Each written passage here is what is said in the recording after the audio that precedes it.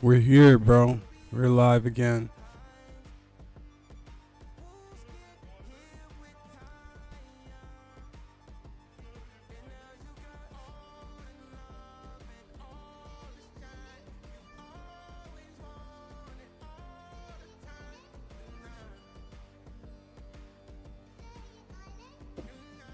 And we're live again. Salam, Palestinian and proud. Salam. I'm gonna get you up here today. All right. I'm gonna get you up here today.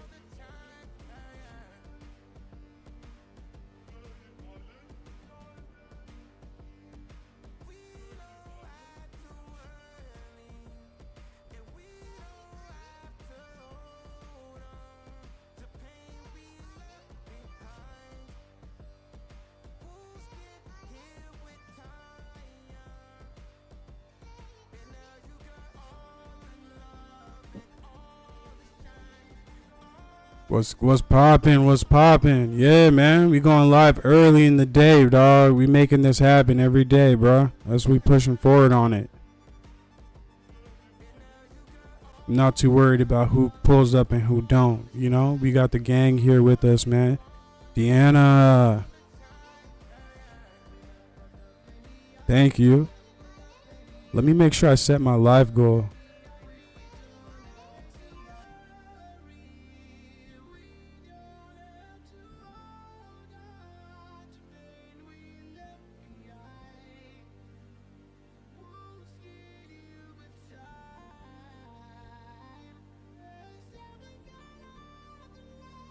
Appreciate you.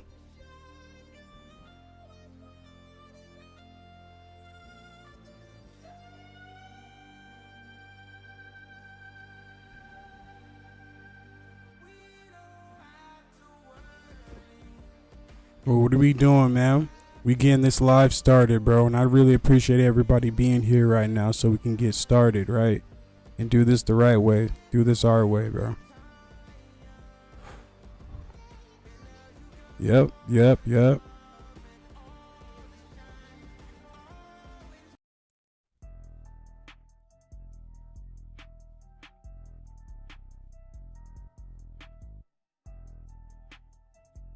Let's take our time, bro.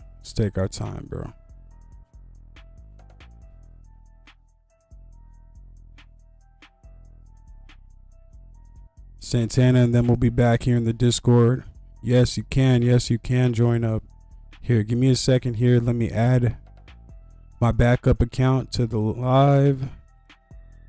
Palestinian and proud, I got you. Today I got you.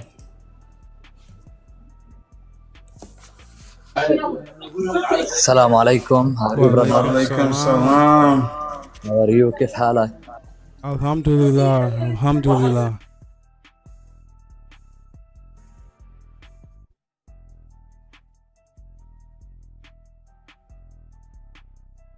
Why is the screen black?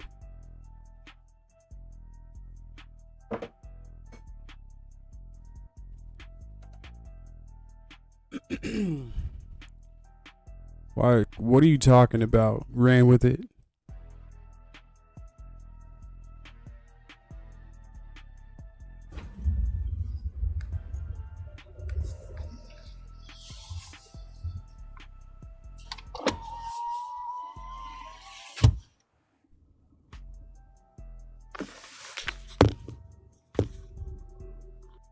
What's poppin', everybody?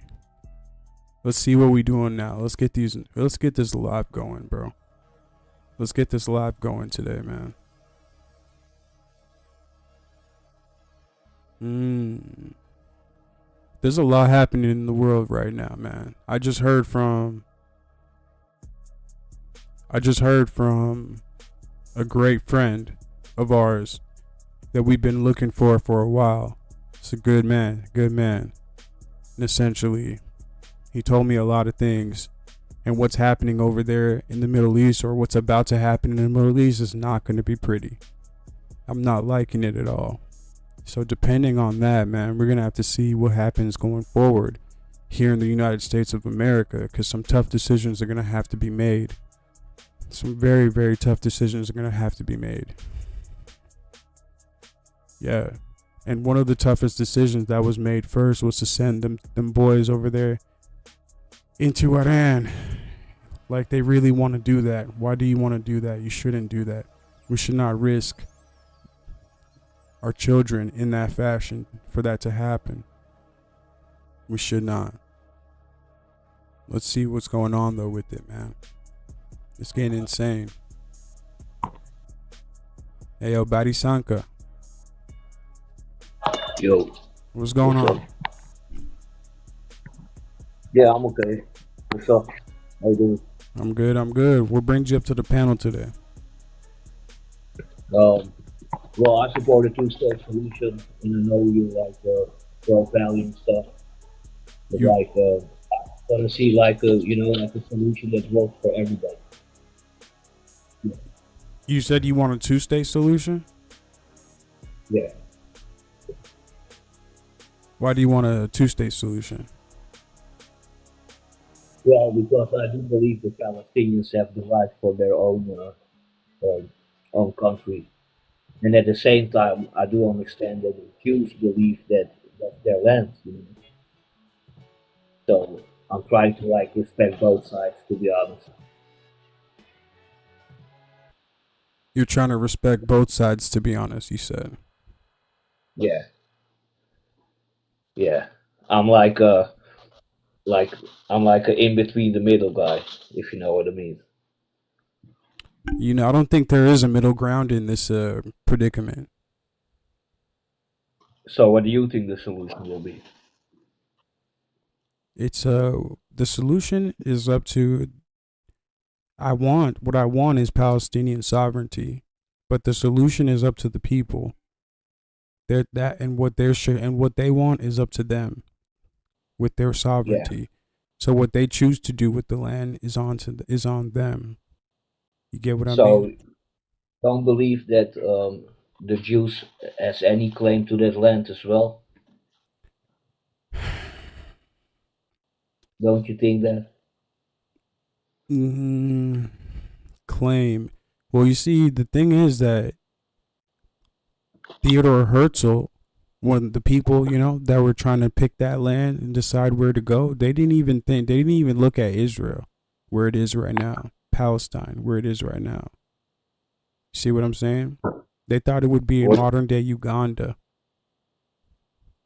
Oh, yeah, that thing. I mean, nobody was there to like say if that happened or not. So I did hear those stories that they wanted to take Uganda and Argentina maybe, but like yeah, I mean the Jews are referring to the Bible as well and and stuff like that, right?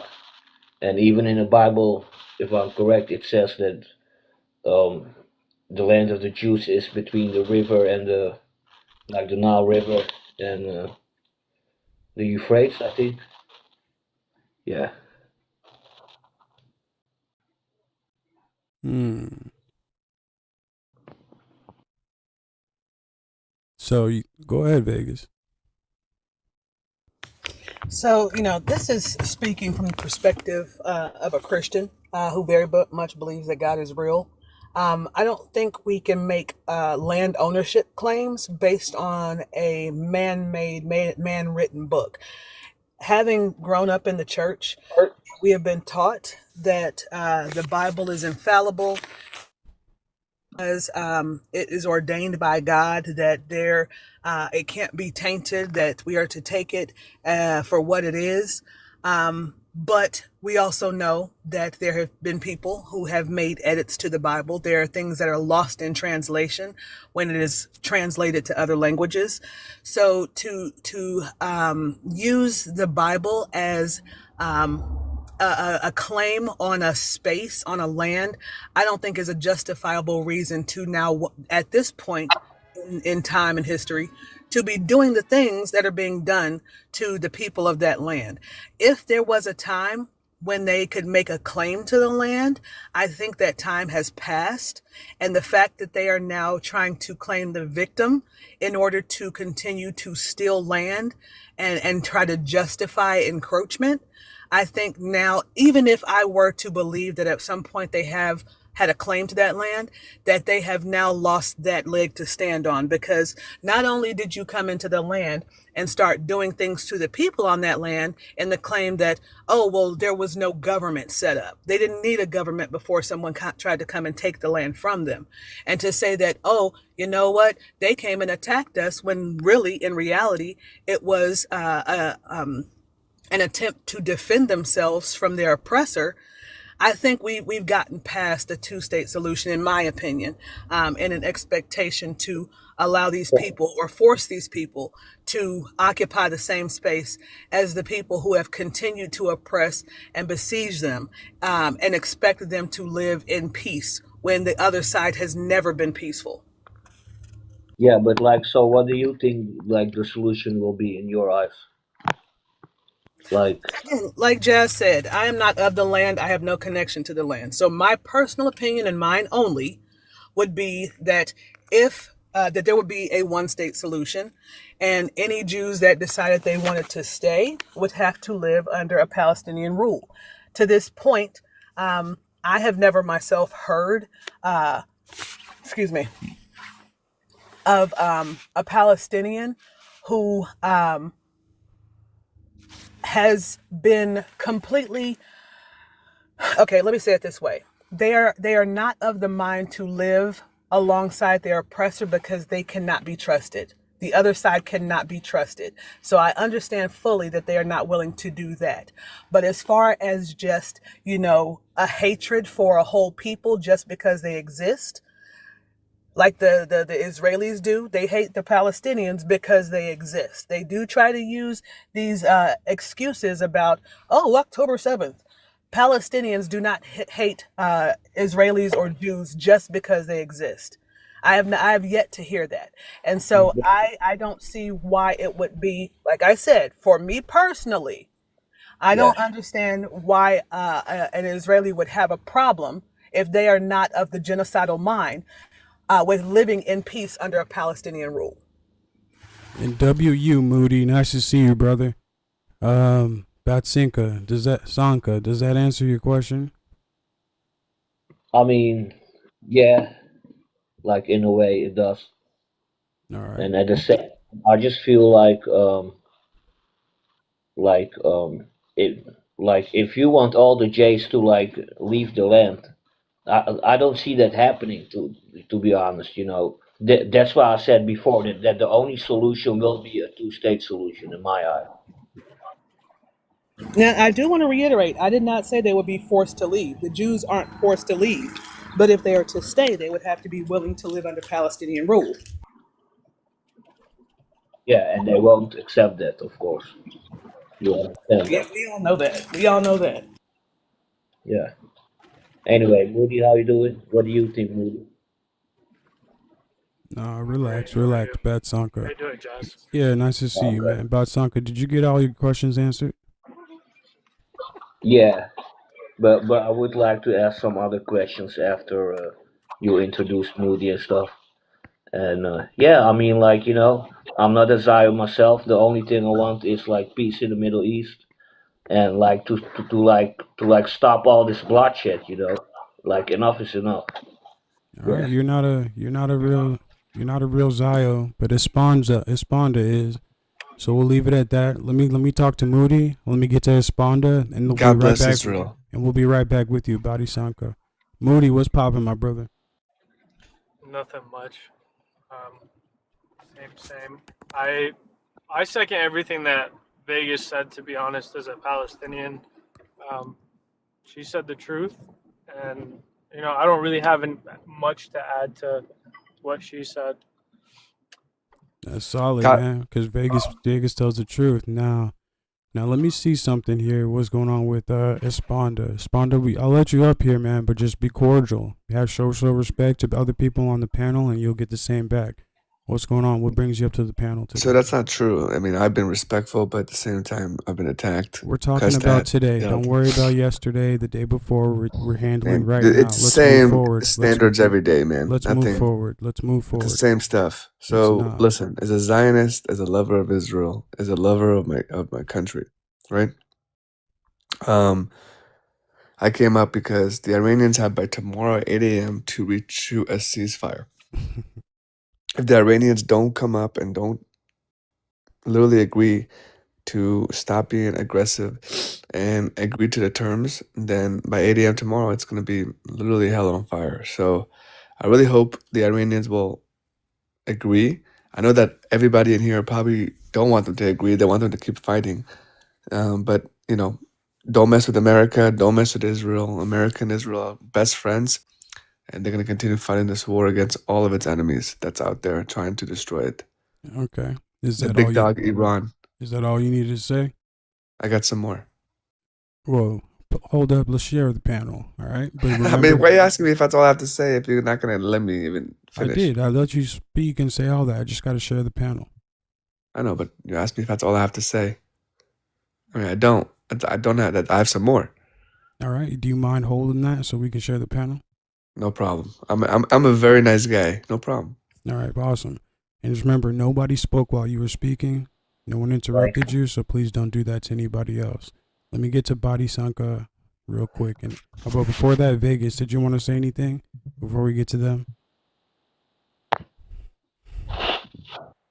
I think Vegas might be busy. Now, I Badi was going to Sanka, respond to Vegas about under hold on, what she said about. hold on, Esponda. Badi Sanka, what'd you need? Yeah. I mean, at the same time that I am supporting like a single state for the J people, I don't think that what they're doing in Iran is justifiable, to be honest. Why do you think that? I mean, Iran didn't attack Israel first, so Iran has the right to hit them back, in my opinion. You know. So what do you think, Espo? Hold on. Don't be asking people questions on the panel. It's not their turn to speak. You're just Sorry. giving your opinion. All right, Moody, what's popping, brother? What's going on, Moody? Yeah, but because he's Nothing a much. Zionist, his perspective of things, you know. Cool. But what's going on, Moody? Yeah, I don't. I mean, this all sounds familiar, right? Like we're gonna fight this war, and that's gonna be it, and it's gonna be over, and Israel's gonna be safe until the next war, and the next war, and the next one, and the next one. Israel's entire existence, you will be in war for your entire existence. Why? Because you are the cause of the war. You are the cause. You guys said we're going to negotiate, and if they don't want a ceasefire, then you're going to see what happens at 8 a.m. tomorrow. We heard that like 50,000 times in Gaza, and you guys still didn't uphold your ceasefire agreement. So I don't really understand the point of you talking about Iran better surrender. They don't need to, and they're not going to. So yeah, I do agree with you, to be honest. Hold on. Go on, Moody. That's it. That was it. All right. Yeah. Now before now go ahead, Esponda, and then I'm gonna introduce you to the panel, CJ. Go ahead, Esponda. Yeah, so you can say essentially whatever you want about the whole, oh, you guys are not going to honor a ceasefire. I mean, we can go into basics about how there was a ceasefire between Israel and Palestinians, but the Palestinians have broken multiple times, just like there was a ceasefire with Lebanon, with Hezbollah, but Hezbollah broke it multiple times. So You brought you can say, oh, Israel is the one that breaks it. No, if you can go in detail day by day, you'll see that Hezbollah have broken the ceasefire multiple times by going past the Litani River and going into Israel to try to rearm. It's a known thing. The problem with like you all these people around Israel is that it's known that they're trying to shoot and start stuff towards Israel. That's why Israel has to do what it has to do. Israel right. essentially just wants to have borders that on someone on the other side is not trying to threaten them. I mean, it's known that Hezbollah is a threat. It's known that Hamas is a threat. It's known that right now there's missiles coming Yo, out Badi from the. Sanka, stay on mute, man. So it's known that Houthis right now in Yemen are throwing missiles into Israel, right? I mean, they're just like shooting missiles indiscriminately, right? All right, So you have all that's this. enough. Sir. Body Sanka, interrupt one more time, bro. I gotta drop you. So I don't appreciate what he's saying either, but it's his opinion, bro, and it's up to you to discredit it when it's your turn. That's how it works, bro. I'm even going to discredit it because he said some dumb shit, but I'm not in here interjecting. well, Do not don't. interrupt. Moody's Why, right there, and Moody knows exactly what's going on. I promise you. Give it a second. Go ahead. It's why? fine to land your plane, yo. I know, but why you saying I'm saying some dumb stuff? Like it's You not. know That's you not are. nice. I believe you are, but land your plane. Go Yeah, ahead. but don't say dumb stuff. That's not. That's kind of rude. Cool. I'm sorry you Just got your feelings hurt. just be cordial. I mean, I'm not gonna just be cordial. You know, the thing is this. It's very very simple. You said that Israel is the aggressor. Essentially, Israel is just trying to protect its land. When Vegas said that we have to live under Palestinian rule, that is so disrespectful because it's our land.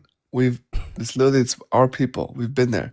The fact that you even say that we're gonna have to live under Palestinian rule is so disrespectful All right. because all that we've been to, are you gonna say that we're gonna have to live under them? That's disgusting. It really is All a right. disgusting behavior. All So right. I'm pausing you right there. God bless Israel. And the one thing I'm going to do and go ahead and say is that you said that there's been a ceasefire between the Palestinians and Israel. There have been 0 Israeli deaths since the ceasefire, but there have been 600 plus Palestinian deaths that continue all the way up until today due to the Israelis and what they're doing. That's something that you have to hold, and that's been since the ceasefire. 480 of them were children. So you really got to explain that. You know, I'm not asking you to right now, but that is a fact that's sitting out there. So it's really hard for you to say that they were going to go ahead and break that ceasefire when that's not even true at all. I'm going to pause with you. I'm going to go to CJ real quick. Then I got to go back to Moody, Badisanka, Esponda, then again to you. And whenever Vegas raises their hand as well. Go ahead, CJ. What brings you up to the panel today? Hi, thanks for having me. This is my area of study, particularly political science and international relations. I focus on international, don't know if I can say the word, but T groupism. I think as far as the war is concerned, this is obviously unjustified. I mean, anyone who studied just war theory knows this is unjustified. And that's because this is more of opportunity than it is as Iran did a thing that justifies Israeli aggression. And we know this because Netanyahu's been really harped on going to war with Iran, and I understand now. I've been ringing the alarm for this for the past year because this was the perfect opportunity to go to war with Iran. Hezbollah and the Houthis are depleted. Hamas is depleted. So, all the proxies that Iran could use that was a problem for Israel is not really a problem anymore. Russia is occupied with Ukraine, so they can't really be of help. Syria is not a factor anymore. So this, I've been screaming for the rooftop. They're going to go to war with Iran because this is the best time to do it and take that player off the map completely. Again, this is not about nuclear weapons. This is not about any other things Israel says. This is about being the only player, the real player in that region, which has been a goal of Netanyahu for a very long time. I don't know how. People can't see that.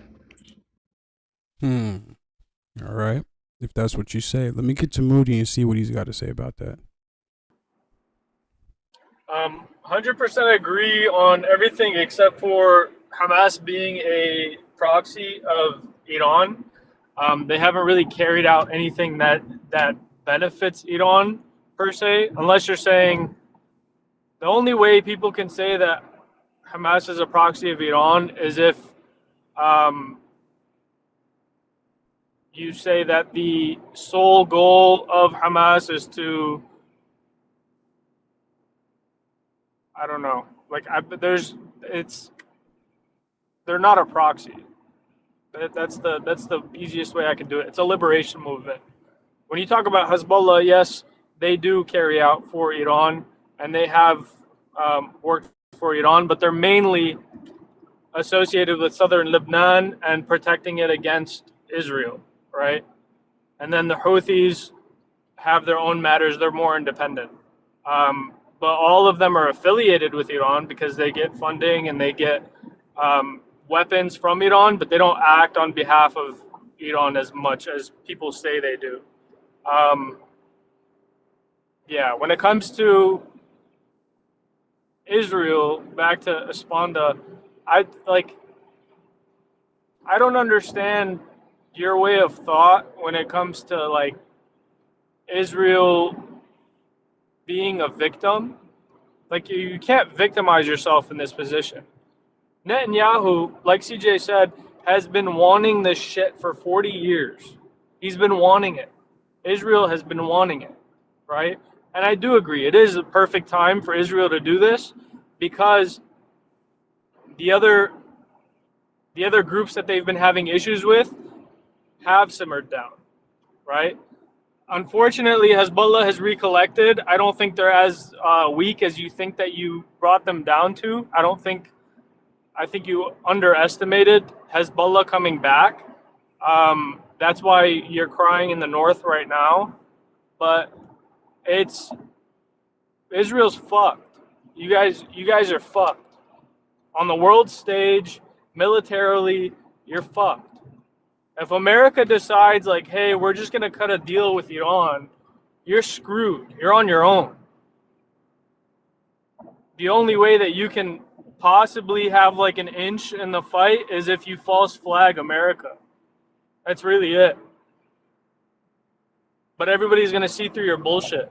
Most Americans you guys should be afraid. Israelis should be afraid because most Americans on this app and other apps, and in America see right through this bullshit. Nobody wants to send their sons and daughters to a war that has nothing to do with us. No one wants to do that shit. No one wants to pay more in gas. No one wants to pay more in groceries. Nobody wants to do any of that shit that isn't for America. Americans see right through you, and that's your first issue, right? I would be very cautious if I was Israeli, or if I identified as an American Israeli, because you're just gonna get yelled at by people in the future. You're making yourself look really bad, and it sucks. It sucks for you.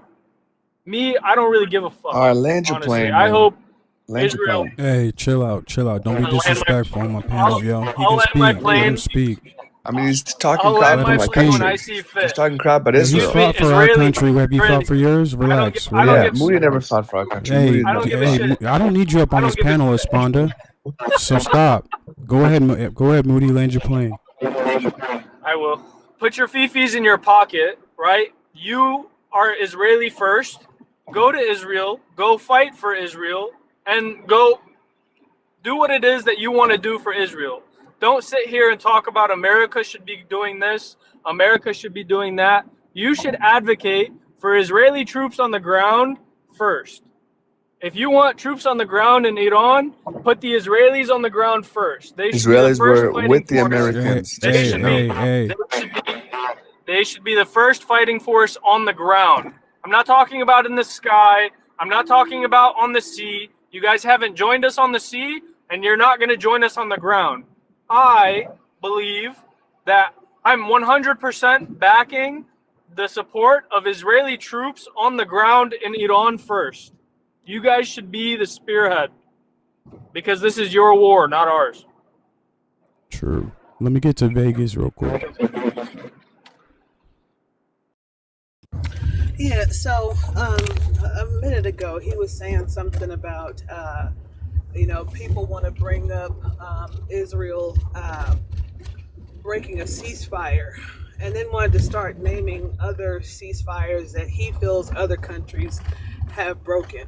I'm not sure why Iran has to be held to anyone else's ceasefire.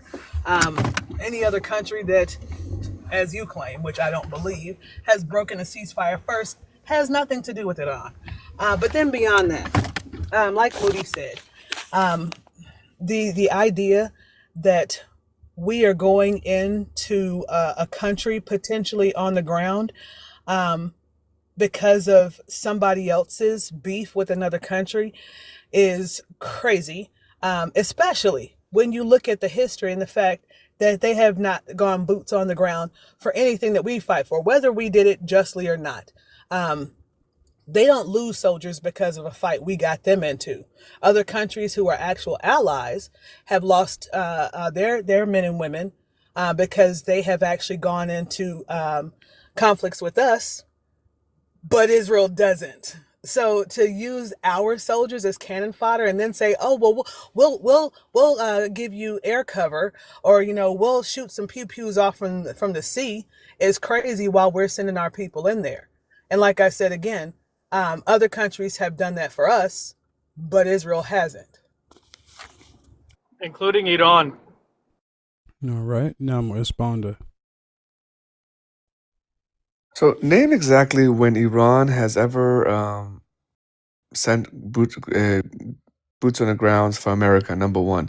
Number two, Israel just now, there was ground forces in Iran helping retrieve the pilot that was lost in Iran. So Israeli Air Force and Israeli ground operations were in there in Iran helping to retrieve the soldier that was, seconds away from being kidnapped by the RIGC. So, yeah, 100% Israel has fought with America, and Israel has always been America's best ally. So I get it.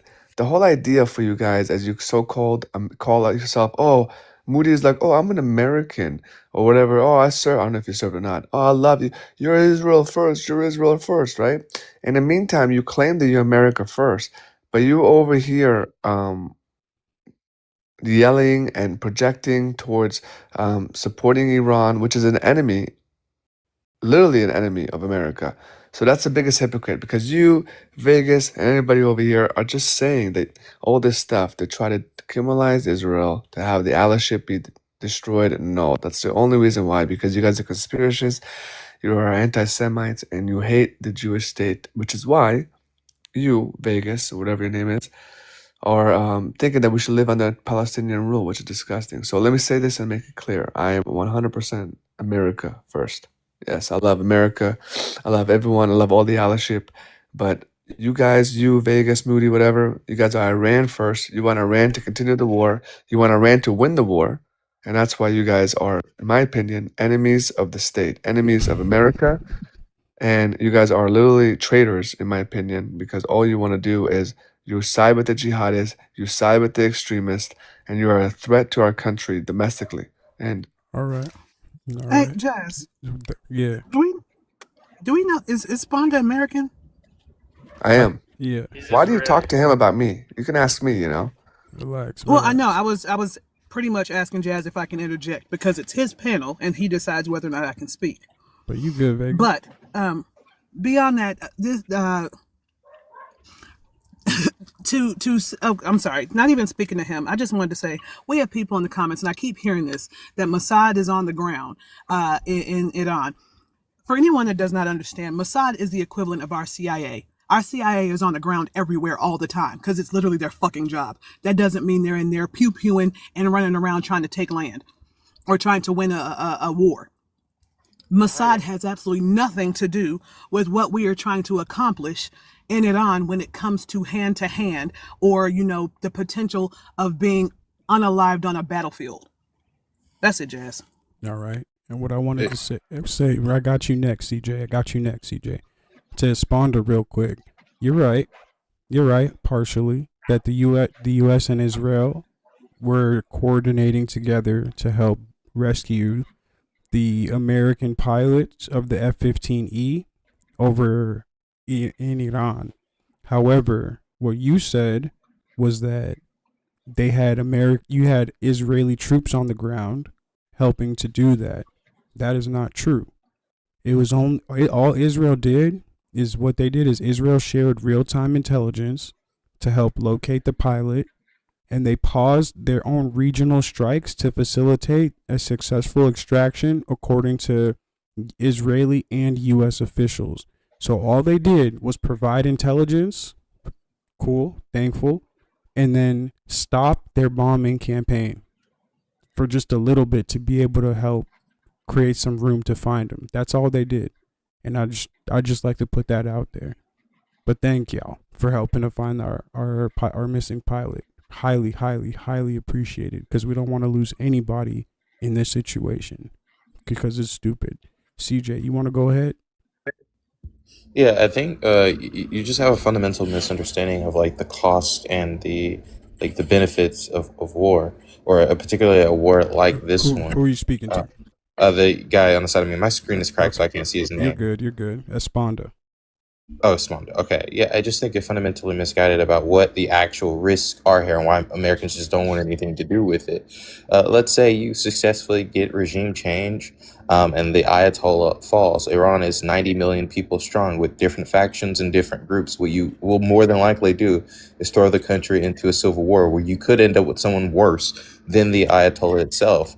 If you want to support the ground people in Iran, are you going to guarantee that they're going to be pro-Israel and not be just as like annoyed with Israel as your like other neighbors as well? You can't guarantee any of that without what? A ground troop presence. That means the United States, maybe other allies, would have to be committed to Iran for a very long time to ensure that they don't turn out like Libya or like Syria or other areas in the region or like Iraq or Afghanistan.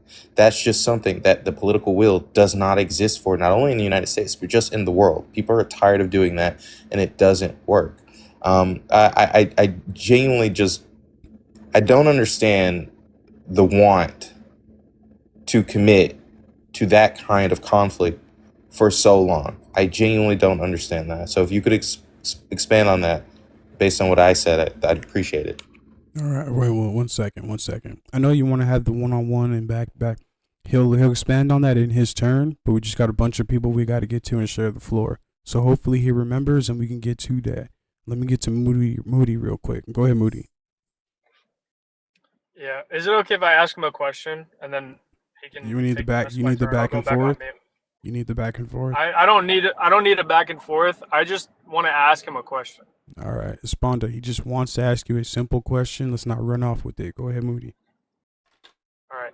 Can you name me the reason why America should go to war with Iran? So first of all, America's not at war with Iran. America just wants to number one reduce the threat of the ballistic missiles that Iran has. I mean, it is known around the world that Iran has called for the death of America. I mean, they've said this all across for years, right? You might say, oh, they're calling for the government, not the people. Yeah, I mean, at the end of the day, they are very, very hostile towards America and towards Israel. It's a known thing. So, number one, they have nukes that they want to build. Number two, they have ballistic missiles. Number three, they are a threat. Obviously, they've tried to unalive Donald J. Trump. This is a threat that happened last year. You can all look it up. Okay, usually huge threat. Um, they've tried to for 47 years they've unalived many American soldiers. Okay, all across the different regions.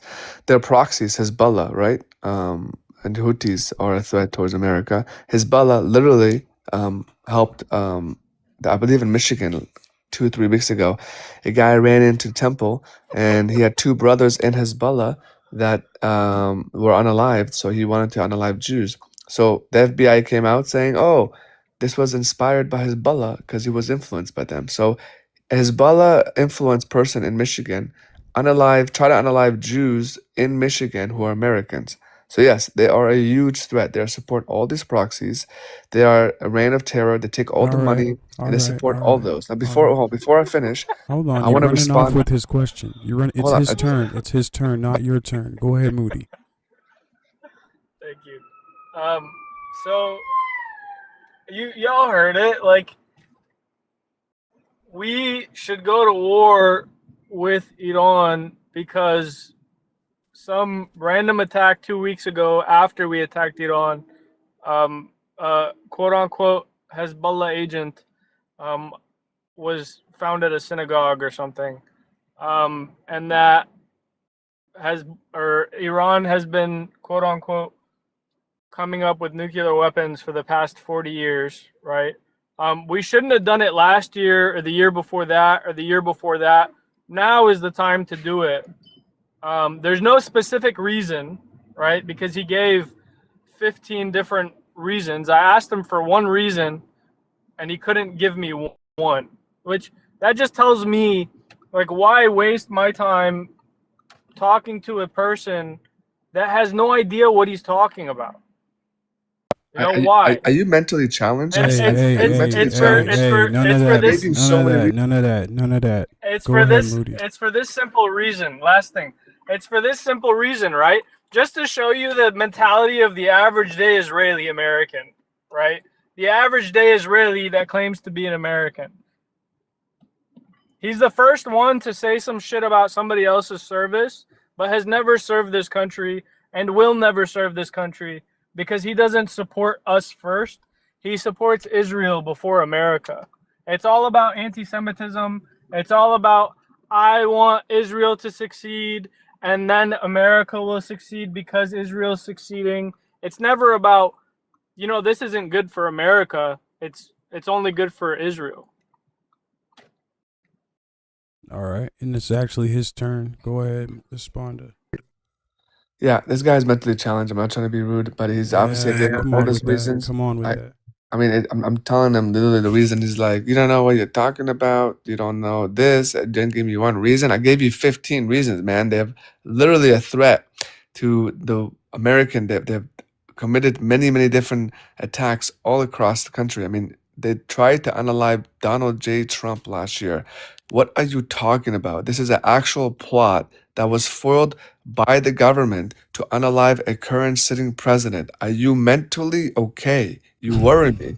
Like, you actually worry me. After all this stuff, I have to repeat myself. It's so frustrating to speak to someone like you. I'm worried about your IQ level. I really am. So when when they try to unalive a sitting president, among all the other reasons I've done, we're not going to war with them. This is a conflict, and this is going to be ending soon. And they're hopefully going to become a lot less radicalized, and then we can move on forward. The goal of Israel and America is not to go into a crazy 4, 5, 6, 7 year war like done in Iraq and many other things. Our goal is to be done with it in a month or two and restore order. It's very, very simple. This is not a war. It's a small conflict that's hopefully going to be ending soon. So Okay. now, let me just respond to you, Jad. You said earlier that the Israeli soldiers were not there. There's many reports, and look it up. The Israeli Sayeret Matkal and elite units were in the ground supporting the groups, supporting America, finding the person that was actually in hiding, the pilot or whatever. So go look it up. There's reports that came out yesterday. I don't know if it hasn't been confirmed yet, but there's many reports all across Israeli news media that Israeli troops were in there physically. Yeah, not sure how much I can trust that. Guest on my I guess Esponda, you someone got a violation. Here, just drop down and request back up, all right? This is the Iranian that All tried right. to unalive Request Trump, back up, all right? That's Yeah, interesting. Now, I'm not seeing any of those. I tried to look for those to see if there's anything on there about them having the actual boots on the ground helping our people out. I didn't see anything like that. Not at all. Well, he made some other points that are just so wild. Like, the fuck? All of us know better This than is that. this is the Iranian-backed assassin, by the way. Oh yeah. Donald Trump, Trumpian, bruh. Mind you, just quickly, Esponda. Before I get to CJ, hold on. Before I get to CJ, who did you get the information from? Who was the one person that said that Iran was responsible for the attacks on Donald Trump? There is State Department. I don't know. I looked this up for you right now. All right, because the only person that came from was Bibi Netanyahu. That's not true. That's fake news. That's You're very lying true. again. All right, here we go. Iranian. Go look at the Department of Justice. Go look that up. Go look at the White House website. Wait, Man, what nobody was this believes kid? that. What What? was this kid's connection? That Oh, kid right. looks like an So now you're Iranian. That now guy you looks go, like an only Iranian Bibi said asset. it, and then That guy What? right there looks like an Iranian asset. Really?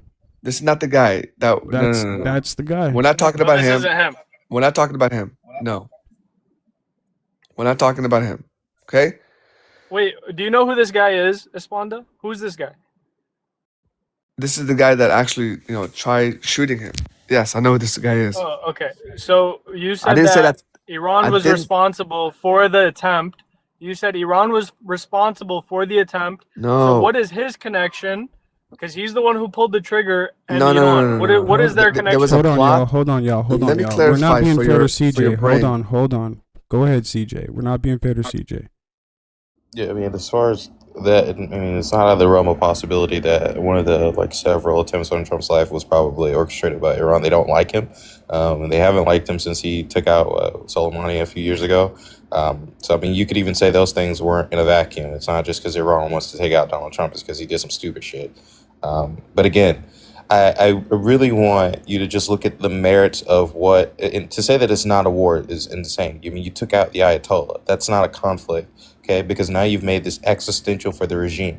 There's a reason they're entertaining mining the Strait and going after the Strait, even though it's detrimental to their economy, because they don't give a fuck about their economy anymore, because now the war is about their lives. So they're willing to do whatever. So you've made this existential for the regime. This is about the survival of the regime, and they know that.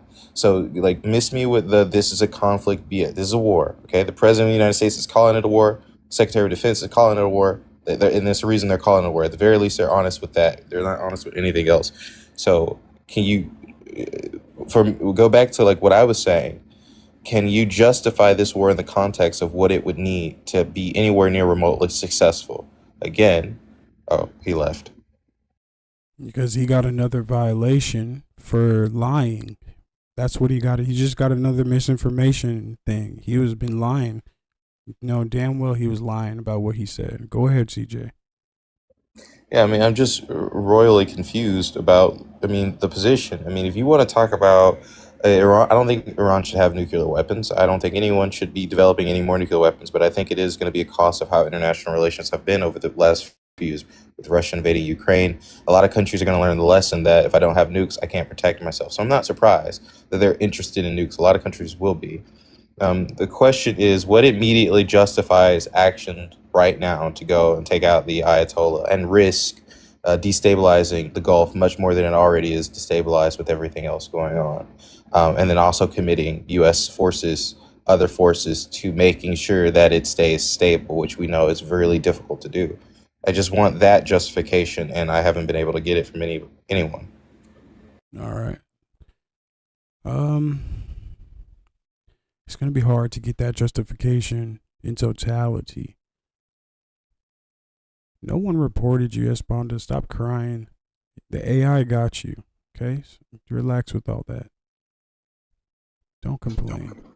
Maybe if he stops saying the shit that he says, he might stop getting taken down by TikTok.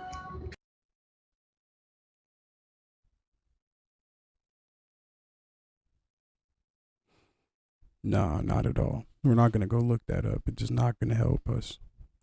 But didn't you just get reported, or did you get reported? How did you get reported? Why can't you just request back up? What's wrong with you?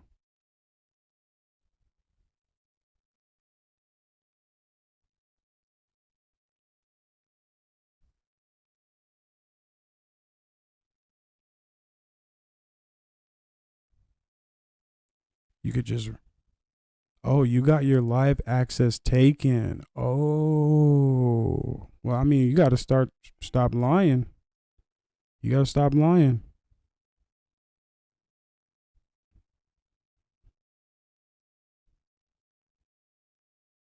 That's tough.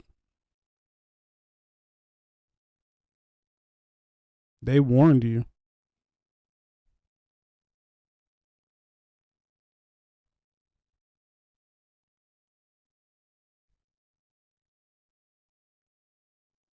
All right. What's popping though with the rest of the show? Vegas and my boy on Teacup Time. We've got my man Palestinian and Proud who's up here. I'd like you guys to tap in with him. All right. I really would appreciate that. Thanks for make sure you do that. Palestinian Proud's awesome. Him and his family, awesome. Make sure you definitely do that. I'm gonna have to get onto this movie. Freaking, what do you call it?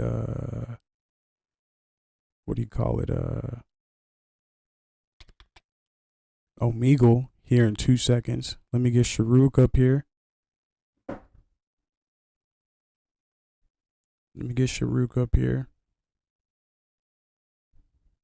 Salam Jazz, how are you, brother? Salam Sharuk. Salam. How are you doing?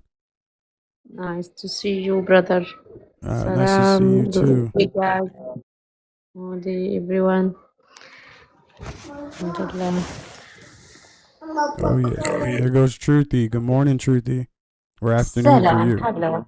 Hola, ¿cómo estás? I was gonna tell you, there's a lot of things wrong with that guy. Do we want to make the list? Because like we can make the list out of it, huh? No, he doesn't know what he's doing. He doesn't know what he's doing, what he's talking about.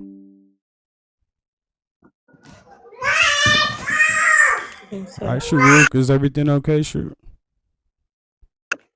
Alhamdulillah, everything. Alhamdulillah. Today, Oh shit. I got you, Angela Jane. 2 seconds.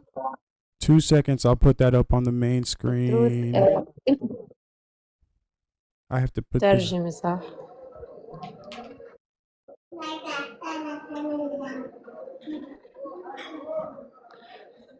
Welcome Adel, welcome Hold on. Musa, welcome everyone. Sharuk, I'm gonna be right there with you, okay? Okay.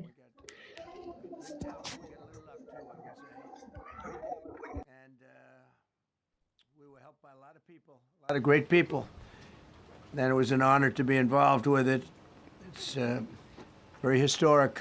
This is a rescue that's very historic. It'll go down in the books. Late Thursday night, an American F-15 fighter jet went down deep inside enemy territory in Iran while participating in Operation Epic Fury, where we're doing unbelievably well, well at a level that nobody's ever seen before. The entire country can be taken out in one night, and that night might be tomorrow night. Both members of the crew ejected from the aircraft and landed alive. On Iranian soil, I immediately was asked to make a decision. I ordered the U.S. Armed Forces to do whatever was necessary to bring our brave warriors back home. A risky decision, because we could have ended up with 100 dead as opposed to 1 or 2. It's a hard decision to make. But in the United States military, we leave no American behind. We don't do it. Within hours, our armed forces deployed 21 military aircraft into hostile airspace, many flying at very low altitude, being shot by bullets. You bring rifles into play when you're going that low, but there are also certain advantages. And in broad daylight over Iran for 7 hours, at times facing very, very heavy enemy fire. We have a helicopter that's got a lot of bullets in it. It's amazing. We just realized how good those weapons are. Those our machines are. Nobody has the equipment that we have, and nobody has the military that we have. Not even close. We're the most powerful military anywhere in the world by far. The flight crews and warfighters aboard those aircraft took extraordinary risks to rescue their fellow service members. This first wave of search and rescue forces successfully located the pilot of the F-15, and he was extracted from enemy territory by an HH-60 Jolly Green 2 helicopter. Fabulous machine as our warriors faced gunfire at very close range. It's amazing that when you look at the machinery, what happened, that nobody was even injured. Meanwhile, the second crew member, a weapons system officer, highly respected colonel, had landed a significant distance away from the pilot. When you're going at those speeds, even if you go out 2 or 3 seconds later, it's miles and miles away because you're going fast. He was injured quite badly and stranded in an area teeming with terrorists from the Islamic Revolutionary Guard Corps rough group, as well as besieged militia and local authorities. Many, on top of everything else, they told the communities actually within side of Iran, the people of Iran, they were given a tremendous incentive to find this pilot. Despite the peril, the officer followed his training and climbed into the treacherous mountain terrain and started climbing toward a higher altitude, something they were trained to do in order to evade capture. They want to always go as far away from the site of the shoot down. You want to go as far away because they all head right to that site. You want to be as far away as you can. And he was injured, and he was an amazing, amazing thing.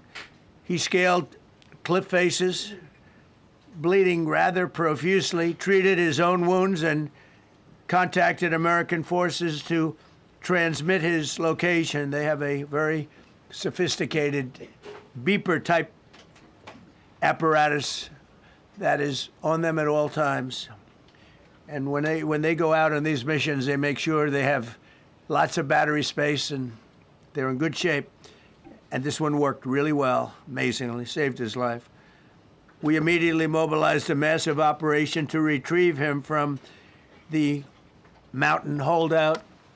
And he kept going higher and higher. The mountain kept getting rougher and rougher and really very, very hard to find. The second rescue mission involved 155 aircraft, including 4 bombers, 64 fighters, 48 refueling tankers, 13 rescue aircraft, and more. We were bringing them all over, and a lot of it was subterfuge. We wanted to have them think he was in a different location because they had a vast military force out there. Thousands of people were looking. So we wanted them to look in different areas, so we were scattered all over like we were right on top of them. We had 7 different locations where they thought, and they were very confused. They said, well, wait a minute, they've got groups here, they've got groups there. It's an amazing thing. I was listening to these great people, these great generals. General Raisin Kane was amazing, and Pete Hegseth was amazing. But I listened to the whole thing. It was pretty amazing. So they had all these different sites where everybody thought he was located. We think we have him over there because they have 9 planes circling a little area. I'm that's back, baby. 25 miles They down the peeled it coast. and decided nothing. So in a That's breathtaking right. show of Let's go, skill and baby. precision, Let's go. lethality and force, America's God military bless descended Israel. on the area, God the real bless it. area, engaged the enemy, rescued the stranded officer, destroyed all threats, and exited Iranian territory while taking no They said I've done casualties nothing of any wrong. Hey, kind. can we watch our shit with you shutting The up? heroic Come They on, said bro. I've Stop done being nothing rude. wrong. Stop being You guys are all rude. wrong. I Evaded peeled it and capture stopped. All on right, the ground stop in later, Iran man. for almost 48 hours. That's a long time when Truth you're is a in sharmuta. tough shape That's and it. when you're bleeding. It's a long time. When we left, as you probably know, we had 2 large planes, pretty old planes. They carried a lot. We needed a lot more equipment going in than coming out, obviously, because going in, we needed to be able to scale mountains, and we had a lot of equipment. But the sand was sandy, wet sand, so we thought there may be a problem taking off because of the weight of the plane, and then we also had all the men jumping back onto the planes, and they got pretty well bogged down, and we had a contingency plan, which was unbelievable, where lighter, faster aircraft came in, and they took them out. We blew up the old planes. We blew them up to smithereens because we had equipment on the planes that, frankly, we'd like to take, but I don't think it was worthwhile spending another Whoa, 4 did they hours just there admit the taking it Hannibal off. So directive? we didn't want anybody to have. We have the best equipment anywhere in the world. We didn't want anybody examining our anti-aircraft and other equipment. So we So shot these our were own large planes down? planes that were old and pretty old, and we blew them up. And we had faster, lighter planes come in, and they were able to land on the sand. We needed the bigger planes because we had so much equipment that we needed. We took 3 helicopters over there, which were very strongly used and couldn't have lived without them. They did, and they performed unbelievably well. And if you'd see it, you wouldn't believe it. They came off the plane, and these guys had them. The rotors were off. They rebuilt these helicopters in less than 10 minutes. And that was one of the more amazing things. These are helicopters, small, unbelievably powerful, but small, very small, so it can get into certain areas.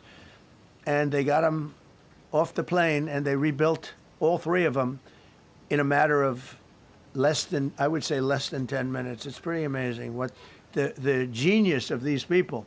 Who would think that? You'd think it would take 5 days to build them. And in some companies, it would take 5 days, and they wouldn't do it well. but they served us well. As Commander-in-Chief, I never forget the extraordinary risk taken by the warriors that we send into battle and the genius. I mean, think of it, having a contingency of 3 planes waiting because we think the sand is so bad that we probably won't be able to take off. And the planes really got bogged. This was not much of a runway. This was a farm, not a runway. It's a farm, but it did the trick. But to have a contingency as opposed to having to wait 2 days, can you imagine right in the middle? This was central. This was right, you would call it central casting if you were doing a movie for location. And probably the toughest area of Iran where we'd be sitting there. So these planes came in, those pilots came in so fast and so quick and got out of there. Everybody got aboard and just got 15-minute intervals. 1 load out, 1 load out.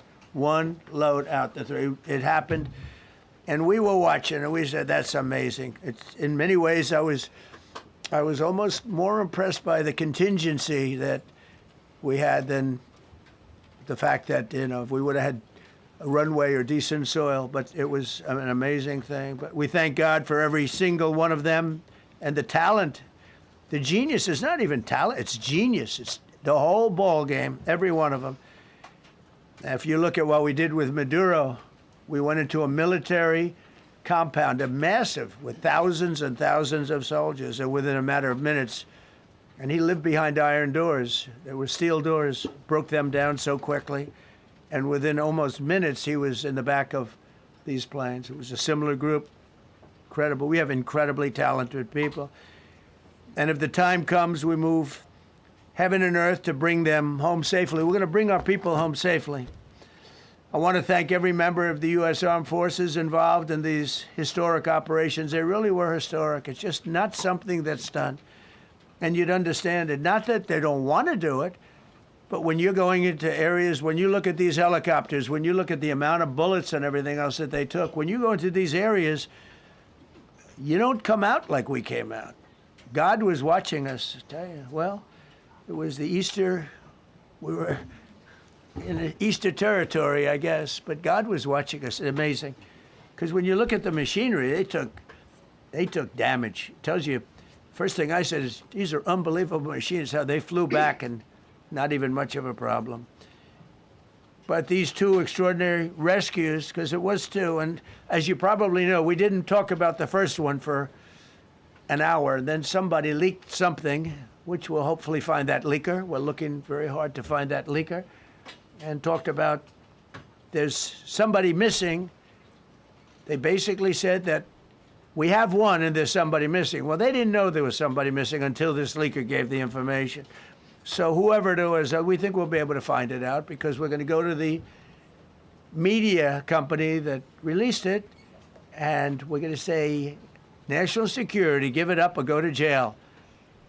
And we know who, and you know who we're talking about, because some things you can't do. Because when they did that, all of a sudden, the entire country of Iran knew that there was a pilot that was somewhere on their land that was fighting for his life. And it also made it much more difficult for the pilots and for the people going in to search for him. All of a sudden, they know that there's somebody out there. They see all these planes coming in. It became a much more difficult operation because a leaker leaked that we have one, we've rescued one, but there's another one out there that we're trying to get. So actually, the country, Iran, put out a major notice, you all saw it, offering a very big award for anybody that captures the pilot.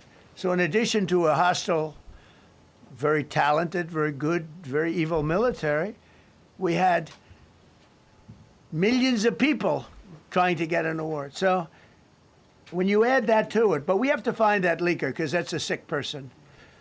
Probably didn't realize the extent of how bad it was. I can't imagine that the person did, but we're going to find out. It's national security, and the person that did the story will go to jail if he doesn't say, and that doesn't last long, and I think everybody would understand it. They put this mission at great risk. They put that man at great risk, and they put the hundreds of people that went in looking for him, because everyone now knows that we're going in.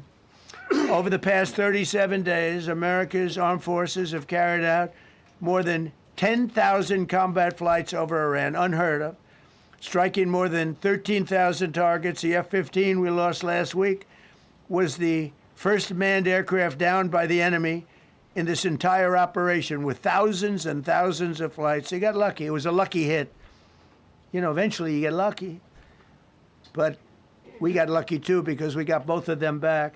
But it's a record that is unparalleled in the history of military air operations. Nobody's ever seen anything like it. It's such an honor to be involved with it. We were up late at night, and then we were waiting for those contingent planes to come in, and we say, come on, let's go, get in, because they're waiting out on this farm without a runway, with wet, crummy soil, sand, mostly sand, wet sand, and it eats planes alive. And we're waiting, and we're saying, I hope that one can land and take off. And they came in like magic, boom, boom, boom, one after another. It was like genius. I'm so impressed by that.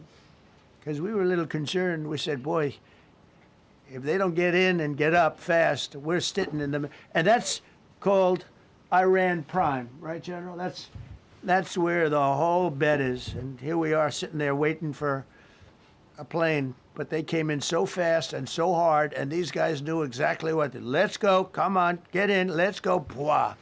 They came one right after another, not at the same time. They don't want to come at the same time. They had to come right after each other. They didn't have any room. There was barely any room to land. Tiny little patch of very wet earth and sand.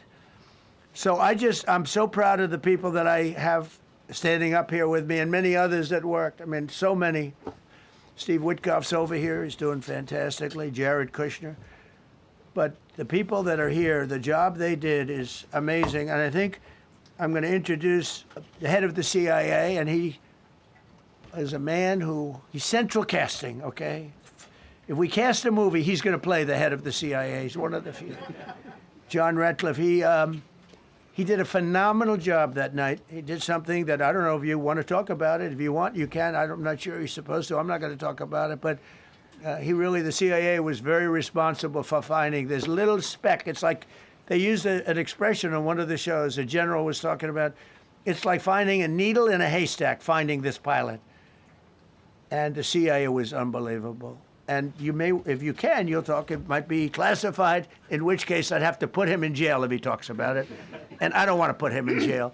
He doesn't deserve that. So, John, do you want to say a few words? Thank you. Thank you, Mr. President. It's a privilege to be here with you today to share what we can about this exceptional mission and to recognize the ingenuity and bravery of those who executed it, as well as the leadership and resolve of the president who ordered it. One thing that has been clear to me in this role is that the flawless military operations that the Department of War is known for are hostage to flawless intelligence. We saw that in the skies over Iran in Operation Midnight Hammer last summer. We witnessed it in Venezuela during Operation Absolute Resolve. We've seen it against the cartels in the Western Hemisphere, and we're seeing it every day in Operation Epic Fury, including this mission to rescue an aviator buried deep behind enemy lines. Because it is the unique tradition of the U.S. Armed Forces that we leave no man or woman behind, this was a no-fail mission.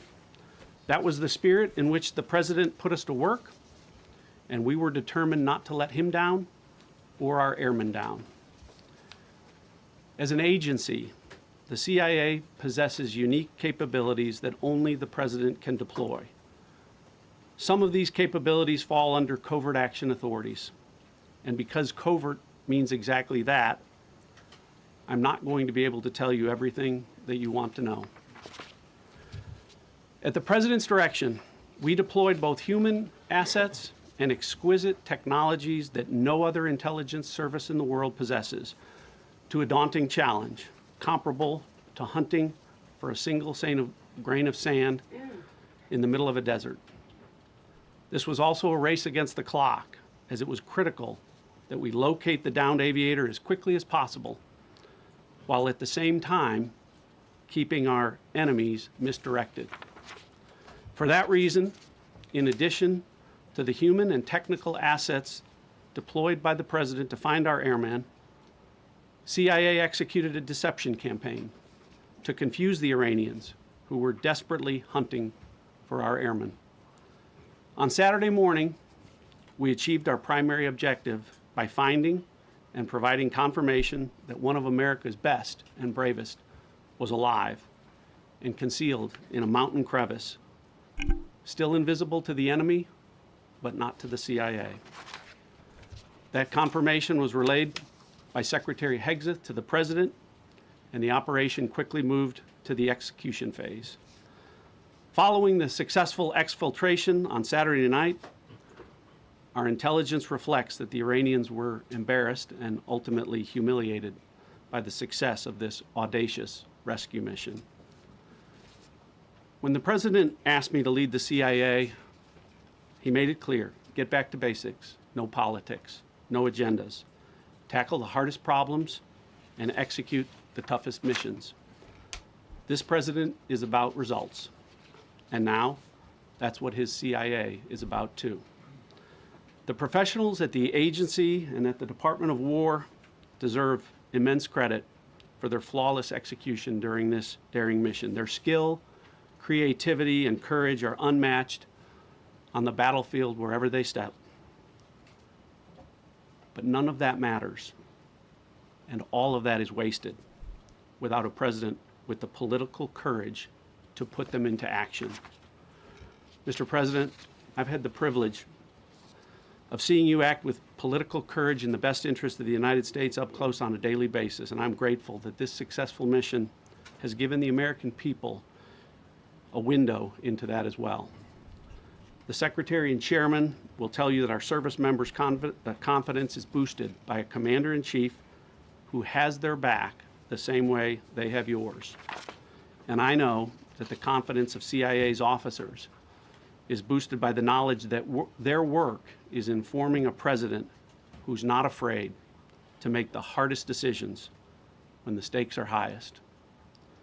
And to the American people, your confidence should be boosted by knowing that the security of the nation is in the hands of a president who's willing to take on problems that have confounded both sides of the political aisle for nearly half a century. It is an honor to serve under a leader who just proved that you can believe him when he says, no matter what, we will leave no one behind. We will come for you. Thank you. He's just trying to keep his job. I see stupid ass people on your big John, thank screen you for now. the collaboration with the CIA as well. Incredible and ongoing partnership.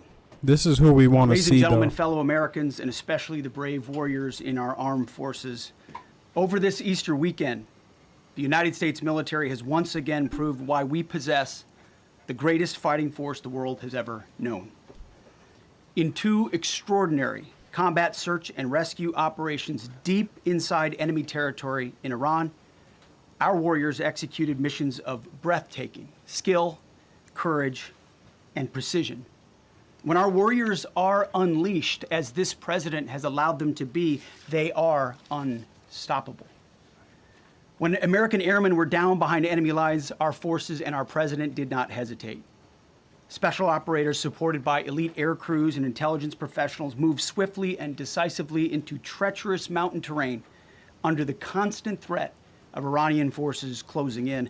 Ultimately, it was an impotent Iranian threat. And today, as the CIA director mentioned, Iran's military, and we know this, is embarrassed and humiliated, and they should be. Now, these are not routine operations. They were high-risk, high-stakes missions conducted in the heart of enemy territory. This was not just barely into Iran, this was deep into Iran, involving coordinated strikes to suppress threats, deception tactics to protect our teams, and full synchronization across air, ground, and special operations. The Iranians are still asking themselves right now, how did the Americans do this? One downed airman evaded capture for more than a day, scaling rugged ridges while hunted by the enemy. When he was finally able to activate his emergency transponder, his first message was simple and it was powerful. He sent a message, God is good. In that moment of isolation and danger, his faith and fighting spirit shone through. You see, shot down on a Friday, Good Friday, hidden in a cave, a crevice, all of Saturday, and rescued on Sunday. Flown out of Iran as the sun was rising on Easter Sunday. A pilot reborn, all home and accounted for, a nation rejoicing. God is good. Despite incoming fire and unforgiving conditions, our troops brought every American home. No American lives were lost. We leave no man behind, and that is not luck. It's the result of unmatched training, superior technology, an unbreakable warrior ethos, and sheer American grit. Our special operators, pilots, and support crews performed with near perfection under fire, and they were lethal. Just ask any Iranian soldier who dared attempt to get anywhere near that pilot before or during that mission. Death from above.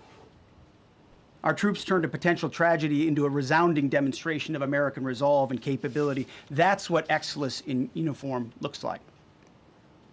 But make no mistake about it, none of this would have been possible without the courageous leadership and ironclad determination of President Donald J. Trump. From the moment our airmen went down, President Trump made it clear we will leave no one behind.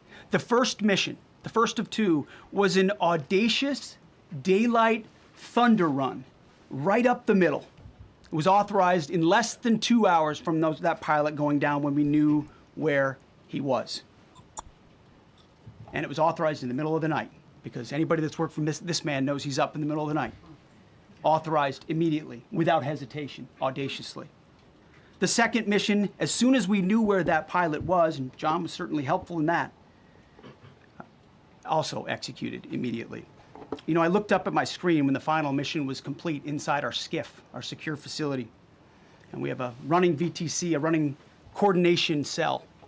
And the top of it read 45 hours and 56 minutes.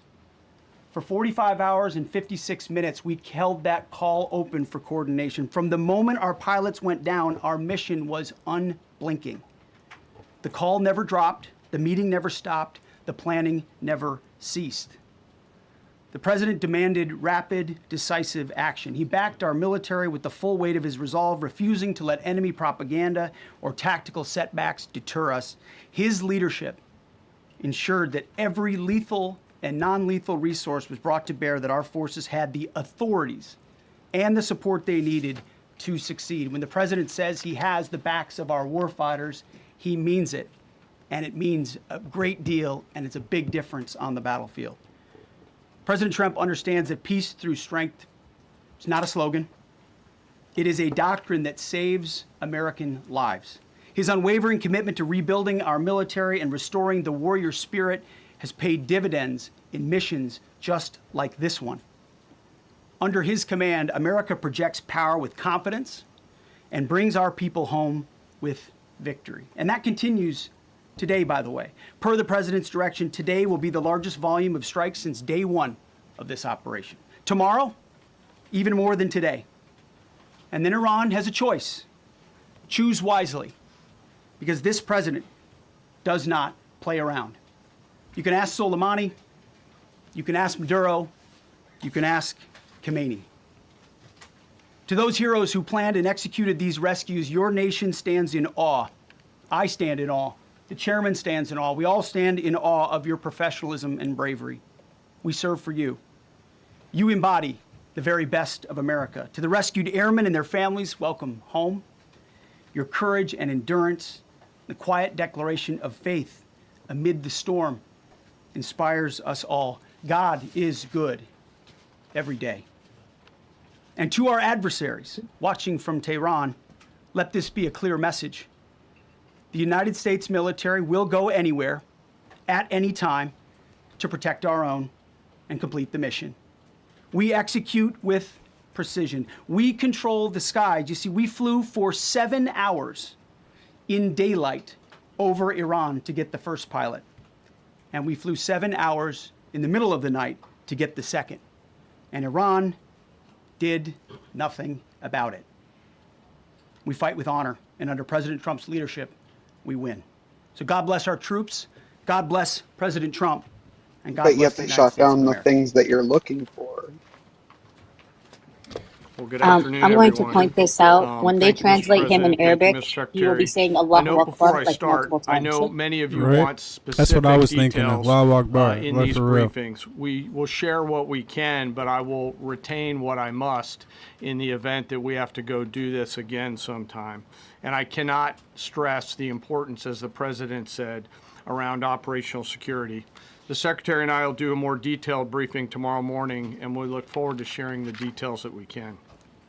On Thursday, 2 April at 10:10 p.m. Eastern Time, 4:40 in the morning, local Iran time, the Joint Personnel Recovery Center, which handles the Central Command area of responsibility, declared an isolated personnel recovery event for a U.S. Air Force F-15E Strike Eagle, call sign Dude 44, which was down in hostile Iranian territory. The pilot and weapons system officer had both safely ejected and were isolated behind enemy lines. Doesn't sound Following like air confirmation of superiority. active rescue beacons and on the direction of the Secretary and by order of the President, a rescue operation was launched with the stated purpose of bringing both Americans home safely. As the Secretary said, several hours later on the morning after positively locating the front seater, call sign Dude 44 Alpha, and aware of an aggressive ongoing search by the enemy, a U.S. Central Command plan was approved by the Secretary and the President. Shortly thereafter, a U.S. Air Force Combat Search and Rescue Task Force, comprised of A-10 Warthogs in their Sandy role, and I'll describe what that is in a minute, HC-130 Combat King IIs, HH-60 Jolly Green II helicopters, and Air Force Special Warfare Airmen, a package comprised of combat rescue officers and pararescueman operators, audaciously penetrated enemy territory in broad daylight to find, fix, and recover Dude 44 Alpha from behind enemy lines. They're all telling the same story. This was an incredibly dangerous mission, Like, an what the incredibly fuck? dangerous undertaking, but a filled promise Junkie made Boy to before every him made it out like it was an easy mission. This one is saying it's a American very warfighter dangerous mission. that you will Yeah. not be left behind. We will always come find you, and we will always bring you home. Over the next hours, the Search and Rescue Task Force crossed the beach, entered into Iranian airspace, protected by a fighter strike package, and moved into the objective area, all under fire. En route, as some of you have seen on social media, the helicopters took gas off the C-130s and pressed onward and forward up into the objective area. While this was ongoing and out in front of them, the Sandy flight of A-10s and other remotely piloted aircraft, drones, and other tactical aircraft were violently suppressing and engaging the enemy in a close-in gunfight to keep them away from the front seater and allow the pickup force to get into the objective area. During this engagement, one of the Sandy aircraft, the one primarily responsible for communicating with the downed pilot, was hit by enemy fire. This pilot continued to fight, continued the mission, and then upon exit, flew his aircraft into another country and determined that the airplane was not landable. This was one of our A-10 Sandy aircraft. The pilot then made the decision to eject over friendly territory and was quickly and safely recovered and is doing fine. After picking up Dude 44 Alpha, the HH-60 Jolly Green fight was engaged by every single person in Iran who had a small arms weapon. And one of the aircraft, the trailing aircraft, took several hits. The crew sustained minor injury, and they are going to be fine.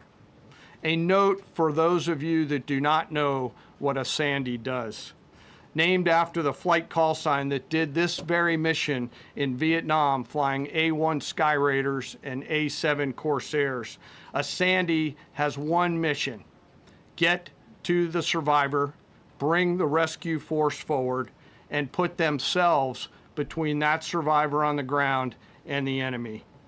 They are committed to this. This is what they live for, and this is what they've trained for over many, many years. The A-10 force and the rescue force did a fantastic job rescuing Dude 44 Alpha.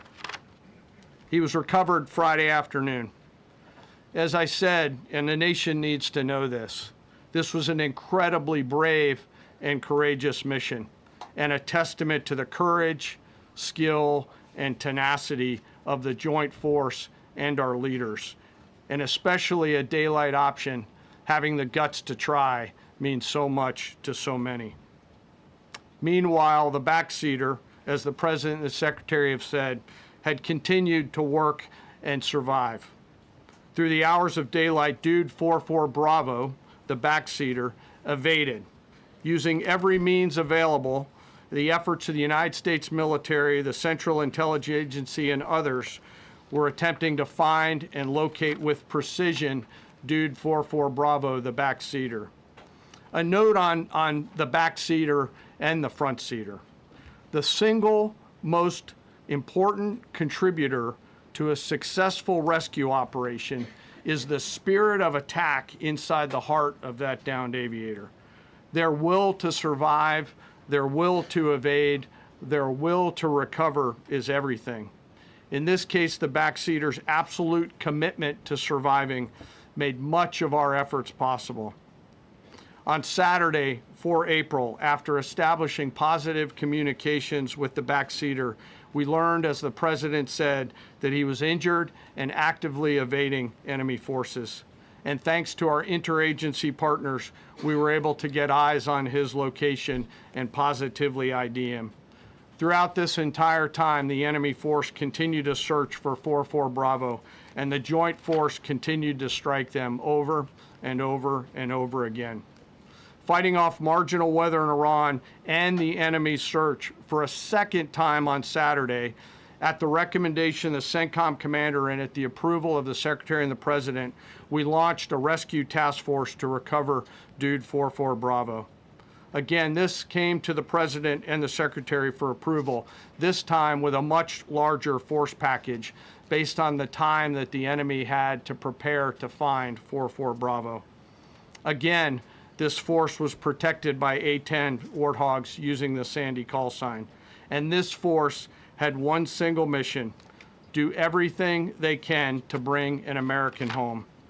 This meant having a plan, being prepared to execute that plan, and, more importantly, being prepared for multiple, simultaneous contingencies.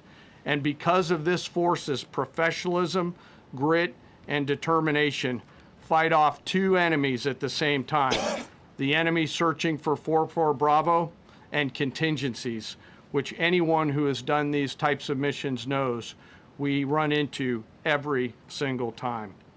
The force fought off both of those enemies incredibly well.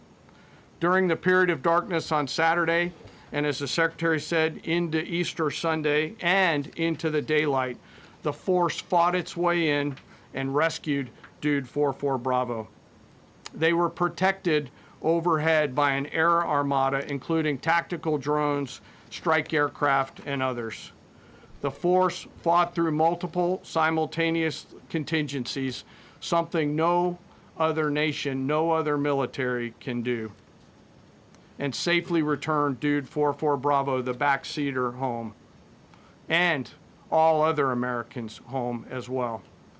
At midnight 12 local Eastern Time, Easter Sunday, more than 50 hours after the start of this operation, the Joint Personnel Recovery Center declared Dude 44 Bravo, both the front and back seater, returned to friendly territory. The courage demonstrated by both the pilot and the weapons system officer while isolated and them invading the enemy cannot be overstated. Their grit and warfighting tenacity is a direct result of the absolute trust they have in our rescue forces, their training, and their will to survive and return. They always knew that we would be ordered to go get them, and they always knew that we would be coming to get them. These two operations reflect our nation's most sacred obligation to our military service members. We leave no one behind, bless you. It also perfectly captures the first truth of our special operations forces, that people are more important than hardware. That is the standard we live by, and the rescue forces that execute these missions operate under a clear motto: these things we do that others may live. Their actions were a direct embodiment of that commitment to others, and I could not be more proud of each and every one of them today. As the Secretary said to our enemies, this operation serves as a clear reminder of the capability and will of America's joint force. The United States of America will recover our warfighters anywhere in the world, under any conditions, when we want to. We will always bring overwhelming skill and firepower. To every member of the joint force, our interagency partners, the leadership at CENTCOM, and our leaders at the department and above, thank you. I'm proud of each and every one of you and thankful to our deployed forces and their families. And lastly, and most importantly, to Dude 44, welcome home. Job well done. Thank you.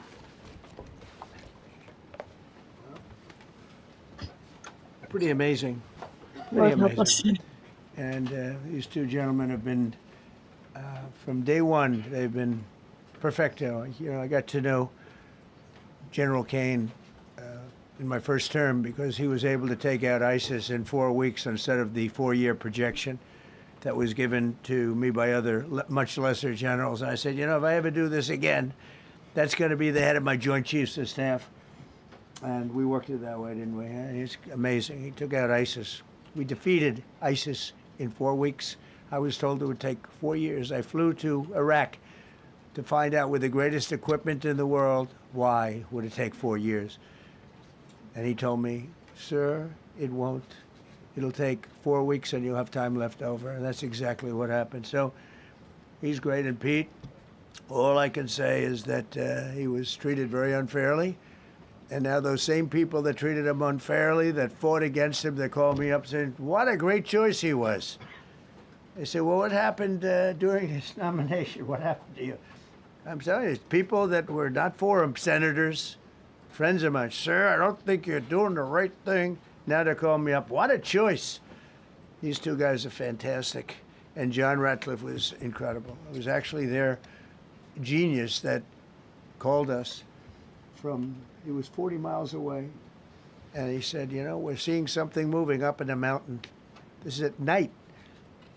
And they kept the camera on him for 45 minutes. He wasn't moving. And they said, you know, probably wrong, but we're seeing something moving. This is a vast mountain, vast, thick, with bushes, trees. He said, we see something moving 40 miles away. Bushes, Is trees. he, The head of a human being, is I'm he telling describing you, what it's mountains moving. look like, Pete? I swear to And then God, all of he a is. sudden, 45 minutes later, he moved a lot. Stood up, and they said, we have him. You know, this seems like a lot of propaganda because we beginning of know that something Israel incredible. We had is an idea using where us he as was, but sacrifice. not specifically. And it's a big mountain. So I want to thank the CIA, too. I don't think they get enough credit for the great job they've done. Yes, please. Thank you very much, Mr. President, for this great opportunity. Country, it has super army. You make a difference, Mr. President. Thank you for your greatest leadership. Thank you. I have 2 quick questions, Mr. President. You gotta What be was your freaking kidding me. reaction when you learned that Kurdistan region had resumed exporting oil to the international market with your support as United States of America? Well, I expected that. We've gotten along with the Kurds for a long time, so I expected that. Another question, what would be your reaction if the Iranian people rise up against their regime during a ceasefire, Mr. President? Well, they should do it, but again, the consequences are great. I mean, they were told if you protest, you will be shot immediately. You saw what happened to the young wrestler. He was a great champion, by the way. He was a great wrestler, one of the top in the world. Who And unalived he two and his two policemen. friends were hung. And all they did was say a little bit about liberty. They wanted liberty, and they were violently executed. But the number is up to probably 45,000 people were killed. So, you know, when somebody stays in a house, when they know if they walk out of the house to protest, they'll be immediately shot and killed. And they issued that, you know, that was publicly issued. It's not a secret. That's why so many people say, oh, well, why are you doing this way? We can't let Iran have a nuclear weapon. You know, we got regime change. We do. We're dealing with a much different regime than before. We're dealing with different people. They're smarter. I think they're sharper and far less radical.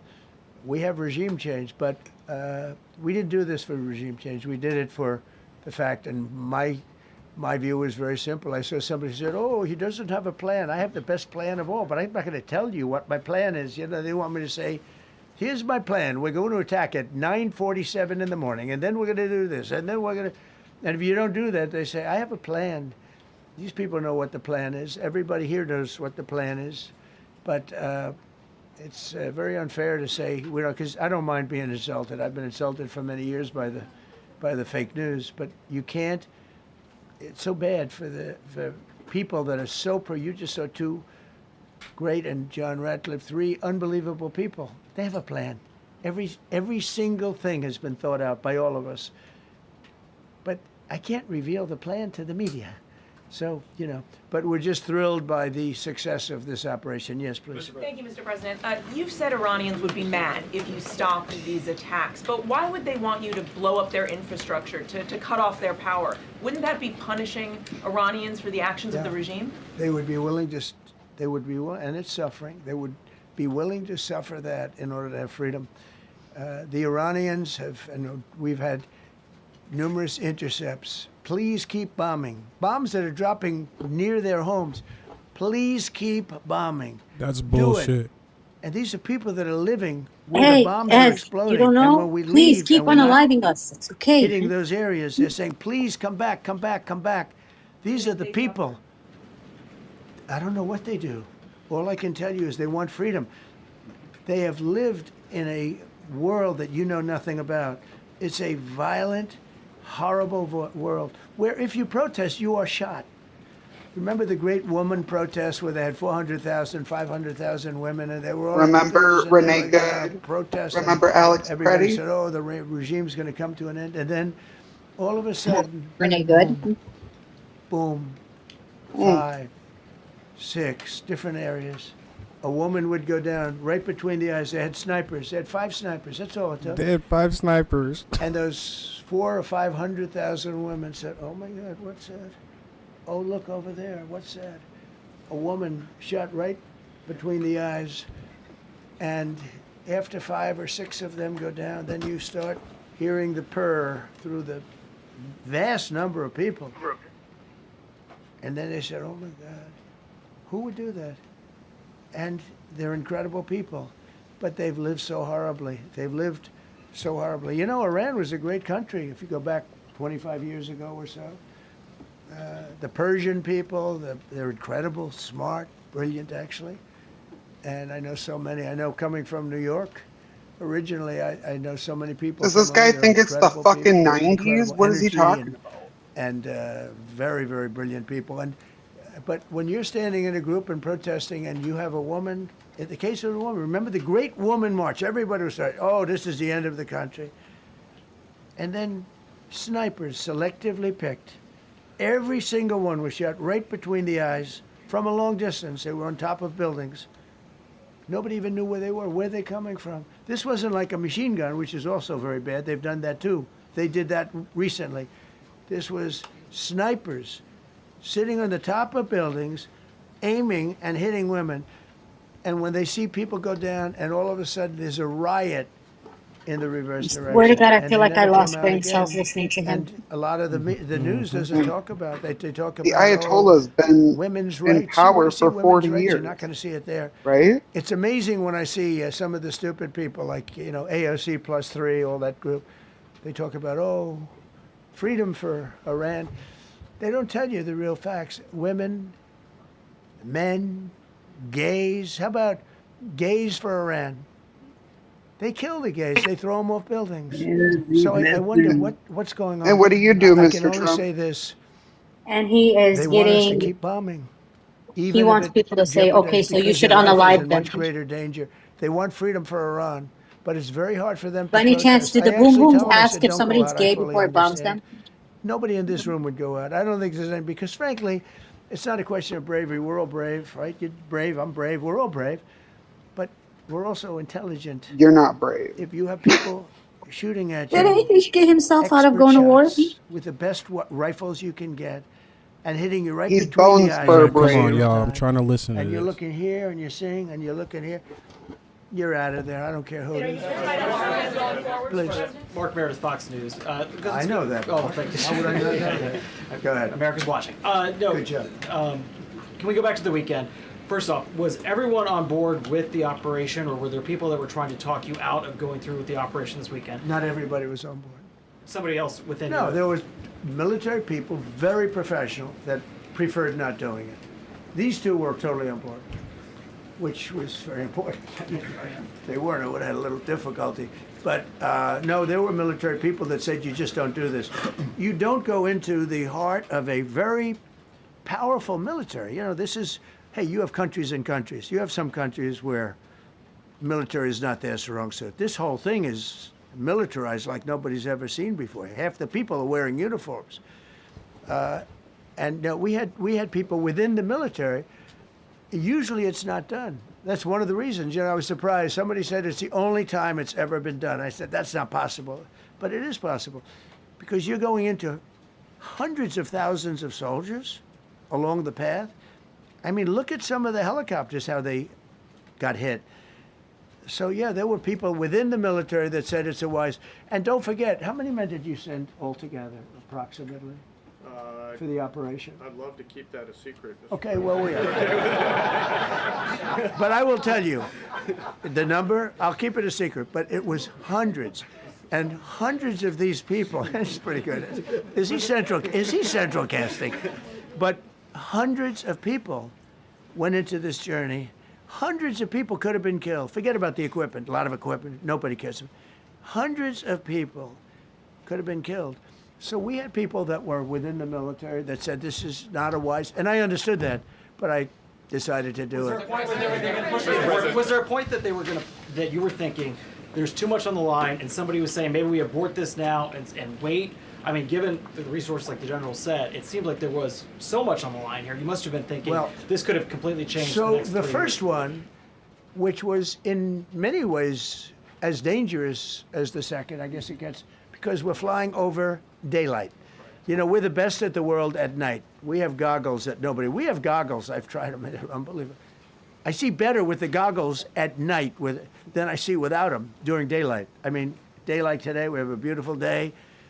You see just as well with goggles. In many ways, it's enhanced. So we have the best in the world. So it's much safer for us to do it at night, whereas other people, no other country has that capability. They don't have that particular piece of equipment like we do. But when I was told flying and in daylight, I think we flew 7 hours over Iran, and that's a long time, over unbelievably hostile territory, where they have nothing but weapons. We took out their anti-aircraft, which is great. We took out their radar, which is great. We took out a lot, but they still have, what hit this one was a handheld shoulder missile, heat-seeking missile. So it's not like, they're totally whatever. And they had probably a little luck, because you got to get lucky. But they shot it, and it got sucked in right by the engine. But these guys were out of there. They were great. Their timing was great. But no, I was told that this is a very dangerous mission. I understand. They didn't say it's a foolish mission. They said, we're going to be sacrificing hundreds of people do this. This is I mean, you have tankers that are flying over this area so that because the flight was so long, they had to refuel. It's a very dangerous mission. I just felt it was worth it. If you would have told me that we would have been successful, gotten both, and nobody was even essentially injured, I would have said that would be impossible. Yeah, please. Mr. President, thank you very much. Thank you, sir. Well, I'll come back to you. Okay, thank you. Given that you are now dealing, you say, with a more reasonable, less extreme leadership in Iran, what does that mean for the protesters, for the human rights movement in that country after this conflict? Well, I What's think your positive. expectation? Yeah, if they assume control, if we do something and they assume control, I think it's very positive, a big step. I don't think you'd see the radicalization that you have seen in the last. Look what happened. I mean, women are being executed because they're not properly clothed, they say. They're not properly clothed, and they execute the women. They shoot them right on the street. No, you have a much different group of people. Now, I'm not saying we are dealing with them. Essentially, they have till 8 o'clock tomorrow night, Eastern time. But we are dealing with them. I think it's going well. Mr. Witkoff is here, and JD's involved in the dealing. Mr. Witkoff is sitting right here, and I think it's going fine, but we'll have to see. You have to understand, we've been dealing with these people for 47 years. I'm standing here with a much more powerful Iran as of a month ago, not anymore. Right now, they are decapitated. But I'm standing here a month ago with a much more powerful Iran than it was at any point during 47 years. This should have been handled by 7 presidents, a lot of presidents. And those presidents are saying now, every one of them to their friends, we should have done this a long time ago. So it's not something I like doing. It's very dangerous, and we're getting them at the height of their strength. If I didn't terminate the Barack Hussein Obama Iran nuclear deal, they would have had don't forget, that was a path to a nuclear weapon. Remember this. He chose Iran over Israel, pure and simple. How Israel can vote for a Democrat is if you're Jewish in New York City or any place else in this country, and how you can vote for a Democrat is unbelievable, because he chose Iran, a very hostile Iran. Remember when he filled up a 757 with cash, billions of dollars of cash, and he sent it over to them. Then they gave them tens of billions of dollars. He chose Iran over Israel, and really the Arab world, if you look, because, you know, the other, Saudi Arabia, Qatar, UAE, I mean, you take a look. I mean, I can add Kuwait and I can add Bahrain, and you can add others. He chose such an unlikely candidate. Nobody could believe it. Frankly, if you're going to choose between Iraq and Iran, he should have befriended Iraq. He went in the exact opposite direction of all thinking, and he made a terrible mistake. But that was a road to a nuclear weapon. And when I terminated that, everyone said, oh, he terminated it. It was one of the best things we ever did, because he had a road to a nuclear weapon. And it was a very short-term deal. You know, countries don't do 10-year deals. Countries do hundreds of years. You don't do a 10-year deal. For a country, this isn't, you're a landlord and you're renting a store on a certain street, and you give somebody a 5-year or a 10-year lease. This is a country. It was a short-term deal. It was ready to expire. I terminated it before it expired. Took a lot of heat, and it was one of the best things I ever did, because he would have had a nuclear weapon. Then he would have had another nuclear weapon, had those beautiful B-2 bombers not gone in 8 months ago and obliterated that site. And by the way, the word is obliteration. CNN said, well, maybe it wasn't complete. It was so complete that they still haven't been able to get it. It was obliteration. But if we didn't hit them, that was a courageous decision, too, because we had all those planes flying in at night with very little cover, unbelievable stealth planes, and they were able to do their job. If we didn't do that, Iran would have had a nuclear weapon at a high level, either one of those two instances. And if they did, in my opinion, I told this to Bibi Netanyahu yesterday, Israel would have been extinguished. Large portions of the Middle East would have been extinguished, whether it's Saudi Arabia, Qatar, UAE, or others. And you saw that with thousands of missiles raining down upon them. They didn't think they were going to be hit. They thought they'd be watching us fight. And all of a sudden, UAE got hit by 1,500 missiles. He would have taken them out also. And they were powerful. If I didn't come along and terminate the Obama deal, which was terrible, the Iran nuclear deal was a road to a nuclear weapon, a big one, unlimited, legally. I terminated it without even much thought. It was so easy. I terminated that, and then the B-2 bombers. And I did one other thing. I had killed Qasem Soleimani, who was an evil genius. And the reason I did it, I heard he was going to knock out 5 of our military bases. And had he lived, I believe we would be fighting perhaps a different Iran right now, because he's never been replaced, you know. And I did one other, but this one was not picked up. Osama bin Laden. If you read my book, I said you got to take him out 1 year before the World Trade Center came down. So I wish you'd read the book. But you, as a president, to be a good president, I believe you have to have good instincts. And a lot of this is instinct. Yeah, please. Thank you so much for taking my question, Mr. President. Mr. President, last week you suggested that Europe should take the lead on reopening the Strait of Hormuz. Has circumstances changed now that you're issuing a direct 48-hour ultimatum? And secondly, would a new ceasefire include Israel, or would it just be between Iran and the US? I can't talk about ceasefire, but I can tell you that we have a active, willing participant on the other side. They would like to be able to make a deal. I can't say any more than that, but they'd like to do Mr. President, thank you so much. You've listed the goals. Excuse me. Please, go ahead. You've listed Thank the you, goals. Mr. President. Who you with? Who you with? My name is Dia Kurd. I'm with the largest Kurdish media outlet, Ruda Media Network. It's based in Iran. Go ahead. Mr. President, you said before that you don't want the Kurdish forces to enter Iran and be harmed. Do you still want them to stay away? Or what role do you expect them to play now? I'd rather have them stay away. And then, I'd rather have them stay away because I think they bring with them some problems and some difficulties. And I don't think they bring death, I mean, you know, to themselves. But I'd rather have them stay away. Go ahead. Thank you, Mr. President, for the question. Deliberate attacks on civilian infrastructure violate the Geneva Conventions and international law. Who are you with? I'm with the New York Times. Zolan from the New York Times.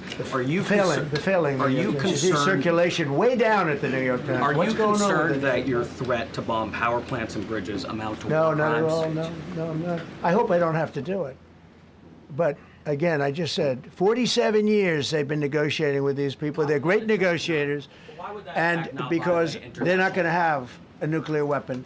And if somebody that takes my place someday is weak and ineffective, which possibly that will happen because we had numerous presidents that were weak, ineffective, and afraid of Iran, we're never going to let Iran have a nuclear weapon. And if you think it's okay for people that are sick of mind, that are tough, smart, and sick, really sick, from a policy standpoint, from a any which way you want to say, mentally, these are disturbed people. If you think I'm going to allow them, and powerful and rich, to have a nuclear weapon, you can tell your friends at the New York Times, not going to happen. It means violating international law. Quiet. You no longer have credibility at the New York Times because the New York Times said, oh, Trump won't win the election, and I won in a landslide. I won every swing state. New York Times said, oh, Trump won't win the election. New York Times has no credibility. The credibility they have is it used to be all the news that's fit to print. The old gray lady, it was great, but they're running on past fumes, and you can't keep doing that. You have to be able to give the correct news. And people like you, who I know, are fake. You're fake. Go ahead, please. Your messaging on the war has moved from the war is coming to an end to war going to be bombing Iran to the Stone Ages. Right. And we've heard a range of those kind of messages. So which is it? Are you winding this down or are you escalating it? I can't tell you. I don't know. I can't tell you. Depends what they do. This is a critical period. They have a period of, till tomorrow at 8 o'clock. I gave them an extension. They asked for an extension of 7 days, right? I said, Steve, give them 10 days. 10 days is up actually today, so I gave them 11, I guess, indirectly. I thought it was inappropriate the day after Easter. I want to be a nice person. They have till tomorrow. Now, we'll see what happens. I can tell you they're negotiating, we think, in good faith. We're going to find out. We're getting the help of some incredible countries that want this to be ended because it affects them also. A lot of people are affected by this. But we're giving them till tomorrow, 8 o'clock Eastern time. And after that, they're going to have no bridges. They're going to have no power plants. Stone Ages, yeah. Stone Ages.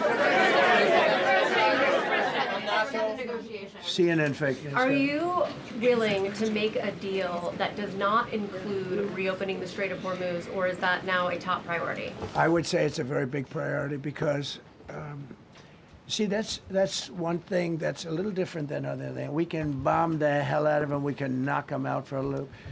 But to close the strait, all you need is one terrorist that somehow has a truck loaded with, because you can carry them in trucks, large trucks, a water mine, drop them in the water, and now you tell people that own ships that cost $1 billion to don't worry about the mine.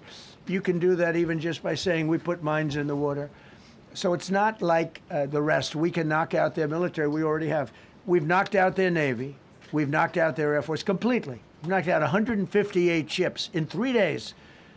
We've knocked out even their mine droppers. They don't have any mine droppers anymore, but they put them on other boats, and they could drop them. I'm not even sure they have any mines there, by the way. I'm not sure. I'm personally, they say there might be 8. I don't know. I think there might be none because they're very good bullshit artists. That's why for 47 years they've been bullshitting other presidents, and they haven't done the job. And people are living in hell. You live in that country, they're living in hell. No, I think that 47 years of this stuff is long enough. They're at the weakest point they've ever been.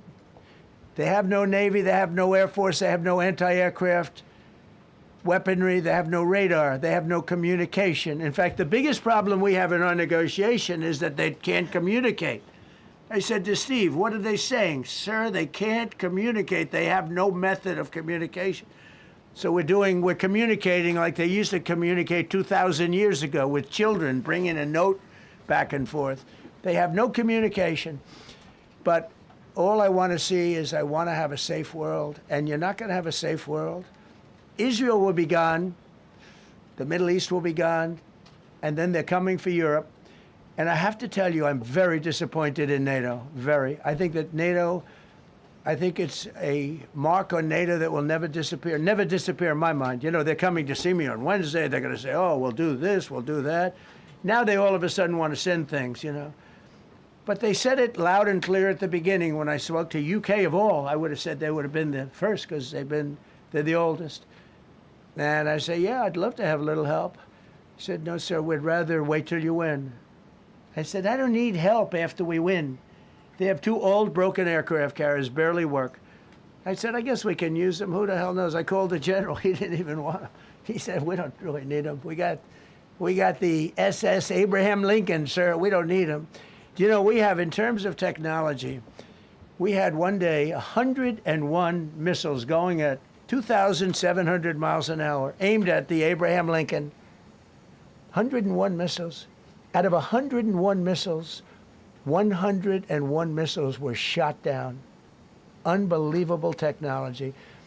10 years ago, 5 years ago, I don't know if that would have been possible, but 10 years ago, that wouldn't have been possible. 101 missiles heading to a ship that's not that far off the coast. And out of the 101 missiles, we shot down all 101. We have weaponry. The Patriots are unbelievable. We have weaponry that's unbelievable, yeah. Just to clarify. Go ahead, please. Yes. Thank you, Mr. President. You said earlier today during the egg roll that you would like to take Iran's oil, but Americans want U.S. forces home. Correct. What's that trade-off? If I had my Does it choice, take too if I had much my time? choice, yeah, because I'm a businessman first. With Venezuela, as you know, the war was over in about 45 minutes. And we have great people running Venezuela, very good people. I mean, the relationship is good. And we are a partner with Venezuela. And we've taken hundreds of millions of barrels, hundreds of millions. Over 100 million barrels already is in Houston, refined and out. And paid for that war many, many times over, many times. You know, the old days, to the victim. Okay, you know that. To the winner belong the spoils, go the spoils. And I've said, why don't we use it? To the victor, go the spoils. And we don't have that. We haven't had that in this country probably in 100 years, because even the Second World War, you look at the Second World War, we didn't have it with the Second World. We helped rebuild all those countries. We rebuilt Germany. How about Germany telling us that, well, it's not their war. We had nothing to do with it. They wanted me to go and tell them everything I was doing. We didn't know anything about it. Well, if I would have told them, they would have leaked it, and we wouldn't have been nearly as successful, possibly, right? But to the victor belong the spoils. So we haven't heard that in, I think, maybe hundreds of years. Now with Venezuela, and we, just so you understand, the people of Venezuela, they say if I ran for president of Venezuela, I'm polling higher than anybody has ever polled in Venezuela. So after I'm finished with this, I can go to Venezuela. I will quickly learn Spanish. It won't take too long. I'm good at language. And I will go to Venezuela. I'm going to run for president. But we're very happy with the president-elect that we have right now, the people that are running it. If you remember Bush with Iraq, they fired the generals, they fired the police, they fired the people that worked in their equivalent of the White House. They fired everybody. And you know what they had? They had a mess. And you know what happened? ISIS formed. Those generals and those soldiers got together, the police got together, they all got together, they formed ISIS. Not going to happen with us.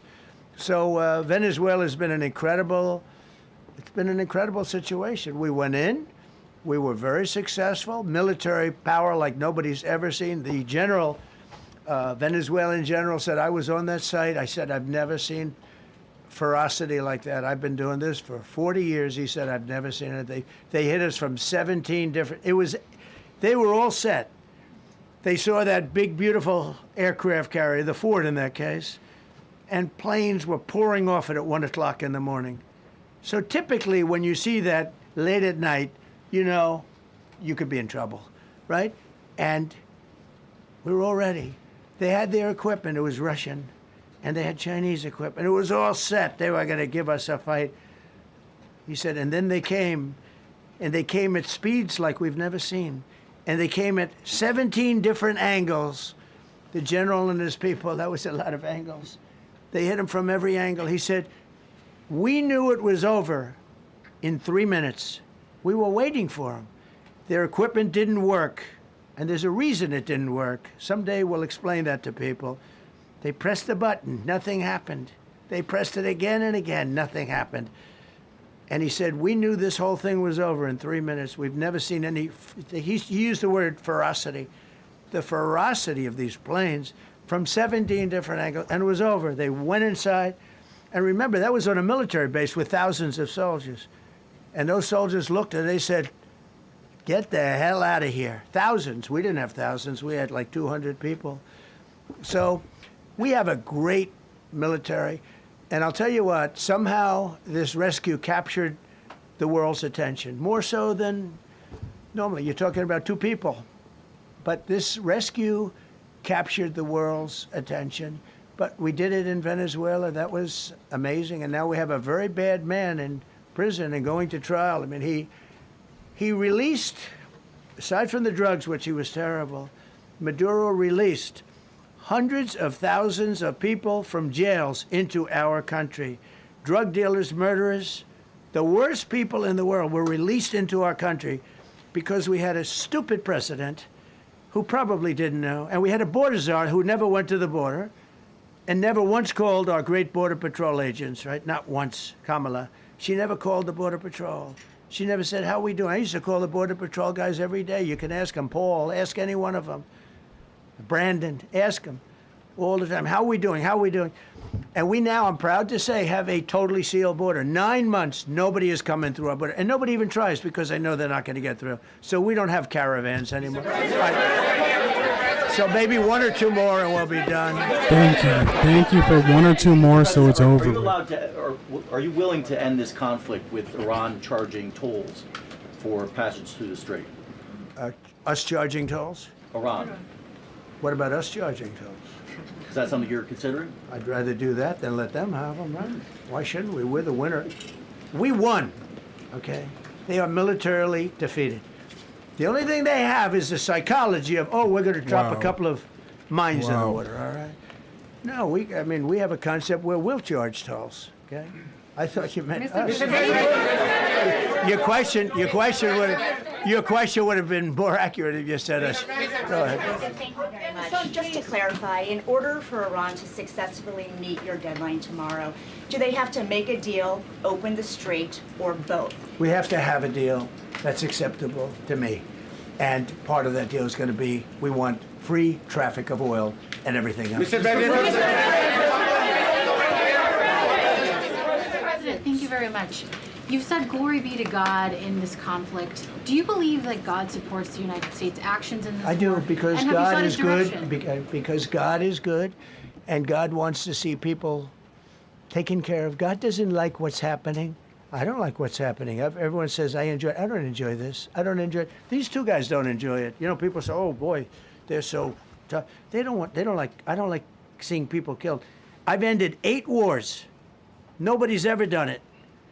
The person who won the Nobel Prize came to me and said, you deserve the Nobel Prize. She announced that when they announced, they said, goes to Maria. She's a great person, really a good person. She said, no. This is ridiculous. They gave me the Nobel Prize. President Trump ended 8 wars. I could go over every one of them, including India and Pakistan, where the Prime Minister of Pakistan said, President Trump saved from 30 to 50 million lives. That makes me much happier than what we're doing right now. That makes me much happier. We have 1 more to end, by the way. Okay. President, you called yesterday in your Truth Social, you called the Iranians crazy bastards. True. What is your response to critics who say that I don't care about critics. What is your response to critics who say that it is your mental health that should perhaps be examined as this war continues? I haven't heard that. But if that's the case, you're going to have more people like me, because our country was being ripped off on trade, on everything, for many years until I came along. So if that's the case, you're going to have more people. Dasha, go ahead. Dasha, go. You said that very little is off limits in Iran as far as targeting, Yeah. including power plants, bridges, you've mentioned those. Very little is off limits. Are there certain kinds of civilian targets, though? I'm thinking schools I don't want to or tell you hospitals that. you I don't want would to say tell is you off- that. We have a plan, because of the power of our military, where every bridge in Iran will be decimated by 12 o'clock tomorrow night, where every power plant in Iran will be out of business, burning, exploding, and never to be used again. I mean, complete demolition by 12 o'clock. And it'll happen over a period of 4 hours if we wanted to. We don't want that to happen. We may even get involved with helping them rebuild their nation. And you know what? If that's the case, the last thing we want to do is start with power plants, which are among the most expensive things, and bridges. You saw the bridge. The bridge went. We were very close to a deal. And then I got a call from Mr. Witkoff, Mr. Kushner, and JD saying, I think they're breaking the deal. I said, tell them that's okay. Don't worry about it. But tell them to look out their window and watch. And within 45 minutes, I gave the order to knock out the biggest bridge. I gave the order, knock out the biggest bridge in, I believe, the Middle East, but the biggest bridge in Iran. And within 10 minutes after I gave that order, that bridge was over. So do I want to do that? No. Do I want to destroy their infrastructure? No. It will take them 100 years to rebuild. Right now, if we left today, it would take them 20 years to rebuild their country, and it would never be as good as it was. And the only way they're going to be able to rebuild their country is to utilize the genius of the United States of America. Mr. President, on NATO, you voiced your displeasure with NATO in the past. Is there a danger to the U.S. not being the de facto of the leader of the alliance, and then other powers within the alliance then getting the decision making when it comes to wars and nuclear weapons? No, it's not a danger. Look, we went to NATO. I didn't ask very strongly. I just said, hey, if you want to help, great. No, we will not help. I said, that's all right. You don't want to help? Because I've always said NATO's a paper tiger. See, NATO's a paper tiger. Putin's not afraid of NATO. Putin's afraid of us, very afraid of us. And he's explained it to me a lot of times. I got to know him very well. I know him very well. NATO's a paper tiger. NATO is us. And when we needed them, we didn't need them, by the way. We didn't need them, obviously, because they haven't helped at all. Just the opposite. They've actually gone out of their way not to help. They didn't even want to give us landing strips. Think of it. And it's not just NATO. You know who else didn't help us? South Korea didn't help us. You know who else didn't help us? Australia didn't help us. You know who else didn't help us? Japan. We've got 50,000 soldiers in Japan to protect them from North Korea. We have 45,000 soldiers in South Korea to protect us from Kim Jong-un, who I get along with very well, as you know. Do you notice he said very nice things about me? He used to call Joe Biden a mentally retarded person, okay? So don't tell me about Oh my God! your Please, stuff. if I get my live Joe taken Biden, down he said he's a because of that, mentally retarded I'm gonna be person. He so was mad. nasty to Joe Biden, I'm gonna be so mad. But to me, he likes Trump. And If I get my live notice how taken nice down, things are bro. with North Korea? It's very nice. But we have 45,000 people, soldiers, in harm's way, and right next to Kim Jong-un with a lot of nuclear weapons. 45, which should have never happened if a certain president, I'm not going to mention this president because I happen to like him, believe it or not, but if a certain president did his job, Kim Jong-un would not have nuclear weapons right now. But they were all afraid to do their job properly.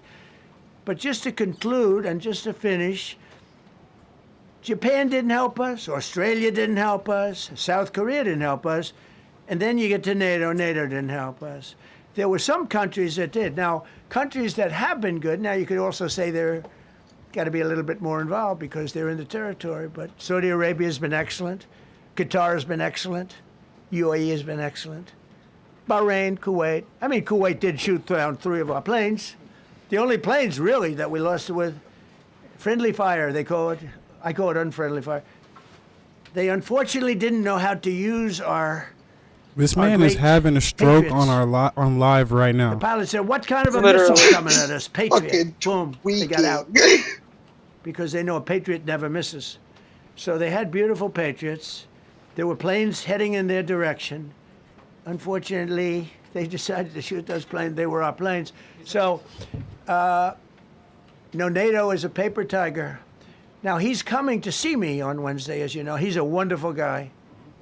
Secretary General is great. And Who, NATO? He's a great person, but he's got... And you know, it all began with, if you want to know the truth, Greenland. We want Greenland. They don't want to give it to us. And I said, bye-bye. Okay, thank you very much, everybody. Thank you.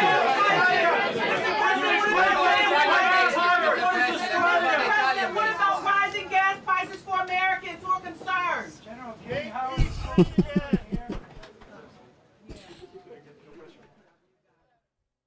What the hell just happened to America, bro? This is really what's happening. Worried. Insane work, dog. Insane work. The Wild West we live in. Genuinely worried. All right. Lona, how you doing?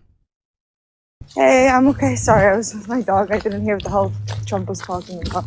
So sorry for the random comment. No, don't even trip. Like, what just happened, y'all? What just happened? His whole speech is a random comment, so it's okay. He said a lot in there. I can't even address all of it, but all of it was lies. You know, maybe the operation might have went down the way they're saying. I highly doubt it. I'm not sure, even if it's true. They might have Hannibal directed it a little bit. But man, this is some script. talking about we're winning. The man asked him, he said, hey, can we deal with a toll being charged by Iran? Are you going to be okay with that?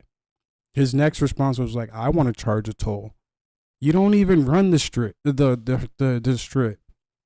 The straight, you don't even run that. How are you going to be able to do such a thing? Explain that to me. It makes no sense. Sitting here, this is what we have to live with in America, bro. I'm telling you, dog. The rest of the world does not like us because of this man. I can't believe we fucked around and put him in power. I didn't vote for him, but fucking crazy.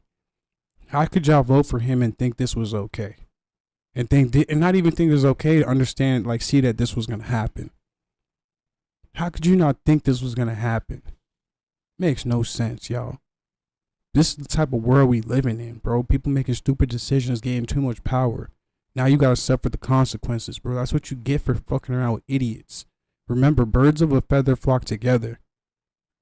Don't band with no idiots, bro, because you finna go down with them.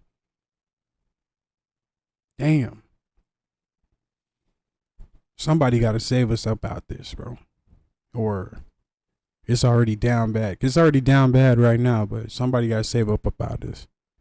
Somebody. What's going on, Paz? How you doing, brother? And live from New York, it's Saturday night. That's all I was hoping for at the end of that whole thing. And it never came. Shout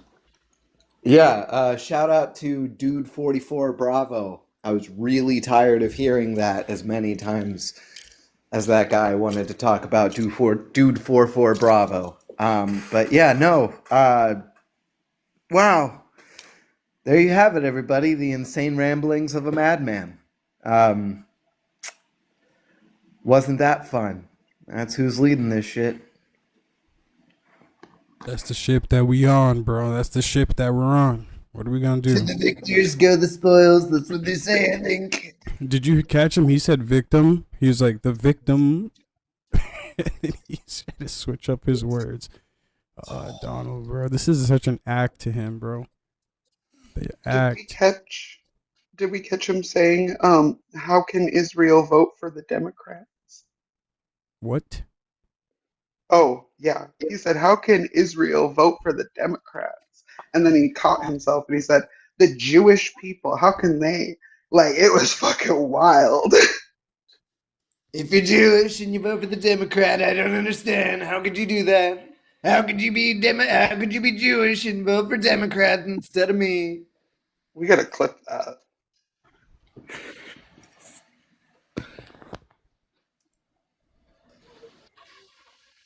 What Let's Just need a moment of silence to process this shit. On God.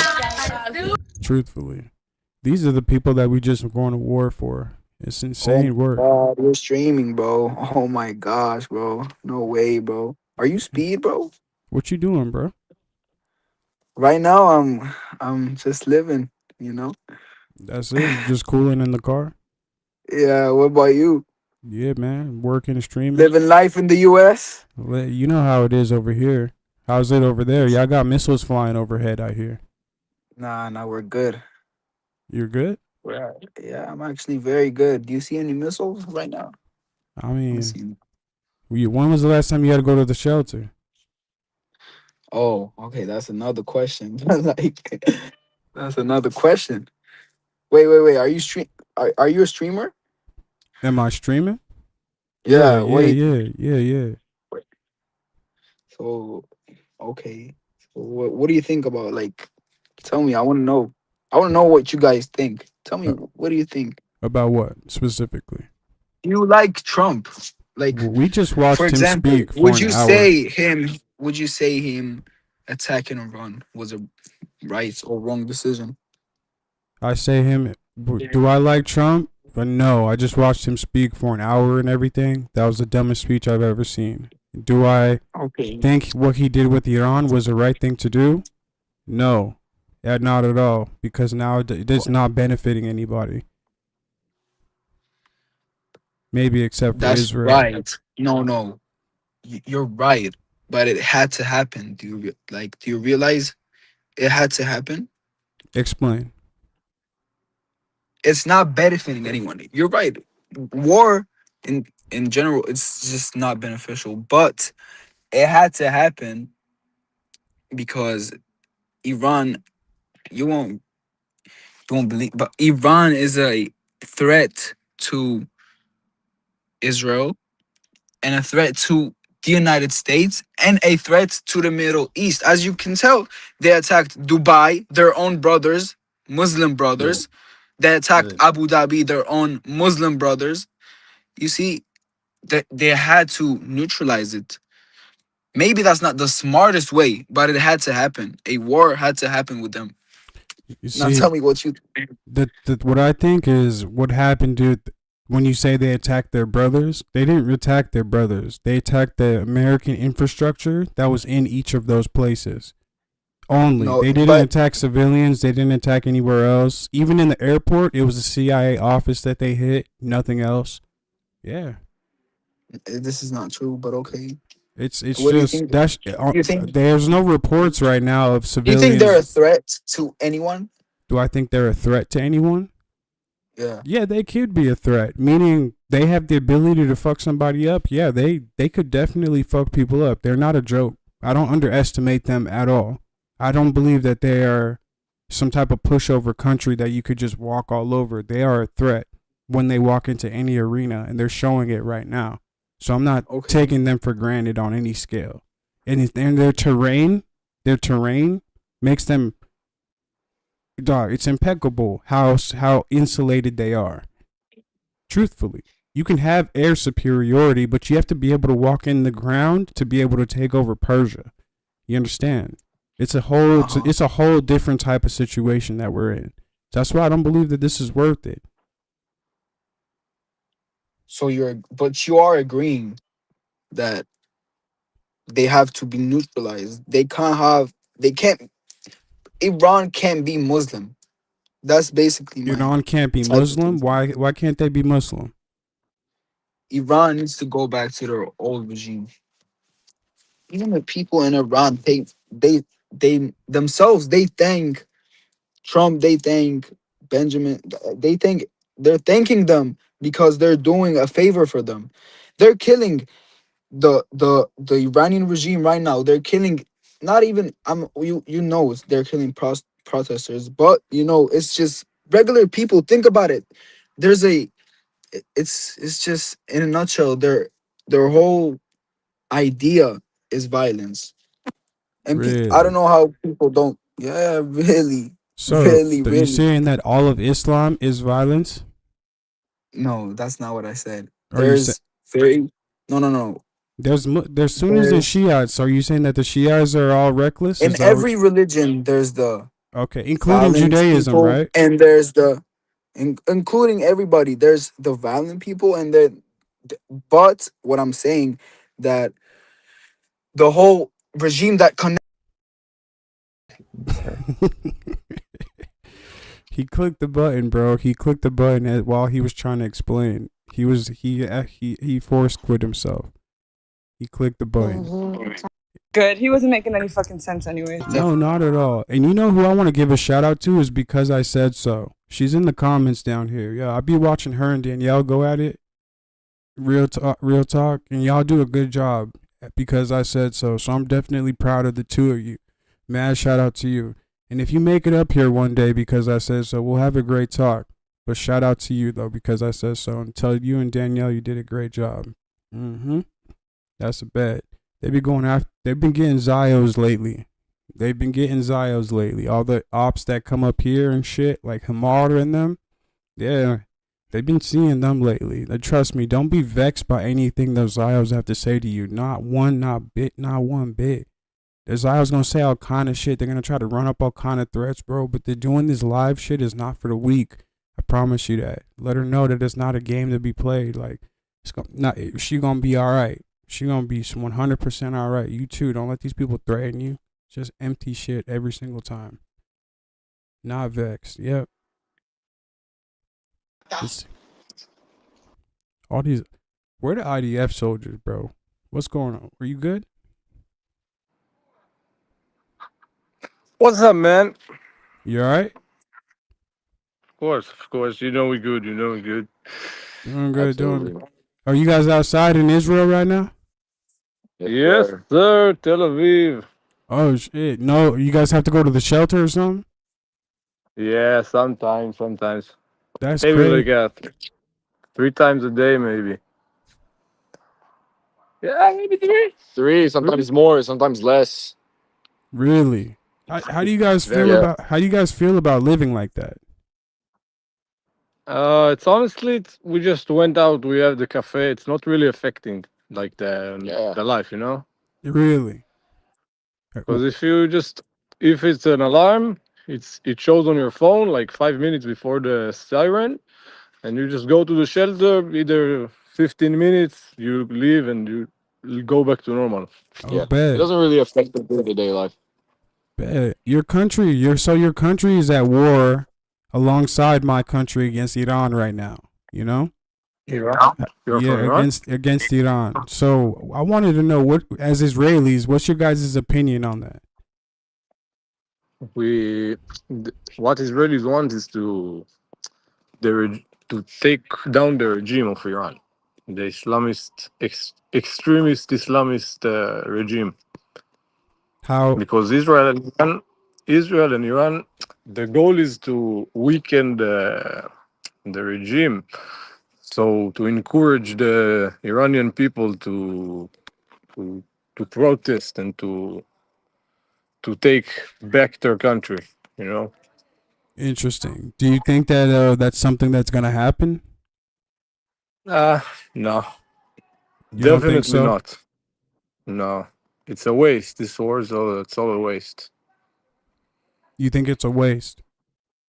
Yeah, of course. Also for the United States and for Israel, because they're not gonna win only from the air. You can't win a war from the air, so it's pointless. Yeah, you have to go on ground, right? Yes, you gotta go inside if you want to make a real change and real war. They say we took them back 20 years, 30 years, but it's all cap. Mm-hmm. It's not real. That's crazy. You're one of the first Israelis to tell me that. Yeah, but of course I obviously support my country, but it's not. I don't think this war is correct for us. Yeah, you're one of the first ones to tell me that because honest to God, I don't see any Israeli boots on the ground when we're talking about Iran putting boots on the ground. But Donald Trump is over here talking about putting boots on the ground in Iran in defense for the United States and Israel. And the terrain, like you were saying, like we were talking about, the terrain of Iran does not allow for such a thing to occur. See what I mean? Yeah, and it's a huge country. You're never gonna get everywhere. They always gonna have more space. And more Because people, it's a right? huge country. Oh shit. The Mossad got him, bro. As soon as the convo gets good, the Mossad gets him every time, dog. At least they got the point, and yeah, that's 100% what's been happening. Anytime we have a good conversation, it clips. Damn. That's one of the first people I've seen right there to actually say, to actually say what it is. To be able to admit that? Yeah, to admit that. He admitted that. What the hell, bro? Where's your shirt at? I don't fully know. Why? Does that matter? You good? What? I said, are you good? Yeah, I'm fine. When mid-rolling. Mid-rolling, okay. All right. Yeah. Well, I'm on my search to free Palestine, so I'm going to keep going, okay? Yeah, okay. From Hamas. Hey. They should be free from Hamas. Free them from Hamas, you said? Yeah. You don't think Hamas is trying to help them? What? By raping? By raping people on October 7th. That's help. Really? Was there reports of that? You clown. Yeah. Go deny the Holocaust as well, brother. No, I wouldn't deny Yes. it. But you believe everything the Gaza Prime Minister say. Yeah. But that stuff you deny. The Gaza Prime Minister, no, not him. Not him. Not You him. just said, do you think what did you say? Gaza Prime Minister is run by Hamas. Is that okay by you? Really? I thought he was working with the Israelis. No, the Gaza's Prime Minister during the war was a member of Hamas. From the PA? What's the PA? All right, don't worry about it. Don't worry about it. What's the PA, What's his brother? You can name? tell me instead of The Palestinian Authority, but what's his acting name like a though? smartass. What's his name? What's his name? Do you know his name? Whose name? The Prime Minister you're talking I about. don't know. The numbers who came from Gaza, from the health ministry, came from Hamas. You know that. What the hell are you talking Why are about? you That's not what lying, you brother? asked. There is no other organization who can gather data, even if the data is true, except Hamas. It's the only organization. How come? So how many people are in Hamas? Do you know? Do you know how many people voted for Hamas? In Gaza? 80% of the street. Yeah, 80% of the yeah, Gazan street. yeah, yeah. 80% voted rapists. But they're not 80% half of voted the rapists and half of them aren't murderers. even alive anymore. The ones that voted Half of who? Hamas in. Yeah, they're half of them Shocker. aren't That's a even shocker. alive. You vote rapists and terrorists and then you get blown up. That's a shocker. But who did who did they rape? Hamas members on October 7th? Are you real, brother? I'm being Ask him if he knows very about Mia serious. I'm Shem. not even trying to offend you. You know, I'm being for real. Search October 7th rapes. Do you want me to list numbers? Do you Names. want me to list names? Names. Ask him if he knows Mia Shem. Do you know who Mia Shem is? Mia Shem, one of the Yeah, victims. the hostages. And who did she get raped by? Ask Mia him. Does he know Shem. that? Mia It was not Shem. Israel. Yeah. Do you know who that is? Yes, Mia Shem. Do you know? Sounds familiar. Yeah, no, come on, brother. Instead of you can go on. But yeah, you said you were gonna get the names. Do you want me? Gal Adush, Shani Luke, Sapir Etzer, Amit Susana, Agam Goldstein Almog, Chen Goldstein Almog, Ilana Gritsky, Rom Baraslavsky, Guy Gilboa He's Dalal. listing You want me to hostages, rename more? not I can rape go and search victims. more. None of these are brother. rape victims. What are you on? What are you on? These are Actually, victims who came in front of the UN and talked about the rape victim. They talked about the rape experience. Really? Jewish victims No, talked they about the rape haven't. experience on the UN, and you somehow deny that. I didn't say I deny it. I was asking you what happened on the day. You started by denying it. I asked you what happened on that day. That's all I said. I said, Dan, did rape happen on that day? And then you got upset. You know what I mean? You just gotta, you know what I mean? It'll be all right. But okay, yeah. So rapes happened. It did happen that day. If you're uneducated, you seem to be educated though about certain subjects. Seem to find fit. You see, it's just we talk to American Israelis, right? Here in America, but it's different when you talk to real Israelis like yourself. You get what I'm saying? The perspective. I tell you what, we're paranoid. We're paranoid by everyone. It's not the American Jews got the free pass. They didn't be in they didn't work in the Holocaust. They didn't get pogromed for 100 years compared to us. That's why we are the way we are, and we're so you can call it primal in the way we want to defend ourselves. Because we got the Holocaust on ourselves compared to the American Jews. They flew away. They got away in time.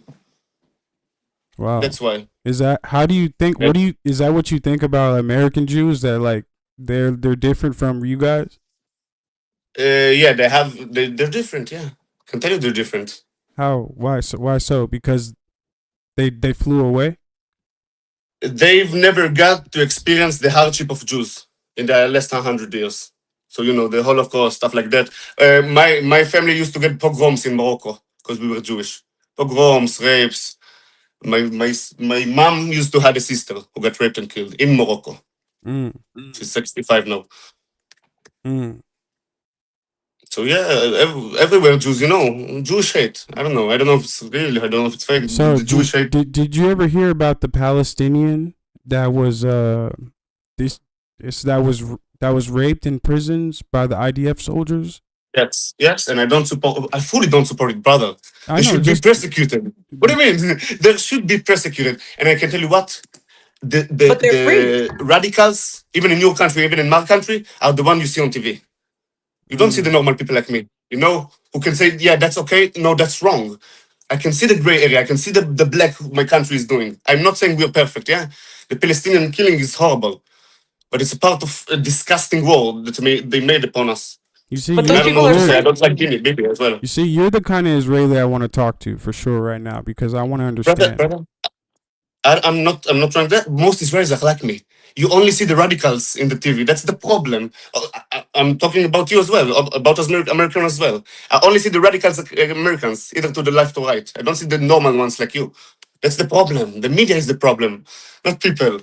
All right, so if we're meeting in the middle, we're just going to talk about a couple things. But back to that, the rape that happened with that the Palestinian. So they were let off. They were let off. They dropped the case. You know that? I know. Yup. That's And crazy. the lawyer got fired. And then the lawyer okay. got fired for it. So First of all, it's a leaked video. Not that this justifies that. But no, I mean, yeah, they should be prosecuted. They shouldn't be off the hook. They shouldn't be off the hook, but that guy was a terrorist. The guy raped as well. I'm not saying he's perfect. Ain't no way he's perfect. He's not some poor Palestinian. If we search about him, he was here on October 7th. He killed Jews. No, he wasn't. He was a doctor. Now, talk to me about the. We'll circle back to that, but talk to me about the new death penalty that's been passed in Israel. Okay. The media lies about it, brother. Okay. It is prejudice about Palestinians and Gazans, but it doesn't necessarily save Palestinians and Gazans. And there's a reason for that. Because even Israelis could act in terrorist interest. And every terrorist, according to the bill, will get hanged. Every terrorist who's trying to refute the legitimacy of Israel or something like that. It could be a radical leftist as well. It could be communists who try to bomb. They would also get hanged. Really? Everyone got me? And it's only about killing people. And only if you kill someone, you can get that penalty. Really? But it passed. Only if you murder someone, you can get that penalty. No matter what, only if you kill someone, only if you murder someone, then you can get that penalty. But they have no trial. There's no paper trail, and they weren't tried. So yeah, I mean, listen, brother. I don't support the far radical right regime that my country is in right now. The Likud party. But the war, especially the start of the Gaza war, I fully support it as a righteous war. Why? Against people who raped and killed and maimed their daughters and sisters. And it turned into a political war for Benjamin Netanyahu. That I can tell you in full fact, wholeheartedly. It started as a righteous war who turned into a political war. Interesting. I can tell you that. Now you see, okay. There's a lot going on back and forth when it comes to that day on October 7th, I'd like to ask you what happened on that day? Why was there such a late response to that situation? You get what I mean? Was there a stand down order? What happened? People trying to say it's an inside job. It's stuff. By my views, and I've searched a lot about it, even in Hebrew, it was a total collapse of the system. When one element didn't respond necessarily good to the second and the third and the fourth, like a broken phone, and that caused major problems. Because we never thought that that amount of people would get through the wall, through the gate. Really? We never thought, imagined, wildest ideas. Now, the whole system collapsed. Israel's locked down, so you're saying their whole system collapsed on that day for 6-7 hours. It's not and like the nobody system knew. collapsed. It's the information wasn't properly got to the higher channels. By the time they got to the higher channels, there were a lot more that came in. So when the higher channels thought there were 100, there were already 1,000 inside. Understand me? So interesting.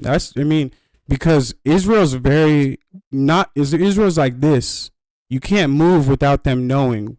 You get what I'm saying? Yes. You guys have a reputation for that. Not only that, it was said in the reports that Israel was given information about what Hamas was doing days before October 7th happened. Okay. There were signs, there were signals for sure, and that's why I think some generals should resign.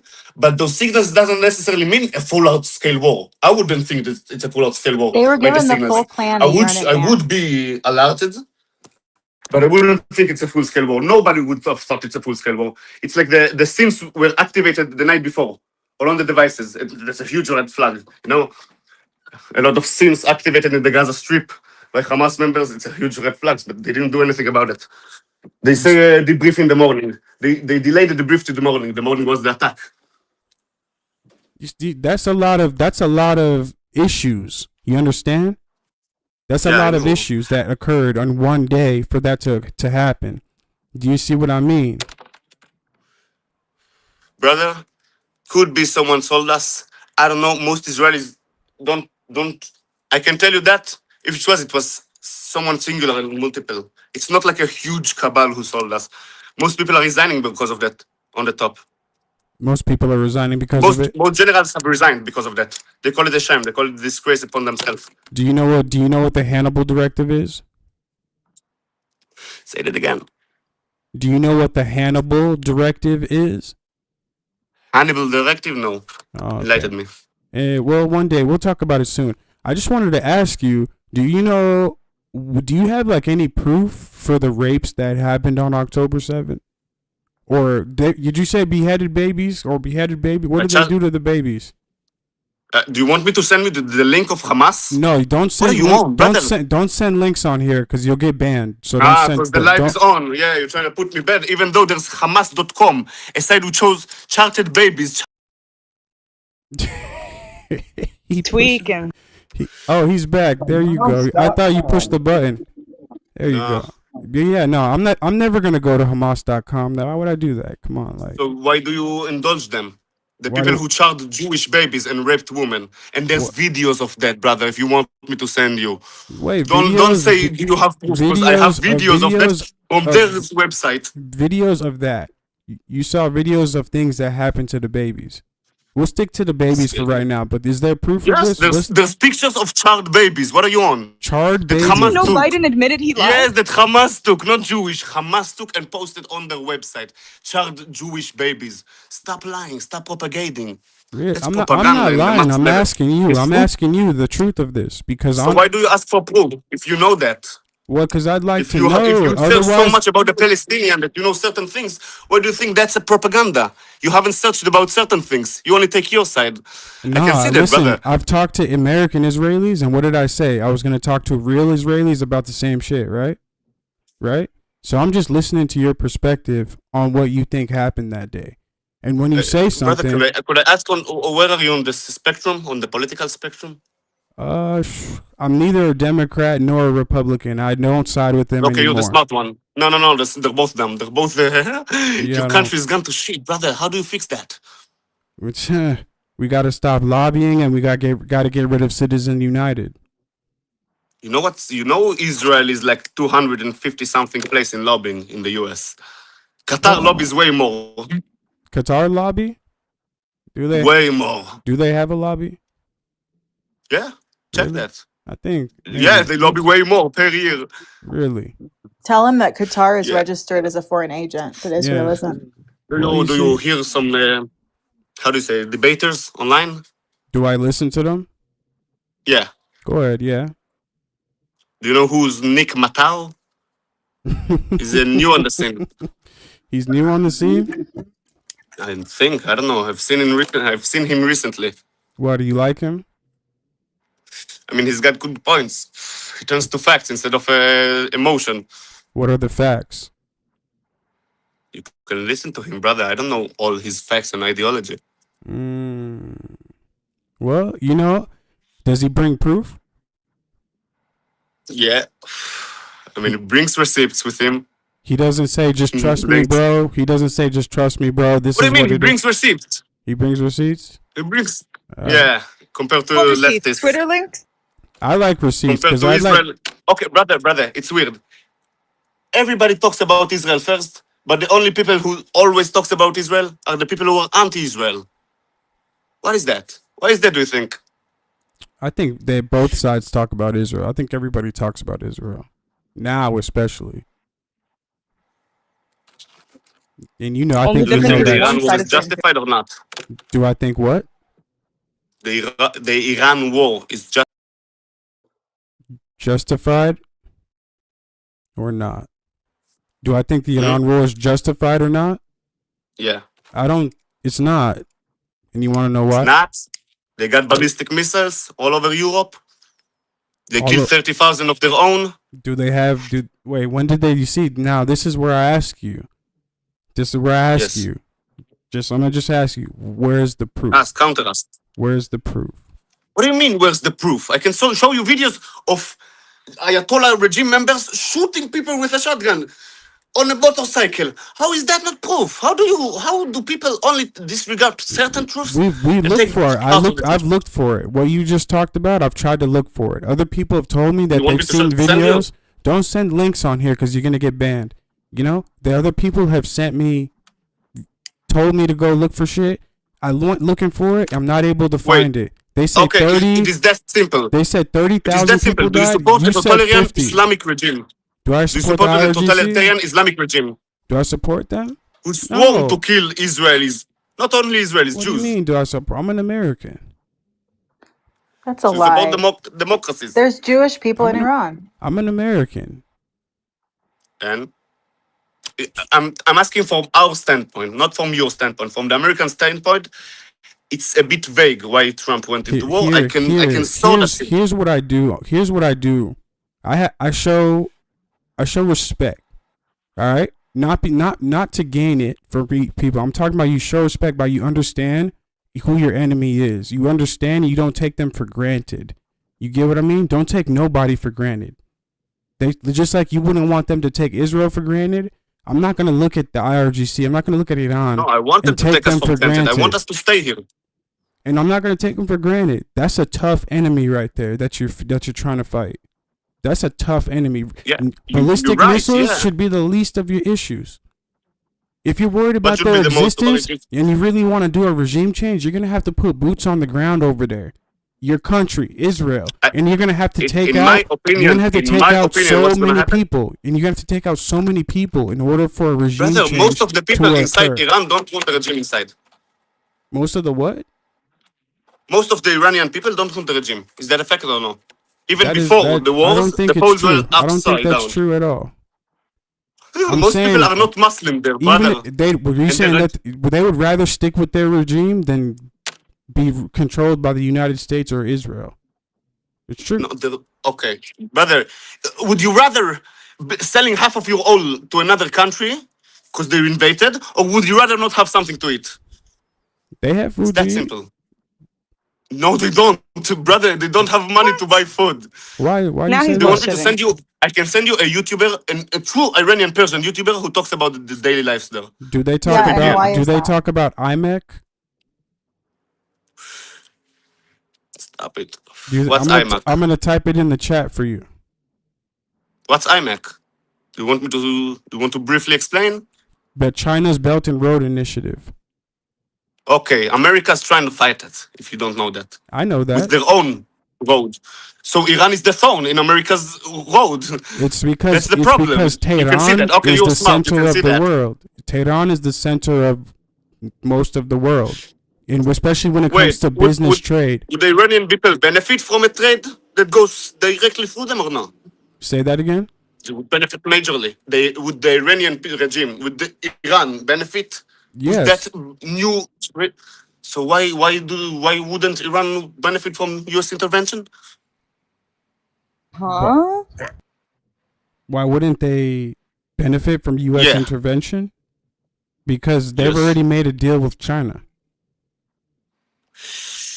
The regime made a deal with China. The Islamic regime made it, not a democratic elected people made a They have a take deal with democracy China. though. They do. They do have their own In Iran? version of a democracy. They have their own parliament. They have their own president. Yes. They have their Yes, own under voting Sharia system. law. The Ayatollah Under is Sharia he's law. just their spiritual leader. He's just their spiritual leader. Under Sharia law is the caliphate, current And caliphate they're- under Sharia law.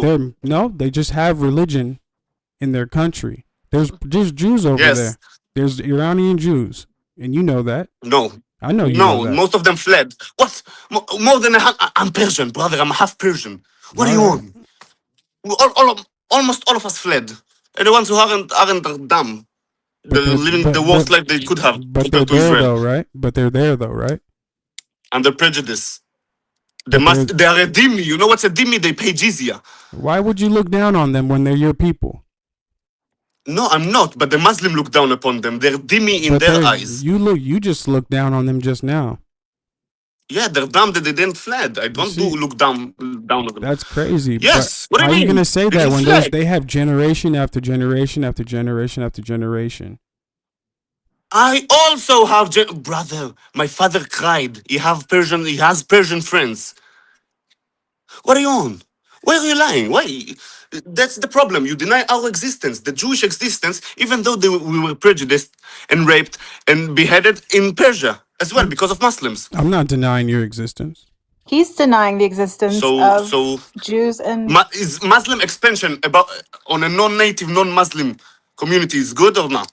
Because that's what's happening in Iran. A non-native ideology same thing is has put happening in hostile Israel, of the the opposite religion. Doesn't Israel, not Israel, don't Jews want to expand? Wouldn't you want to see your 10 million go to 12 million? Or maybe 20? Yes. Wait, isn't that true for every country? Every country, every religion. Every religious Not country, too sorry. judgy. Every religious country is true for that. Romania, Georgia. Every country, every religious country is true for that. Even Muslim countries. What are you on? So what's wrong with Iran doing it? No, I didn't say that. Iranian weren't Muslims. Iranian weren't Muslims. They had the longest how do you say it, civilization until the Muslims came and destroyed everything.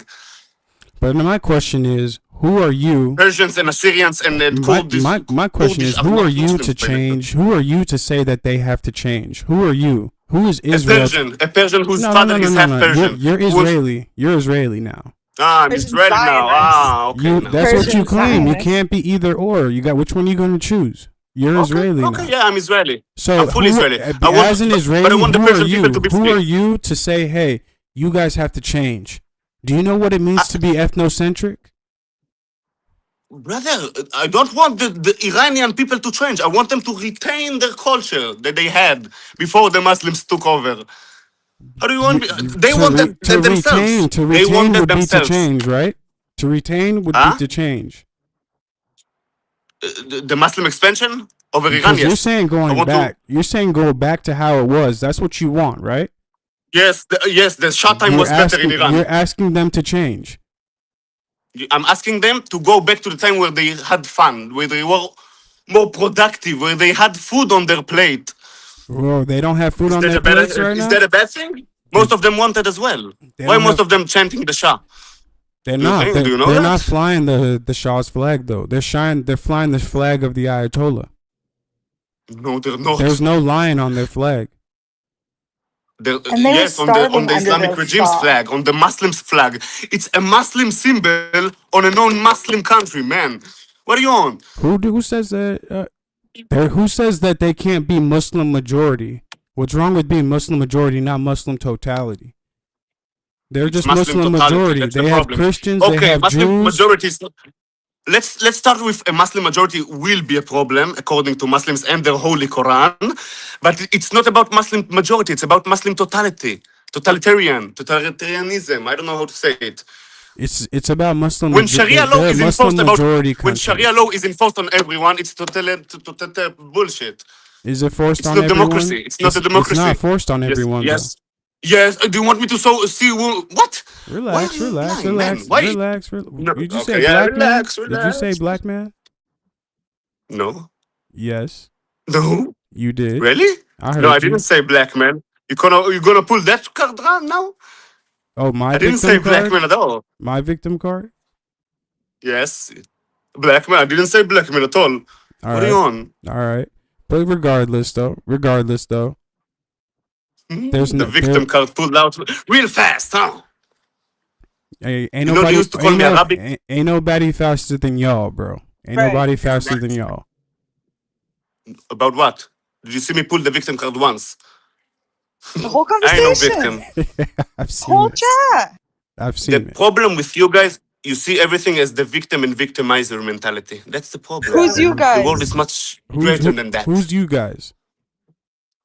You just pull the victim card. You talking about black people? Most of them. Some of them are, most of them are So their there own it is. victims. Some of them have pulled out So of that. you were probably spot on. You probably heard it spot on, Jazz. Ah, that's a tough talk, ain't it? I know it's a tough talk for y'all. You Say think you're the only so? one that You can pull think the victim we card? pull our Yes, victim card? blacks pull the victim card all the time. What are you on? I'm an observant from not your country. I've been to the States I'm gonna tell you several something. times. What you said to me verbatim. You said to me verbatim, Yes. we are a paranoid people. We are Yes. a paranoid people. We are different from the Yes. American Jews. We are not like Yes. them. Because why? Everyone wants to, Yes. they did not experience the pogroms or the Holocaust. So we always have to Yeah, be and- careful of our enemies. That's what you said to me verbatim. So that in totality, that shows a whole entire victim card because you're saying we are victims. You're calling I'm yourself not a victim. victim. No, You called no. yourself a victim. You're paranoid, right? No, I didn't call myself You're a victim. paranoid, Now I'm right? not a victim. You're paranoid. Yes. So I wouldn't be a victim anymore. That's why I'm paranoid. So wouldn't become a victim anymore. That's why I'm paranoid. And that's why I wouldn't become a victim anymore. So if you and that's weren't why we don't kick a out victim all of them, anymore, you Muslims. wouldn't be paranoid then. If you weren't a victim anymore, you wouldn't be paranoid. What do you mean? What do you mean? When people are trying to kill you, wouldn't you feel paranoid? It has nothing to do with victim. So you're a victim right I'm now. not trying to. No, I'm not a victim, brother. I'm Help me fighting Even understand. for saying myself. everyone wants to kill you is a victim mentality. What is a victim? Someone that is a victim of something that happened to them. The receiver of a bad end of a situation. Would I let something bad happen to me now? No. That's why I'm paranoid. That's why I'm on alert. It's perpetual victimhood. Nah, your brain cells are moving, brother. Now my brain cells are moving. You're still a victim. I'm not a victim. I'm not a. You're making me a victim. You're even looking though I'm at saying I'm yourself not as a victim. potential victim. You're looking at yourself as a potential victim. That's why you're paranoid. No. Yes. So I wouldn't be a victim. A potential victim is not a victim, brother. Nah. That's preparation. That's preparation. You don't know That's what being the prepared. you don't know what the preparation means. That paranoia will get you prepared real quick. Yes. Steer to something else. Steer to something else. Making yourself a Oh, perpetual man. target. No, you're a clown. You At Americans this are point, I really would just bring dumb. up how I every have to single say person that you've talked to called you the N-word we're since he dumb. wants to play that shit. Yeah. Explain. Most Americans are really dumb. Most Explain. Americans are really dumb. Explain. I don't know. The most Americans that I talk to seem to have nothing going on inside their head. What's going on in your head? That's more That's effective rich. than theirs. Brother, I'm a mechanical engineer. All right. We got So Raytheon, Boeing, all Mechanical of that. engineer. We have them here too. Yeah. Hmm. So what I makes you know. better? What makes you better? I didn't say I'm better. I said most Americans. How did I thought I was better? Yes, because Americans dumb, I'm better. That's the victim. That's the victim mentality again. It's That's these the are your victim mentality words. coming These are from your you words. again. If they're dumb, you must not be, because you're saying that they're dumb. That must mean that you're smarter. I said most Americans I talk to are dumb. Yes, I'm not that dumb. Yes. All right. What? So what makes you smarter is what I'm saying. You see that when people are better than something, it doesn't make that doesn't make them superior. That's the victim card you're trying to pull right now. Really? Yes, brother, stop. Yes, all time we're bad for you guys. Not bad, horrid. I've read the books. It's horrid, the stuff white people did. Completely disgusting. But it's not like that anymore. And you know that. It's not like that anymore, right? Yeah, the system. There isn't Hey, even a systematic It's not racism. like that anymore, right? Why? Are you a slave? Are you in the Holocaust? It doesn't happen anymore. Because I'm paranoid. Because I wouldn't let anyone do a Holocaust on me anymore. So should I be paranoid? Maybe. I didn't say no. Maybe. You understand? But it doesn't mean maybe? you should pull all the time the victim card. That's a different thing from being paranoid, isn't it?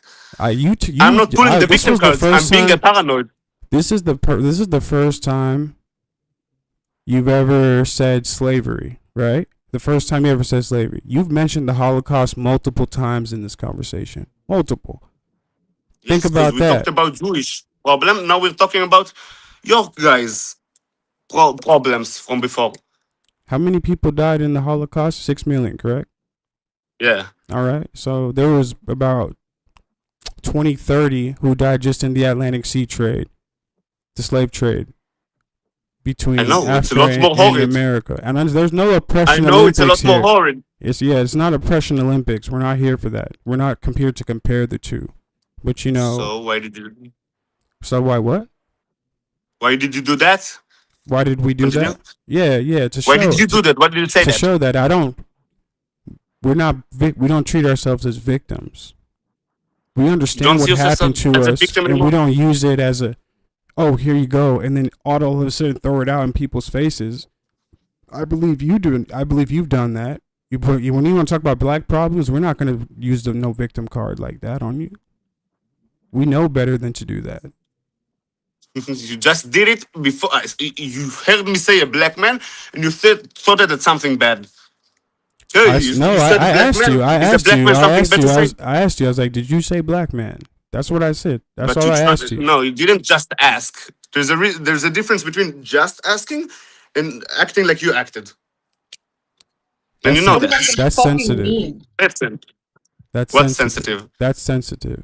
I'm I not know it's sensitive, like for brother. Like the Jewish problem is sensitive for me. I'm not trying to discard you. 20, 30 million, and they used to kill babies, and they used to charge them.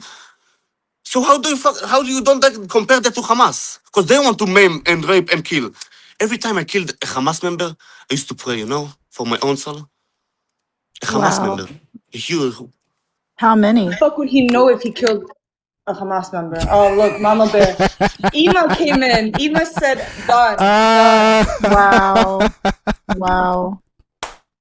You to ask him how the fuck he knew that he was unaliving an H group member and not just somebody's uncle or father or granddad. Yo. It sucks to have to work today. There is so much shit I want to get in on and I can't because I'm fucking working. Bro, who saw that, man? Who watched that happen? What happened at the end? He just like No, left? his mom walked came in. Oh my god. His mom walked in and she stood there staring at him, and he just turned off the camera. Oh shit. That's hilarious. That's so funny right there. Pure comedy, bro. I can't. You gotta clip it. I have to. So every time I killed a Hamas member, she just creeps in the back. She's like, "What, honey?" He in there lying, bro. She caught him lying. He has to explain to her that he was just acting right now. He was playing a video game.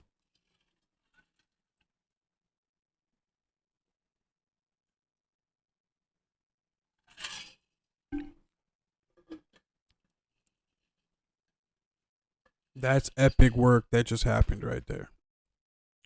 That is epic. That just happened right there. One of those, that was memorable right there. Lord, I wish Santana, are you here? No, Santana's not here. Not here yet. Impressive. Yeah. Back to gambling though we go. Lord have mercy. He Is that you, Santana? Yeah, that's Santana. There you go. Did you see that, Santana? What just happened? Yes, it was fucking hilarious. Nope says, I still wanted to know what kind of uppers they are getting for unusually cheap over there. All of them. These people, every time I come on here, bro, these people are smoking. They're doing something. They're all of them are hopped up on something. I'm not playing with you. Every single day. Like, watch, we're going to go right now. Would you be able to share the screen quick? Oh, shit. I'm not sharing the screen, Santana. My bad, No, bro. I was in the chat, but I did see all that. It was wild. My bad. There you go. I got the screen share. Oh, it can always get worse. I didn't even see my thing. Don't be mad. I didn't even see my screen. My chats. I wasn't even looking at my multi-guest recruiters. Just because I said so. I've been begging you from there. Let me up to get at him, and I missed him completely. Oh, well, you can't talk to him. Oh, I could talk to him. Yeah. No. It's like he can't hear you. Oh, he can't hear me. Oh, Yeah, okay. All right. yeah. I'm less mad at you now then. Okay, fine. Yeah, my bad. But you're able to ask me a question, you know what I mean? And I could relay it. I see. What I wanted to point out to him was I find it, especially says he's half Persian. I find it hilarious that everyone's half Persian now. And being a 100% Persian, I find these people to be quite comical, especially the ones Wait, inside is this of Israel. because I said so? Yeah, bro. Oh my god, bro! From what is this a backup? Your backup? I won't panel on my main because they attack it. Oh, let me follow this one right now. I got you. Yeah. Everybody follow this backup account. This is because I said so. Unless you want to keep it low key. No, it's fine. This is what I panel on, so it's fine. So if you want to know when I'm live on a panel, you'll know. Follow this account, y'all. But oh, actually, you know what, Jazz? If after I'm done, can I come up on my main for like a minute so they can follow me on that too, so they know when I go live? Yeah, that's 100% why I was. That's going to be able to relay with you and Danielle, you know? Okay, cool.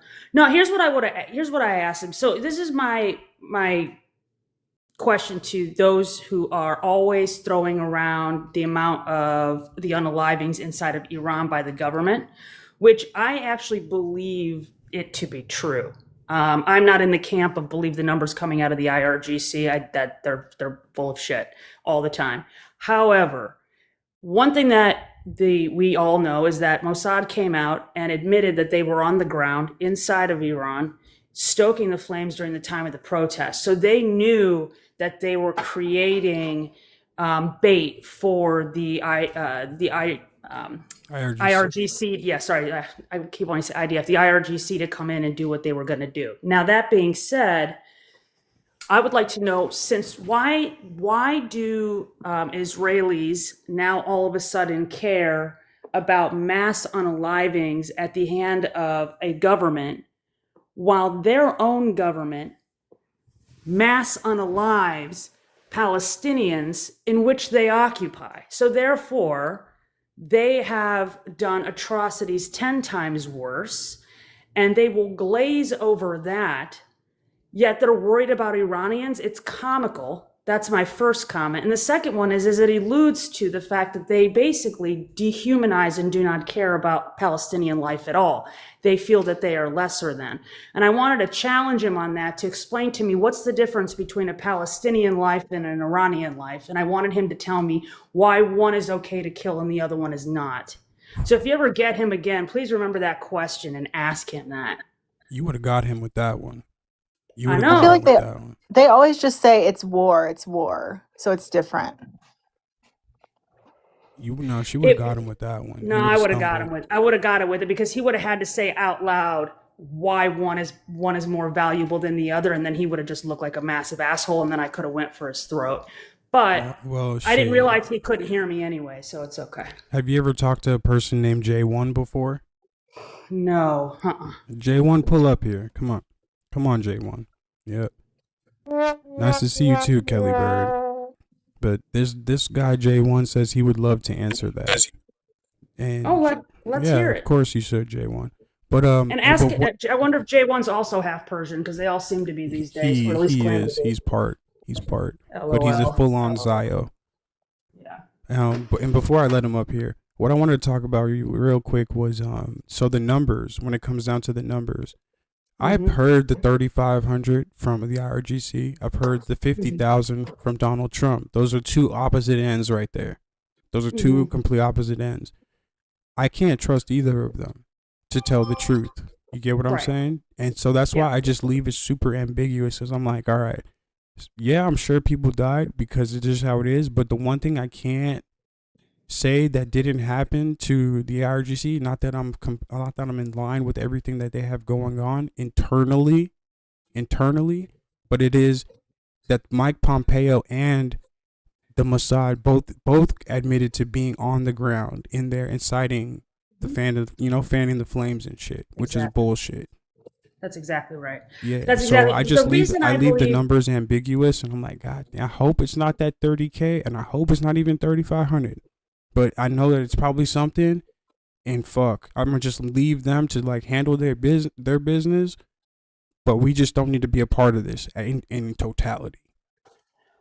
I agree with you. And the other thing too is that the main reason I don't think that we should be a part of this is because there is no win for any Iranian person inside of the country from this, because you cannot trust those two entities. You cannot trust the United States to actually do any kind of profound regime change that would help the Iranian people, because the goal for Iran, as far as any type of regime change, was not for the liberation of Iranians. It's just something that Donald Trump likes to say in order to try to keep Americans above board on the war, which, by the way, Americans are not for. So that's a lie. The second thing is that you have Israel behind it, and where they really disgusted me was that they wanted to, they still want to shove the Shah's kid in there. The Shah's kid is a Mossad agent. Period. End of story. And what they're trying to do is push more Israeli influence inside of Iran, which is unacceptable to me. The Iranians need to have a free and fair election where they bring their own secular leaders in to run it. And you cannot do it at Israel at the top of the helm. That's another problem for me. But as far as the numbers go, the reason that I err on it likely being 20, 30,000, maybe more, is because that was reporting coming in from the ground from actual Iranian families. Okay, so not only were there were so many bodies, they were having to bag them inside of like literal clear trash bags because they ran out of body bags. And also there are buildings upon buildings where they are stacked, where families are still going in to try to identify them now, even till this day. So I definitely believe probably that 20, 30,000 number is quite possible. But we don't have it clearly, obviously, reported, so who knows? But certainly the downplay that the government released names and there's 3,500. Yeah, I call bullshit on anything that comes out of the IRGC. Mm-hmm. We'll see. The number, granted, we just gotta wait. Sometime the truth will come out in some capacity, or maybe it never will. But Donald has brought up a bigger issue. Granted, with the taking of any life, not even one is just not good.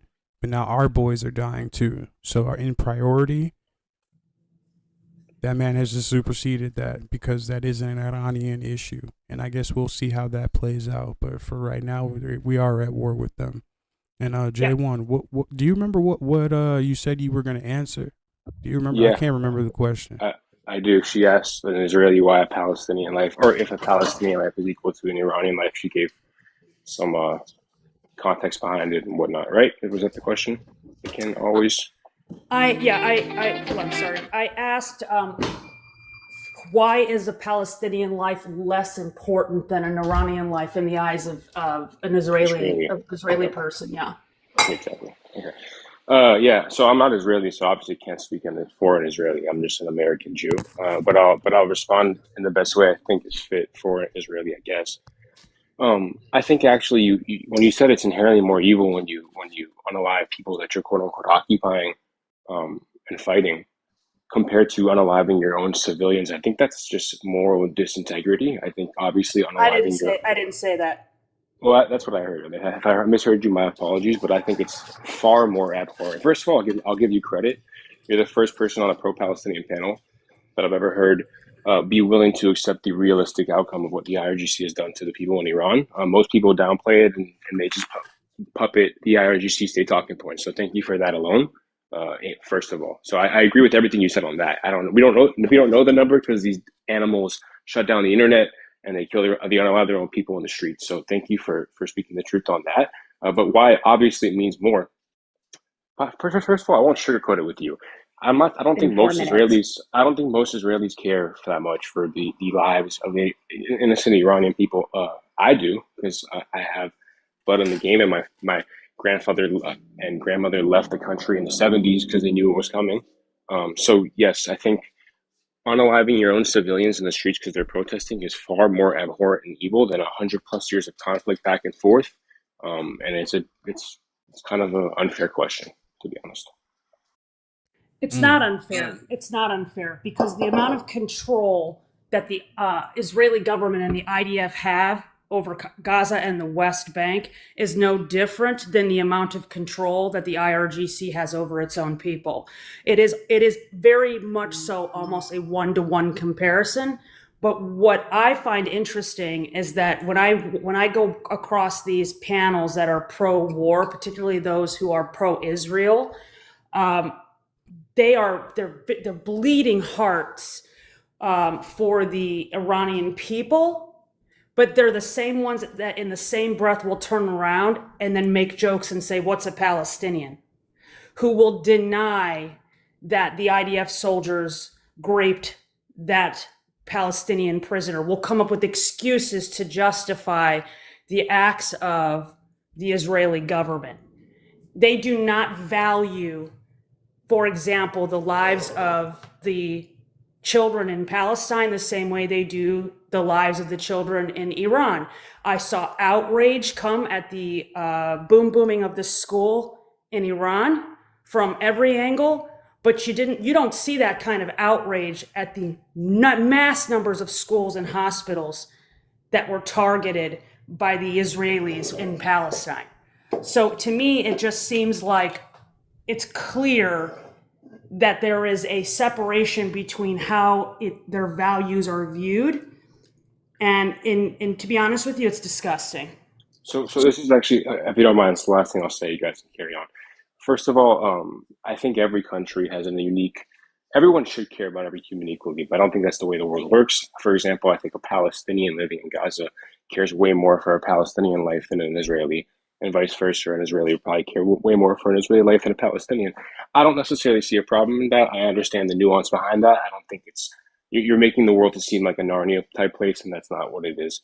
The other comparison that might have been better for you is if the Israeli citizens, specifically the Palestinian ones, were protesting in the streets and then they were being gunned down by their government for doing so. That would have been a fair comparison to what the IRGC is doing to my people back in Iran. So, no, it's not. When you're comparing the war, Again, with all this is where respect, you're incorrect. with all respect, I never interrupted you. See, I have decorum. It's all good. No disrespect. No disrespect, J1. Just I say said what you with all gotta say, respect. and Shield's I said gonna with be all next. respect. Relax. That's what I said. With all respect. So, you know what? You took off my train of thought. So go ahead and say what you need to say.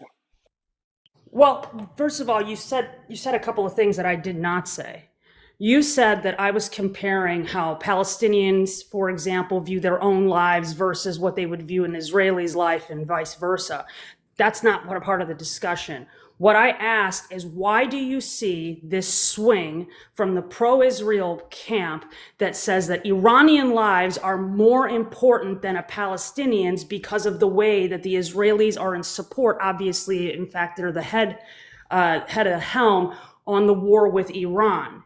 It's just comical. I see what you mean. Okay, so I can. Okay, Hopefully this answers your question. I think it's a political game. I think the Israelis, a lot of them, don't really care for the Iranians that much, and they say they do because it fits their political narrative. Just like someone on your side, hopefully, that deep down doesn't really support the IRGC, but they continue to puppet the shit they say because it fits their political narrative. That's the reality of the world we live in. It can be. I hope you're intellectually up there to understand what I'm saying right now. Last thing before you fly, the other thing that I still need you to understand is that there is really no difference between the grip that the IRGC has, the Iranian government has on its own people, and the atrocities that it has committed over the decades. There's no difference between that and occupying Israel on the Palestinians. They have the same level of control. They control their air. They control their ways in and out with the blockades. They effectively have a grip hold on that territory. It's the same. So to kind of give Israel a pass and say, well, they really didn't attack their own people. Well, if you're going to occupy someone, they're now your responsibility. And if you're going to mass murder them and G-side them, you need to stand up and admit what you've done. And quit hiding behind October 7th. The only sad reality is this conflict is 100 plus years old. There's been many attempts to resolve this conflict that's obviously gone south. And violence has been the only answer for the side that thinks they have any type of power but have no power. in reality. So the time where both sides come to an agreement and there's peace, I'm praying for. I just don't think it will ever happen because the mouse thinks they're the bear. So it's kind of interesting, And you're comparing it. You're comparing it to situations like where you oppress your own civilians. That is completely different than 150 years. Who's the mouse in the situation, J1? The Palestinians compared to Israel. I mean, does anyone think Palestine is stronger than Israel? No. I'm just making sure you weren't talking about Iran, Israel. Okay, yeah. Well, they think like they're like internal martyrdom and jihad will somehow Allah will bring them some win, and it's never gonna happen. So like, it's time they face reality and come to face with that, then just continue to shaheed themselves and shit like that. So this is why I'm done debating this conflict with you guys, because you guys have your mind made up, and I kind of have dove into your religion to see how these people could think like that and do this to their own lives and like sacrifice their well-being for Allah. Bruh. But for Allah, brother, you always want to make it something religious. Islamophobic shit. It's not Islamophobic. That's the reality of the conflict. It's a religious war. What do you want me to say? There's the real J1 right there. Am I wrong? And Islam is still growing. It's been I'm happy. Alhamdulillah. Let it grow as much as it can. Hold The on, more it grows. Hold on, J1. Now, who wanted to go first here, real quick? Or else I'm gonna let Abraham go. Nice to see you, man. Nice to see you too, Jazz. Well, not right now. You can come back to me later. All right. Let me tap in with Sage. Yeah. Were you guys aware that Trump admitted that they gave weapons to the protesters, and he was actually mad that he said the Kurds kept them? So that's a big puzzle piece missing here, is that, and there's another New York Times article that talks about Mossad and them failing at their mission, and Netanyahu recognizing that. So we know that the reason that these protests got out of hand was likely because they were armed and they were shooting at police. So again, like, there's a lot in here that's being missed. There's the irony. I'm out of here. It's not irony. I'm literally reading this from an article. Irony. It's not irony. Hey, can she talk? Why are you interrupting her? Right. Like, the fact is, these protesters were armed, at least by the Mossad and by the US, admitted by Trump on Fox News, and it's in a New York Times article as well. So that is why can you imagine if Americans started shooting at police officers, what would happen? I think a lot of people would be dead as well. Don't you? That's all I want to say. Real shit. Alona's on Teacup, bro. Vegas, did you want to tap in as well? Alona? I just think it's so evident that was, him obviously having his usual Islamophobic rant and dehumanizing Palestinians as always, and choosing rat as opposed to bear is very telling. At the end of the day, you created a system. Oh, thank you so much. Still a rodent, right? Oh, okay, cool. Just making sure. J1. Hey, you said you're really demure and mindful and a really good boy for the Israeli state. Gold star for you. Shut the fuck up. I wasn't speaking to you. I was speaking to the panel.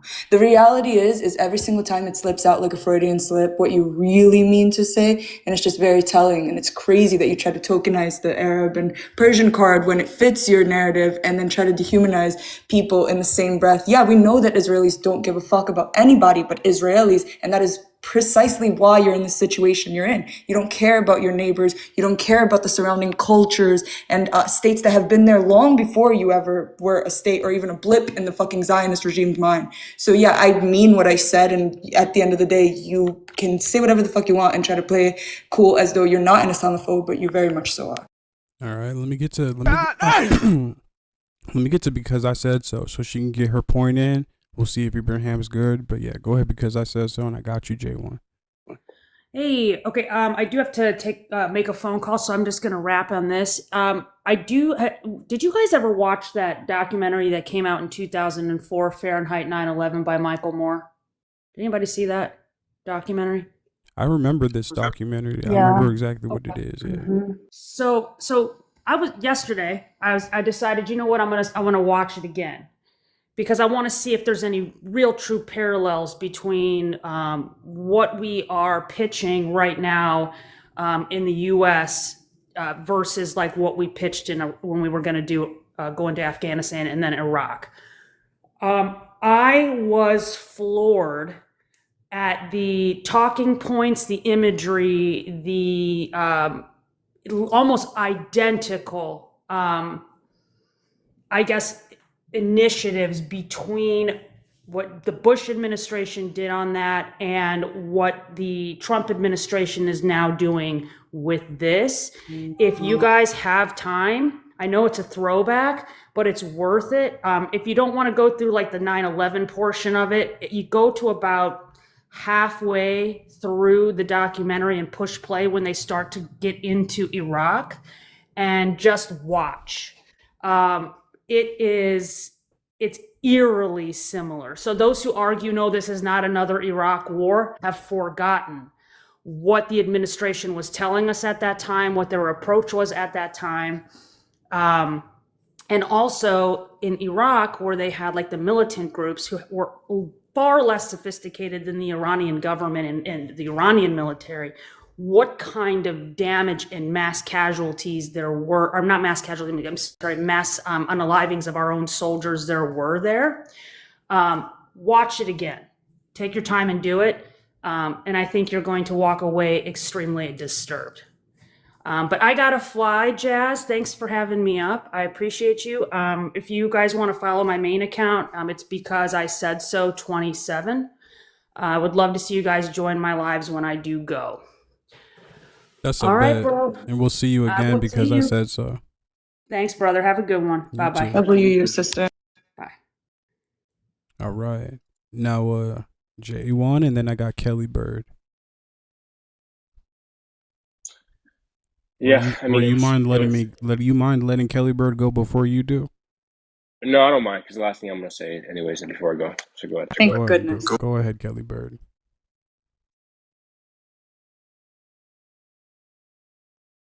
Kelly Bird, you there?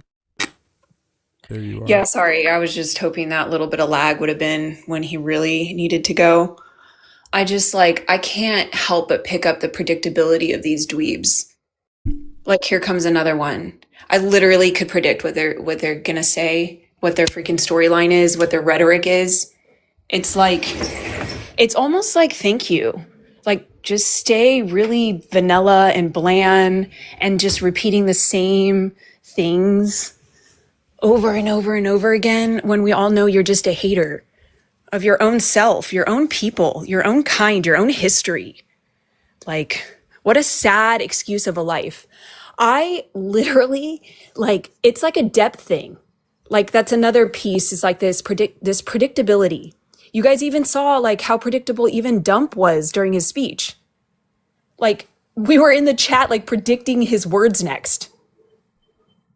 The desperation to keep this storyline alive, that these actual true regimes are more terrifying than is not real, and the way that America is behaving, it's not going to work.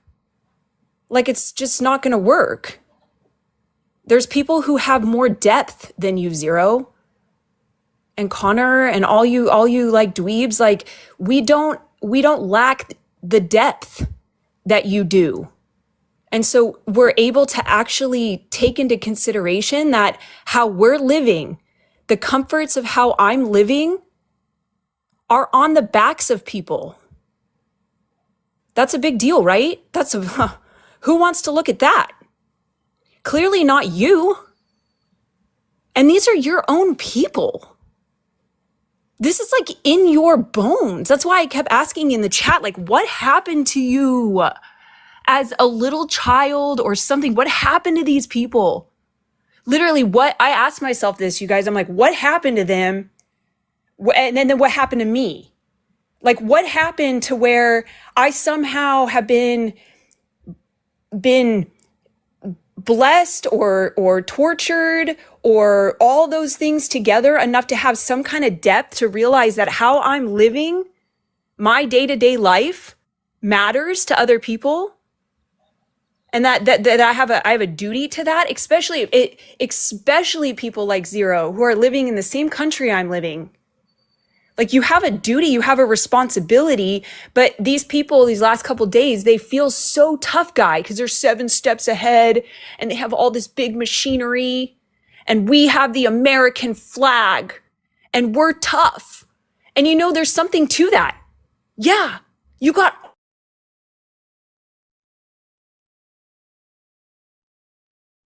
Did she stop or? tough. Oh, That's the difference. Is it hurting? That's what makes you guys feel strong.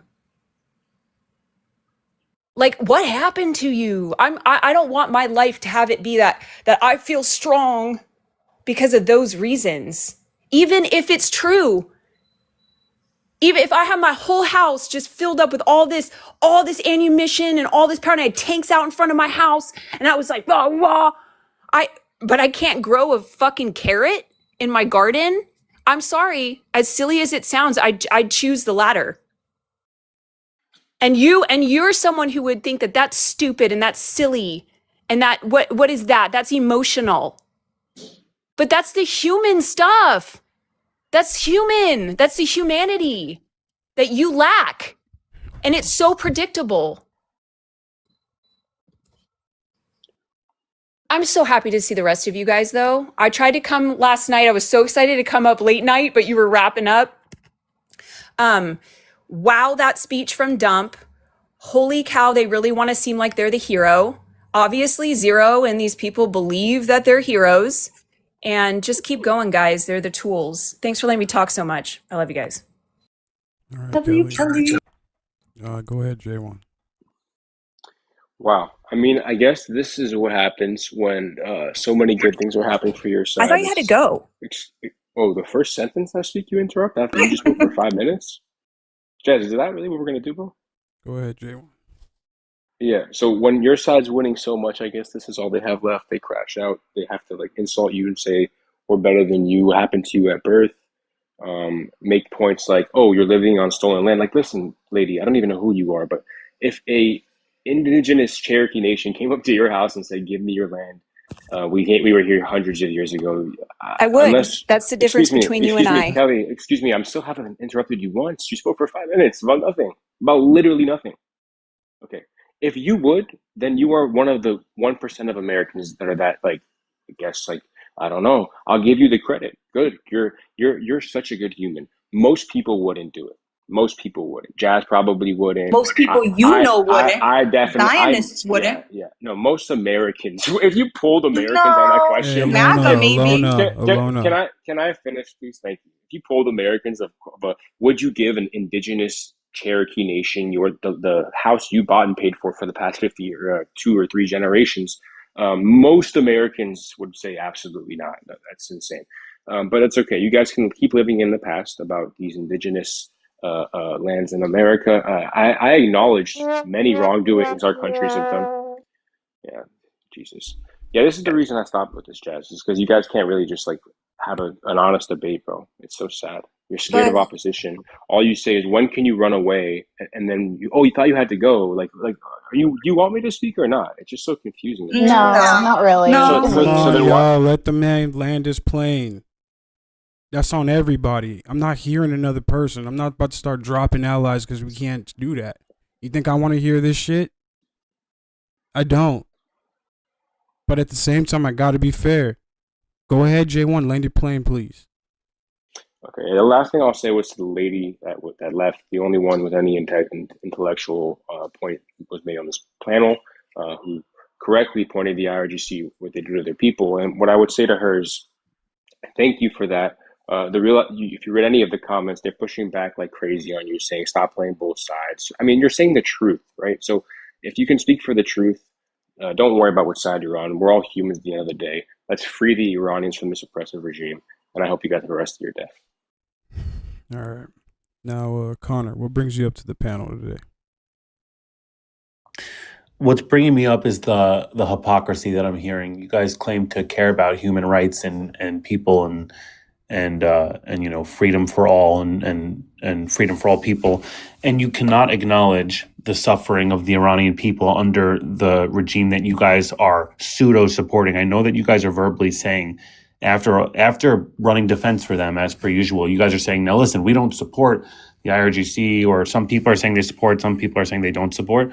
But this is a regime that is, actively suppressing their people on the internet, actively suppressing them in their daily lives. And once again, I said this before, you don't have to be pro-Israel or pro-American to be anti-IRGC. I don't understand. And, you guys are also, they are doing damage, but it's not like Iran is going to come out of this in some sort of like stronger position. They're being decimated militarily. You might not see it on TikTok because that's where you guys get your information from, but it is what's happening. You know better than that. We don't get our information from TikTok. Don't even try that shit. However, Donald Trump said it himself a couple nights ago, the same night that we had the moon launch. That same night he had a speech at 9 p.m. He said, regime change was never the goal for the United States of America. That's what he said. Meaning with that comes the people. You understand? So we're not there. America's not there to liberate the people of Iran. That's not Donald Trump's goal. That's Israel's goal. That's your goal to make that happen. 100%. Yeah, and that's why I'm like, okay.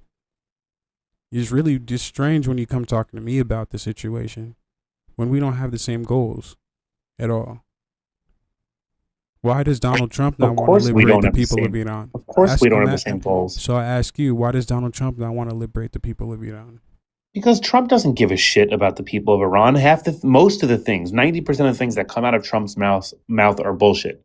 Okay? Trump does not care about the people of Iran. He cares about his own political prowess. He cares about being adored. And he cares about winning the Nobel Peace Prize. He doesn't care about the Iranian people. All right? I don't think anyone here actually thinks that he cares. I don't even think he cares about the American people that much.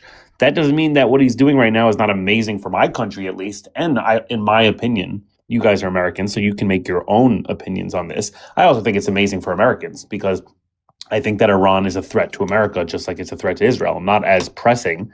I don't think there was an imminent threat against America, but down the line, there was certainly a threat. But no, I don't believe that Trump is doing anything out of the goodness of his heart. And for that matter, Israel's not doing anything in Iran for the goodness of our hearts. We're not doing this in order to free the Iranian people. That would just be a cherry on top. Wow. Thanks for admitting a lot. Thank you for admitting a lot that we're in this war for things that have to do about nothing that was said in public. Thank you for admitting I don't think I said that, but you can take that as that. You didn't. How so? You said a lot. How so? Wait, no, explain. You said what the goals were. Did I say the goals? I didn't say the goals. Israel I'll tell does you the not goals. care about liberating the people of Iran, but you're coming up. No, here I said that's not that. why they're doing it. I didn't say they didn't care. I said that's not wwhy they're doing it. I said they're doing it because it's good for us politically and it's good for us in terms of the geopolitical safety in our region. But the Iranian people are good people, and if they can be freed as a result, obviously that's a good thing. But I'm not going to lie and say on top. You said it 100% is the cherry. It 100% is the cherry on top. People don't care about freeing the people at all. But if you that's end up not doing what it, Jazz. I said top. we don't. Oh, I said we don't care about freeing the people at all. I didn't say that. Play back the tape. Israel doesn't. No, that's not true. I didn't say those words. I said that's not why we're doing it. There's a difference between that's not why we're doing it and not caring at all. I never said those words. All right. We'll see. Well, all right. Essentially, we don't have the same goals at the end of the day. Our countries don't have the same goals. Obviously, we're two different countries with two different. So why are you pressing any of us about the fact I'm not that we pressing you. don't I'm see I'm what's thanking you happening? guys. Your country is doing amazing things for us. Your country is doing amazing things for the region, for us. It's ensuring the safety of the world for the next 100 years. So I'm actually appreciative. Thank you. Sage.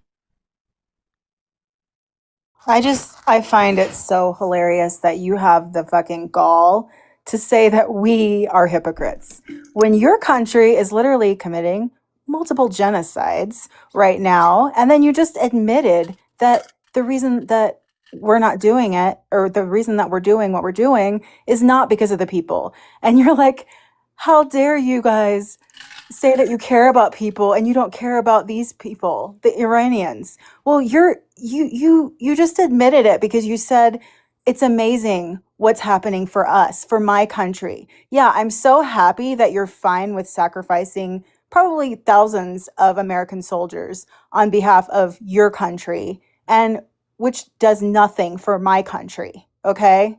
For you to pretend like you care about protesters when your country and my country have been arming them and causing more to unalive and carpet bombing them and carpet bombing hospitals and schools, you have some gall to pretend like you care about human life at all. You are a fucking hypocrite. And I think you need to go tonight and look in the mirror at yourself for a long time. Thanks. Mm-hmm. What do we have after that? I see. Kay, are you there?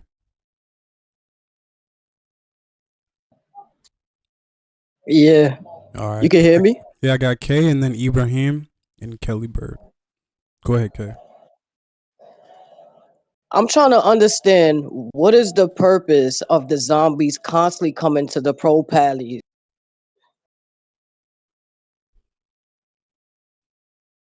complaining about something, or American panels.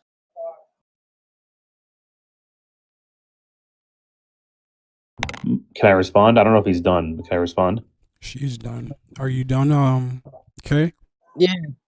Okay. I don't think it's anything to respond to, Connor, but that's an easy question. Just hold on to it. She said, why am I coming up here? I'll answer the question in one sentence. Oh, she was speaking about all y'all in general. It could be one sentence.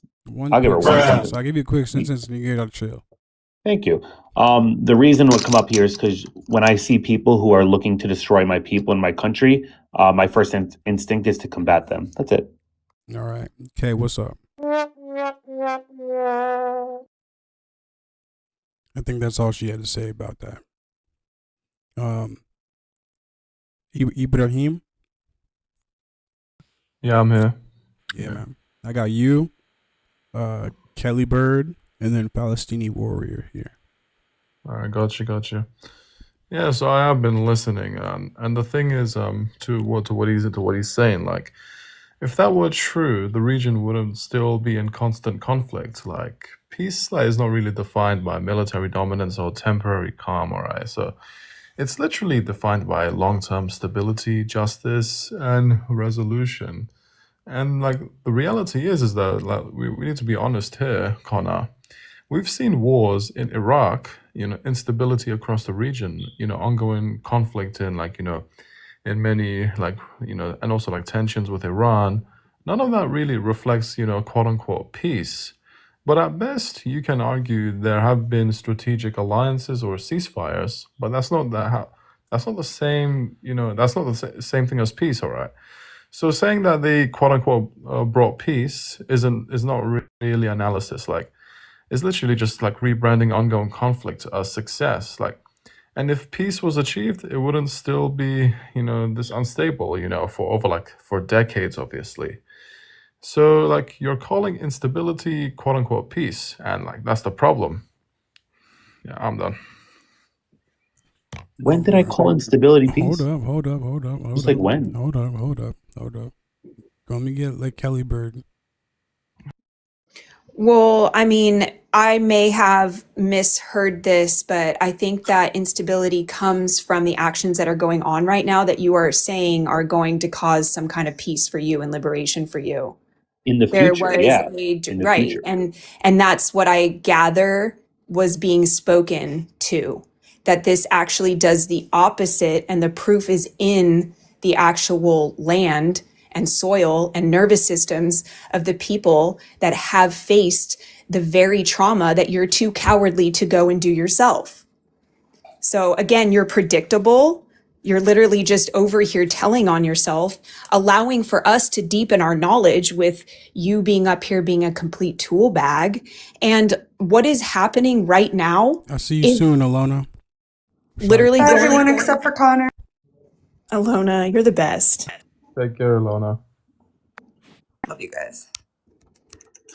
So good. See, I swim in that. I get like lost and I swim in that, and my smile's there now. It's just good people out in the world. You know what I mean? So I love that sort of like sweeps me off my feet still, and that I haven't lost that. But yeah, Abraham said it. It's just we're perpetuating trauma, and if some of these people had the ability to have that depth that I was talking about earlier, Connor would understand that he's actually mad at himself, and that he is doing the very things that he's claiming other people are doing. You're ending yourself. You're ending yourself. The story's already over. Right. Palestinian warrior. What's up, Jazz? What's up, How you doing, everyone? man? Good. No, I just want to say a few things to my dear friend Connor. He's not only a coward, he is a phony. He pretends he's an American when it's convenient for him, he's Israeli. When it's convenient for him, he's a warrior fighting on the front lines with the Lebanese resistance.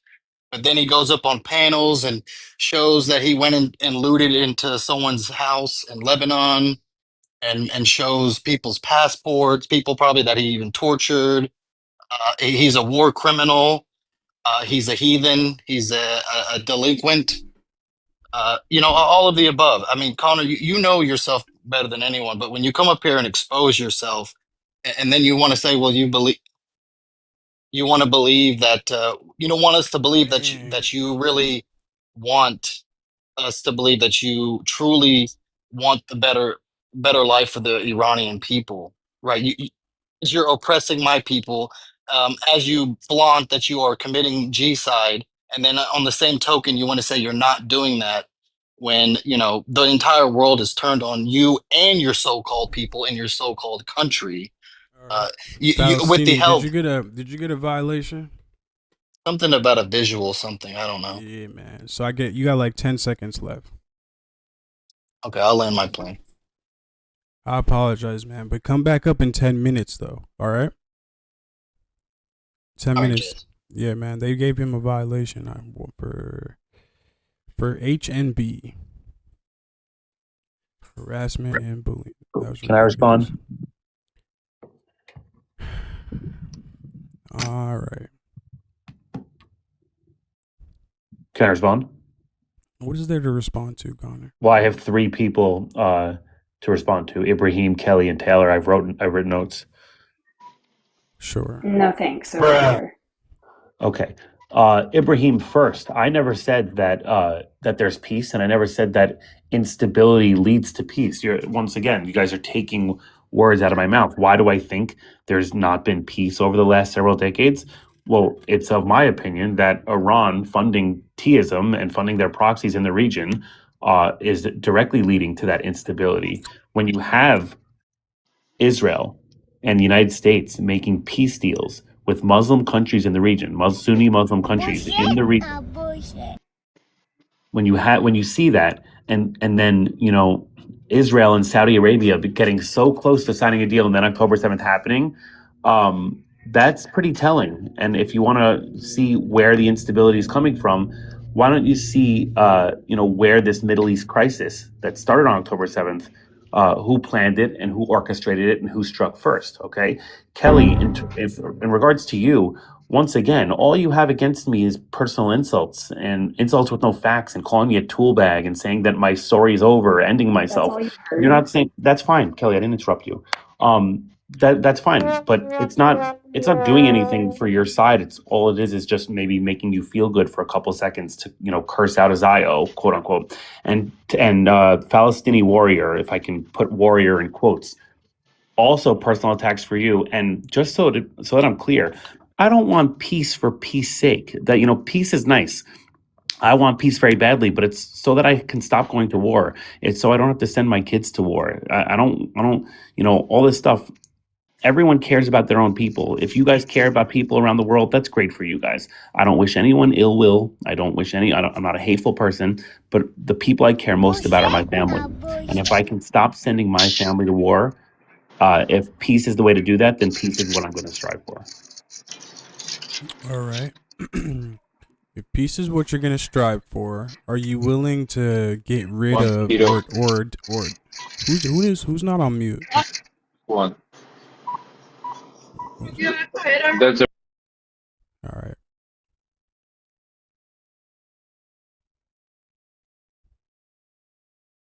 All right. Yeah. Peace is. See all the no justice, no peace. All these people are the ones who don't want peace. Look at all the comments. Relax. What I've got is the question is that if you're willing to negotiate peace, all right, are you willing to stop with this whole if my enemy plans to kill me, I have to kill them before they kill me?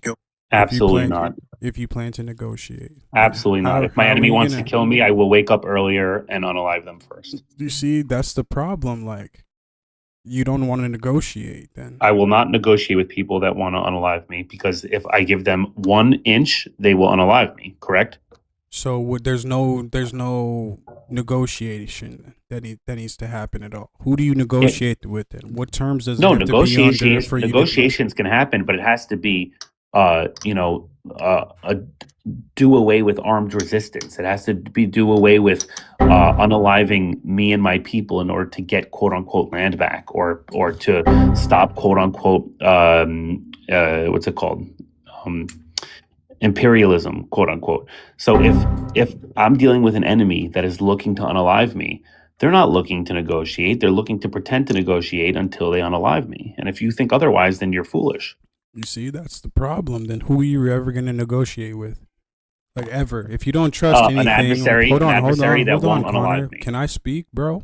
What, everybody seems to want to fucking talk when I'm speaking. It makes no sense, bro. Why y'all here on my panel? Calm down. Just talk. What do you mean? Who are you talking about? Calm down. I'm telling you to calm down. No, just talk. you relax, Connor. Tell me to calm down. You need to stop talking when Don't I'm be talking. butthurt You need to about stop it. talking when I'm talking. Don't be butthurt You need to about stop it. when I'm talking when I'm talking. That's what you need to do.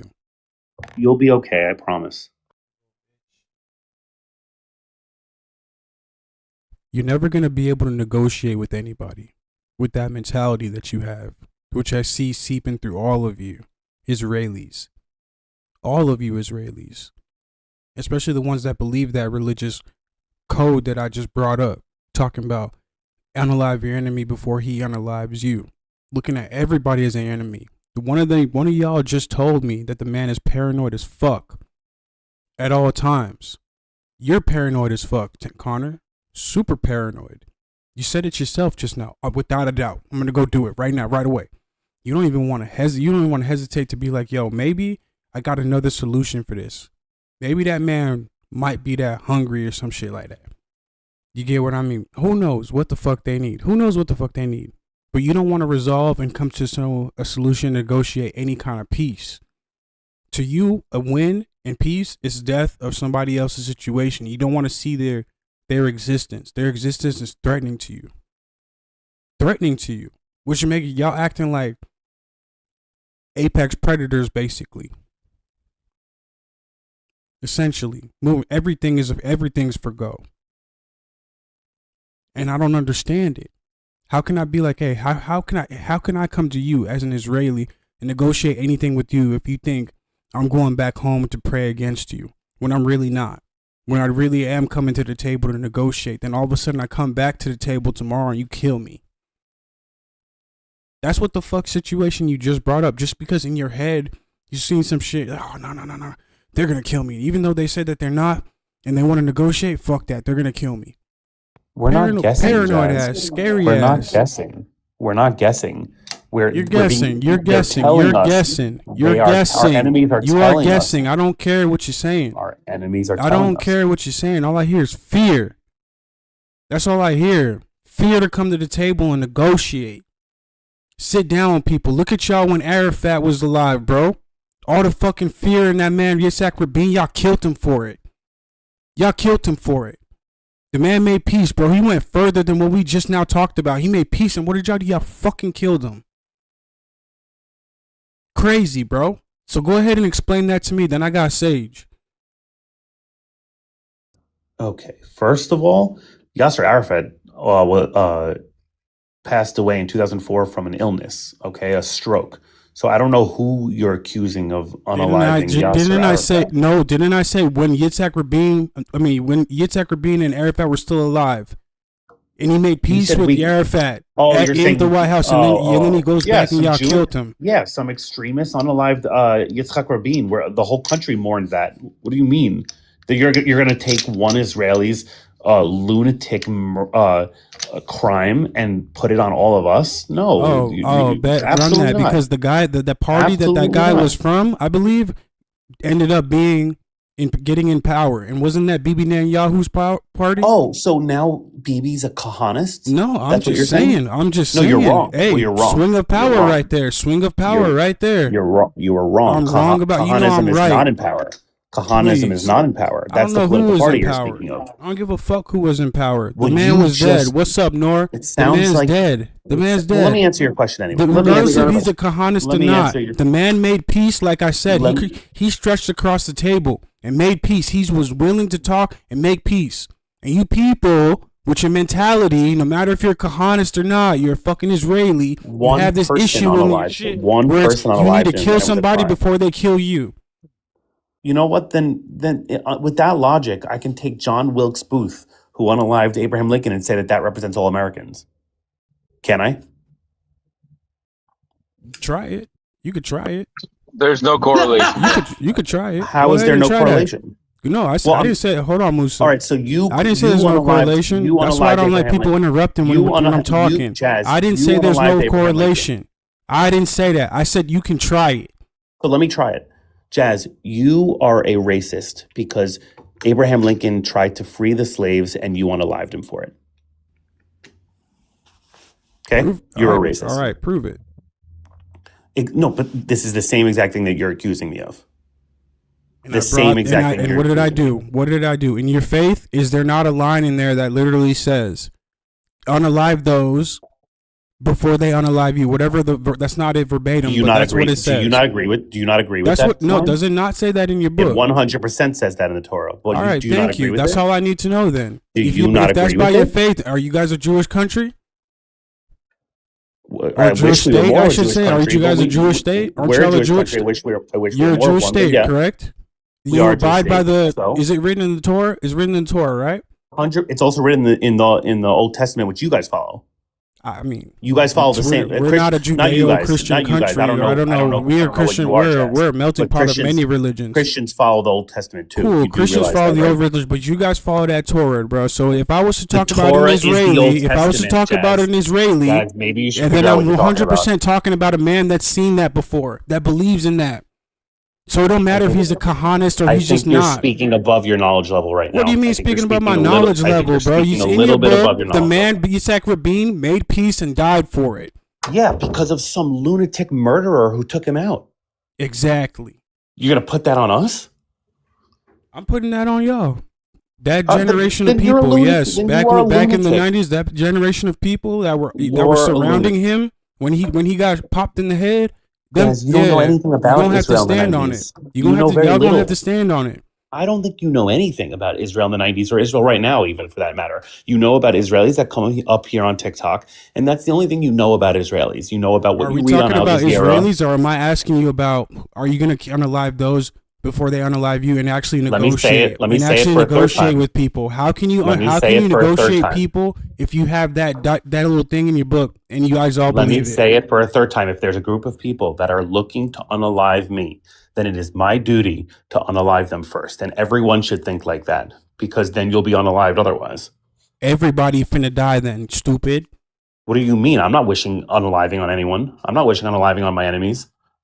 What if they just out the blue, like, oh my God, I think Connor's a threat to me. He looked at me wrong.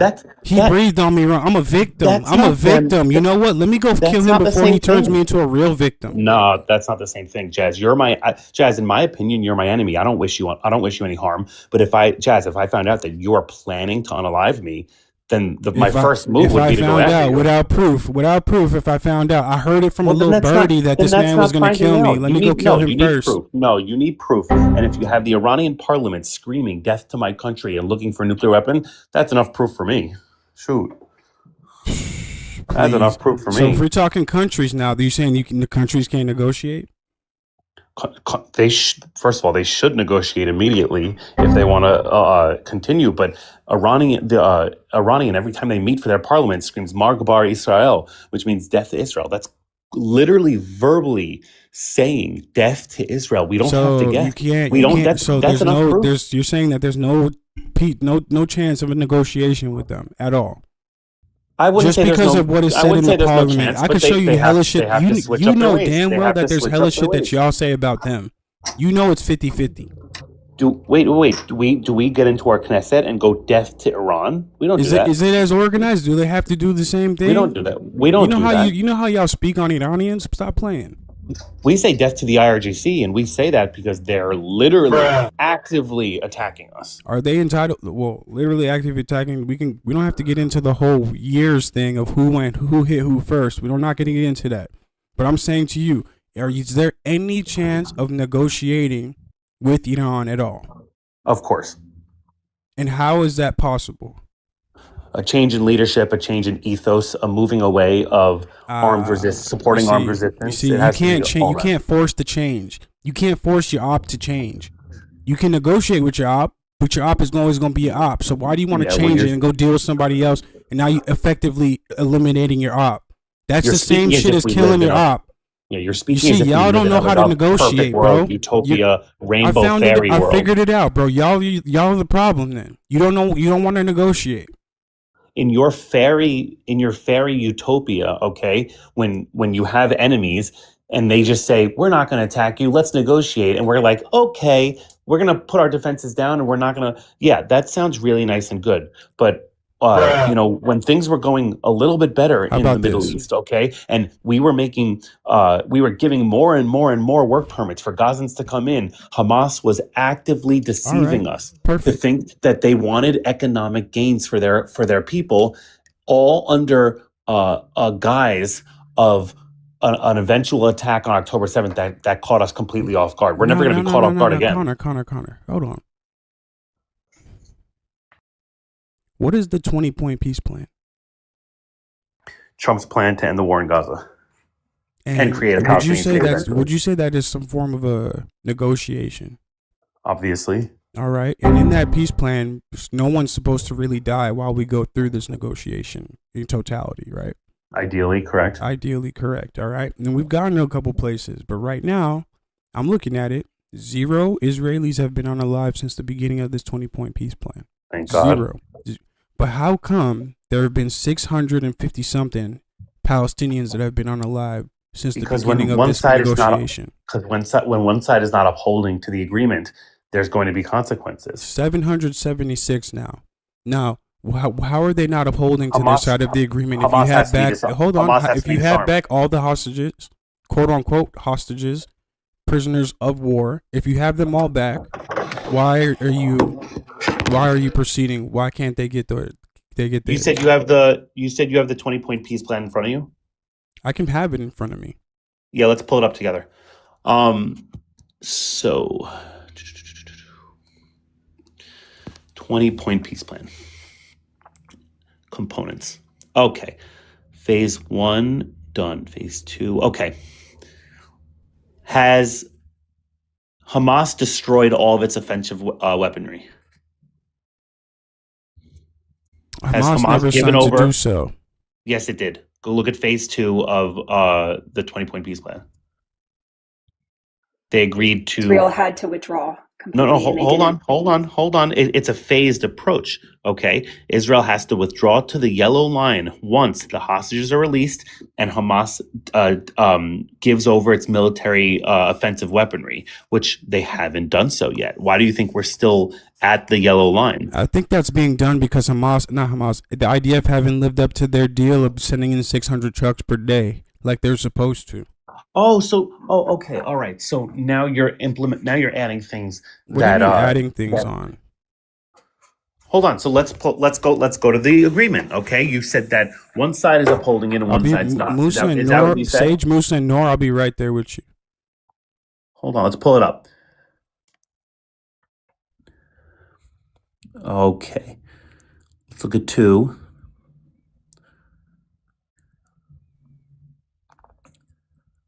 Including aerial, the war aerial and artillery bombardment and targeting operations will be suspended.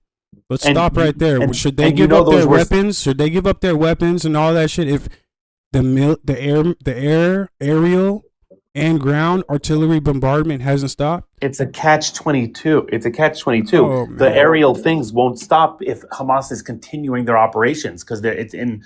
If Hamas is not doing any operations, Israel has no need to do any aerial operations. Where in here, real quick, does it say within 70 will release the deceased hostages within? Which I'm looking for where exactly because I know it says it in here. But says where, what? Where in what number or letter does it say? Just say what? What aspect? What are you saying? That they're going to be giving up their weapons. Keep going. You'll see it.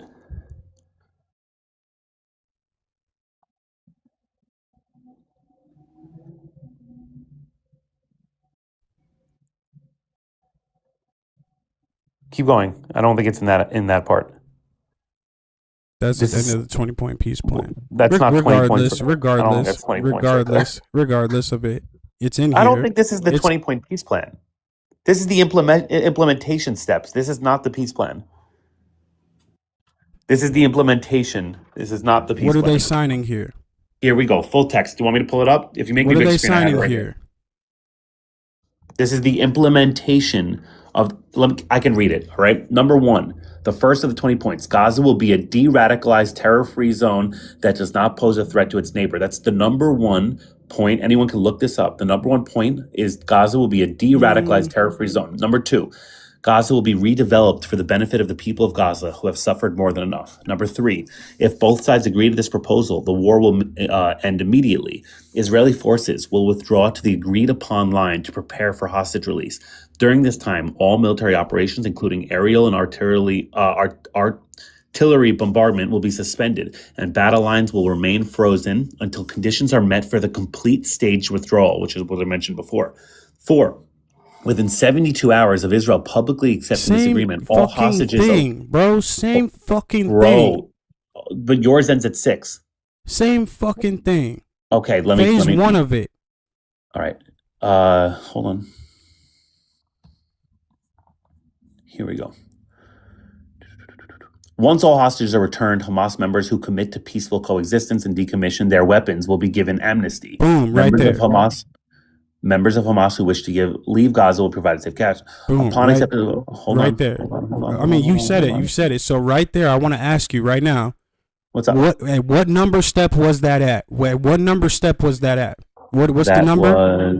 Number 5. What? Number 6? Yeah. Number 6, right? Right.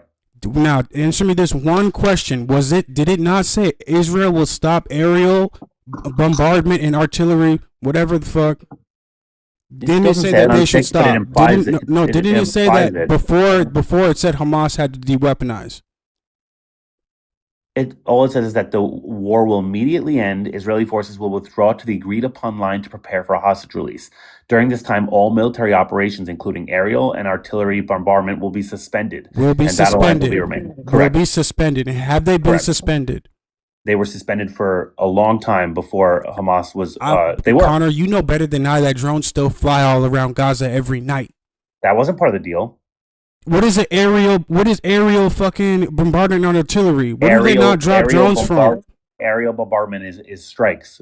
Surveillance was never part of the deal that Israel couldn't conduct surveillance. What did it say? What did it say verbatim? Read it again, please. All right. If both sides agree to this proposal, this is number 3, point 3 of the plan.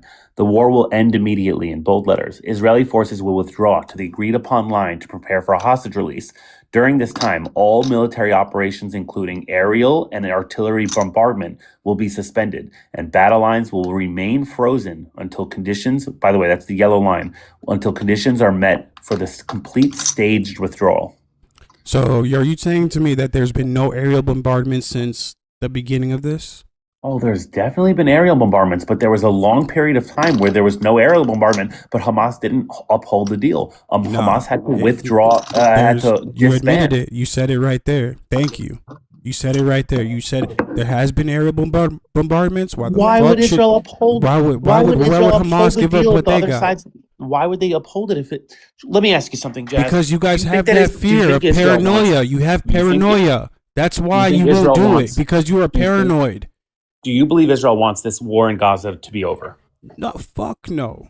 You don't think the one They that's do not tanking want our it to be economy? over. No, so they the one don't. that's tanking our economy, the one that's making us a pariah state, the one that's taking military operations away from what we're currently doing in other parts of the world right now. You think we want to continue that? Yes, That's your because belief. because if not, you won't get a lot of the money that you've been getting from America in mass. You think and not we're only getting that, money not from only that, your America actions are because- showing that if you wanted to stop, y'all could stop right now. Y'all could just walk the fuck away, bro. You know you could right now. And then Hamas look at how rearms. paranoid you are. And then though. Hamas rearms. Look at how paranoid you are, though. Paranoia comes from education and from experience. Look at that, man. It My comes boy. from experience. Paranoid. Let me, He admitted it. Musa, you mind if I Hamas just fucked let us up. Nor go ahead real Hamas quick?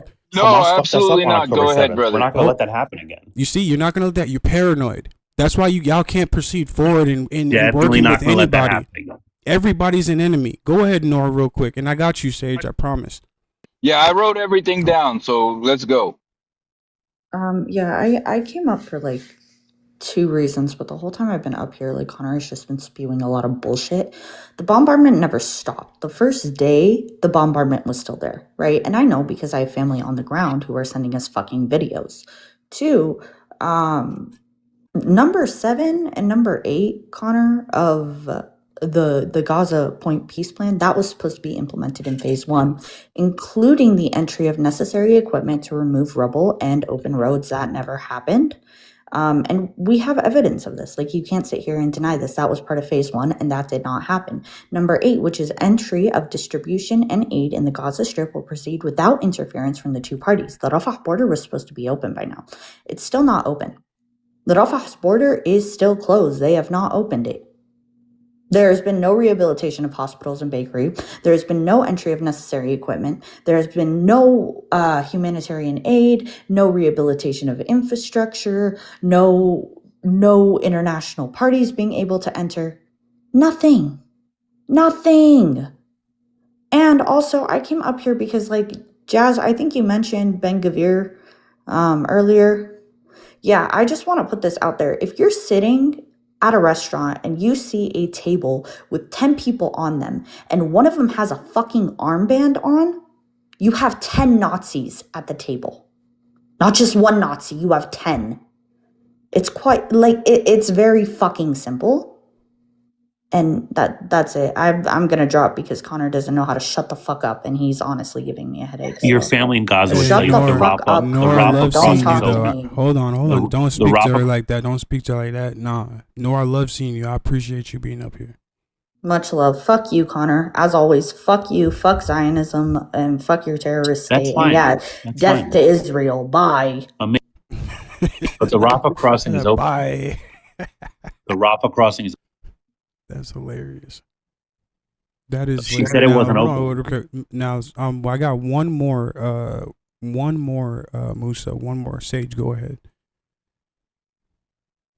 Yeah, I mean, I don't even think it's possible for Connor to see, like you mentioned, Jazz, his paranoia and just like the overall paranoia of Israel. I mean, that is their policy. And he's obviously like a tool bag. Yeah, I'll use that word, that fell for the propaganda.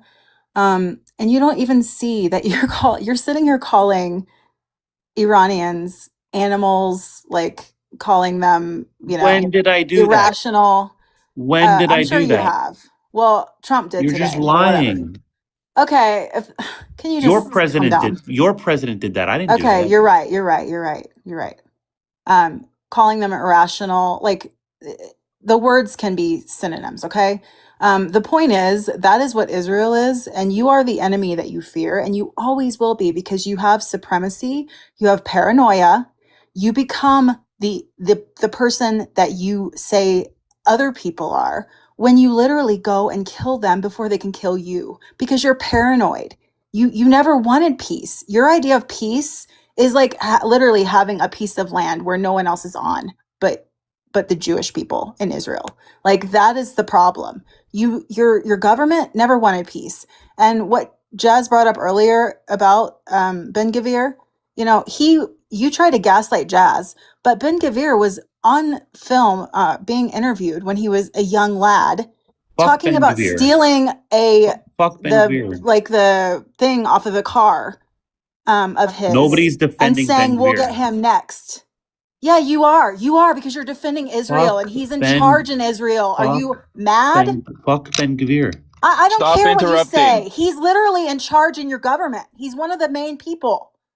And that party is where that crazy person came from. Okay? Like you're insane if you think you can separate yourself from them. They're the people in charge of your country. Your so-called country. Like the paranoia never ends. Like no one can ever do a deal with you, Israel, because you don't keep to it. Like Noor and Jazz mentioned, the ceasefire, it never ended. More and more all you Muslim do is countries just are sit doing there deals and with try us. to like Connor, I got you next. Let justify her land it. her plane, bro. Don't interrupt nobody. It's just insane. Like you really have no moral high ground at all. Your country's committing multiple genocides in the name of peace. Like this is literally an inversion. It's gaslighting. And until you face the fact that your country is the problem, your country has led our country into another endless war. Thousands of people will be dead for no reason. All you have to do is listen to what the Iran government has been saying. They even wrote a letter to the American people. And sure, you're just going to say, oh, they're just saying that. Well, maybe if you actually listen to people and try to communicate and make peace, if you actually wanted to make peace, it would be very simple to do. But no, you're the problem. Israel is the pariah, and no one wants to do business with them anymore. And eventually, when America finally cuts you off, you're going to have to suffer the consequences. And don't say I didn't tell you so. That's it. That's a true story. Now, hold on, Connor. Musa, then you, Before and I've got he goes Ibrahim. on I have Ibrahim. 20 seconds, literally just to respond to her. 20 seconds. Come on. You can have 20 seconds after No, but Musa. Musa's going to say this whole big thing right now. Let me just give Sage 20 seconds. I got 2 points to make, and I waited through a whole bunch. Please. Go ahead, Musa. But when there's one opposition up here, give me 20 seconds to respond to it. Well, when there's one opposition that makes seven different points, and there's 7 of us on this panel to don't worry about it, you, Musa. Just you go can ahead and give say us- what you're saying. You Just can say give what us you're the saying. time. Yeah, thank you. So I actually wrote this shit down on a fucking popcorn bag, but first of all, Israel's position on this entire situation with Iran is from an aspect of fear. And it's a fear that comes from a guilt of their own. When an invading force goes somewhere and commits a crime against someone else, of course they're going to be in fear of their security at all times. They show their fear of the Iranians and of Islam in general because they label anyone who practices the faith of Islam a theist. The label theist comes from terror, right? You guys are afraid, just like Jazz said, and you guys are coming from a state of paranoia over your guilt of what you've committed among the people in the Middle East, right? You'll always be afraid of all of your neighbors in the Middle East because of the circumstances of life you've committed them to, right? Through your actions.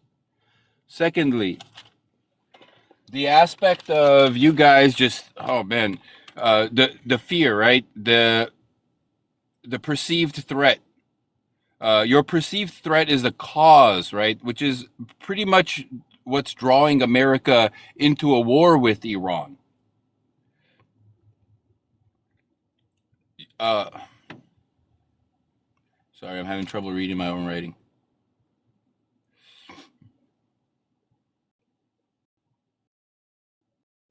Would you like me to respond to your first point? No, give me a second.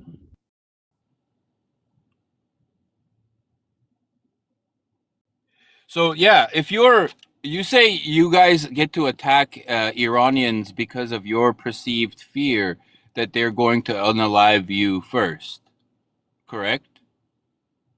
If I were to have a perceived fear that the circumstances of life intended to bring about the destruction of Americans were being implemented on Americans by Israelis, either on face value or underhandedly through some sort of Cold War, does my perceived threat of Israel give me the right to unalive Israelis I find in America?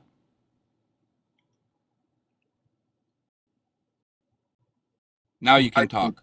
Okay, thank you. In response to whoever spoke before Musa, Sage, you can choose to believe the letter of the president of Iran to the American people that probably has no propaganda in it and no ulterior motives. You can believe that if you like.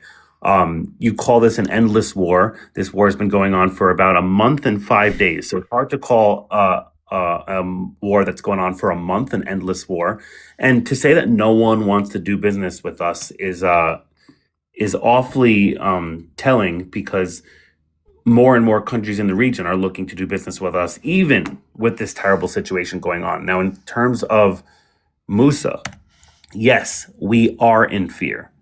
We are 100% in fear, especially of Iran and what Iran is capable of.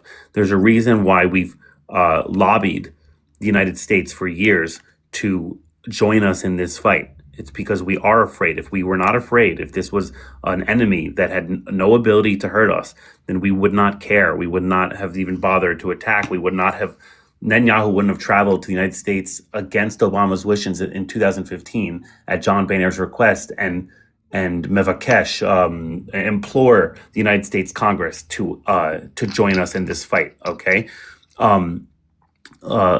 you say that we have fear of Islam and label all Islam theists. We have millions of citizens in our country that are loyal to our country and that fight in our army that are Muslim. Okay, religious freedom is practice in our country. The only reason why there weren't tens of thousands of Muslim worshippers at the Al-Aqsa Mosque this year is because of wartime restrictions. The same reason why we couldn't go for our Passover stuff to the Western Wall. The same exact thing. And to say that that we're afraid of all our neighbors and that all our neighbor that we're making enemies out of all our neighbors. You have the Lebanese government on our side, basically forcing Hezbollah to disarm and saying that they're going to arrest Hezbollah members that are attacking Israel because they're dragging Lebanon into war. This is unprecedented times. You have the possibility of us making, of normalizing, not now, but maybe in the next couple of years with Syria, with Lebanon, with Saudi Arabia. We've normalized with United Arab Emirates. We've normalized with Bahrain, with Jordan, with Egypt. These are unprecedented times. For you to say that we're afraid of all our neighbors and that's why I don't know. Things are going pretty well with our neighbors. You see what I mean, though? You made like 7 or 8 points in that 3-minute run. That's because I'm responding to everyone who said something to me. He is. Yeah, no, you're Musa, let him land the plane. Let him land this He plane. landed. He's done. I'm done. All right. Yeah. Musa, get the last word quickly. That got Vegas and Ibrahim. So his intention is to convince everybody here that Israel is capable of making a good neighbor. Israel has proved with the neighbors that it has there in Palestine that it is unable to live past its fear of its neighbor, right?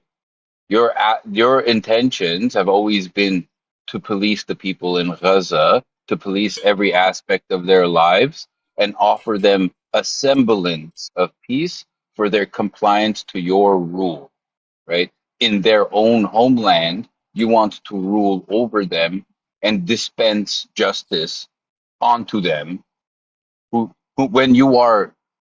So the aspect of the Holy Land was that nobody gets to rule over anyone. Your only problem is that Palestinians had been living free without rule. Now, the implant of Israel there since 1948 and the conspiracy to create Israel prior since 1905 leads us to believe that the intention of committing a genocide is present here. Now, no matter what you say about how you're trying to make peace with Syria or Egypt or Jordan, first of all, you guys control the water and natural gas to Jordan. So Jordan is basically subservient to you when it comes to that. As far as Lebanon is concerned and Yellow Age is concerned, you guys obviously have a plan of expansion, and Yellow H knows it. You guys obviously buy or blackmail politicians. So anything the Lebanese government is saying, I take with a grain of salt. All right. The freedom fighters in Lebanon are saying otherwise, are saying you guys are encroaching on their land and they have the right to defend their homeland. As far as I'm concerned, Israel on every level is the aggressor and is the person guilty. Therefore, you are afraid. In your own words, Connor, you are afraid because you are guilty. Period. All right, all right. Profound point. All right. Profound point. All right. Let me get to Vegas, and then I got Amir. I mean, Ibrahim and Amir, I got you after Ibrahim. All right, I'll let you speak for sure. Go ahead, Vegas. So I took a note from Moose's page and wrote all my points down on a receipt. I just got to a point where I could pay undivided attention to this conversation. So I'm not sure what's been said and how we got here, but I know we've had many conversations with many Zionists, and we've heard 1,001 different claims on why they should be able to do what they're doing in that land. Indigeneity, one argument we got, or an argument we've had many times, but more recently about, there was no government, there was no kingdom, there was no this, that. It is funny to me that y'all will talk about how the Palestinian people did not have this and that, and that's why you can lay claim to it. But then you turn around and, claim some fear of attack from a resistance force that makes their own weapons. Literally, they cannot control ingress and egress of their own borders. They cannot control trade. And so they are making their own weapons to fight against you. And y'all are saying that you have license to do it because you have some fear that they are going to do this, that, and the other. And so you have to preemptively strike or retaliate or whatever against people in literal flip-flops. But then when it comes to Iran, the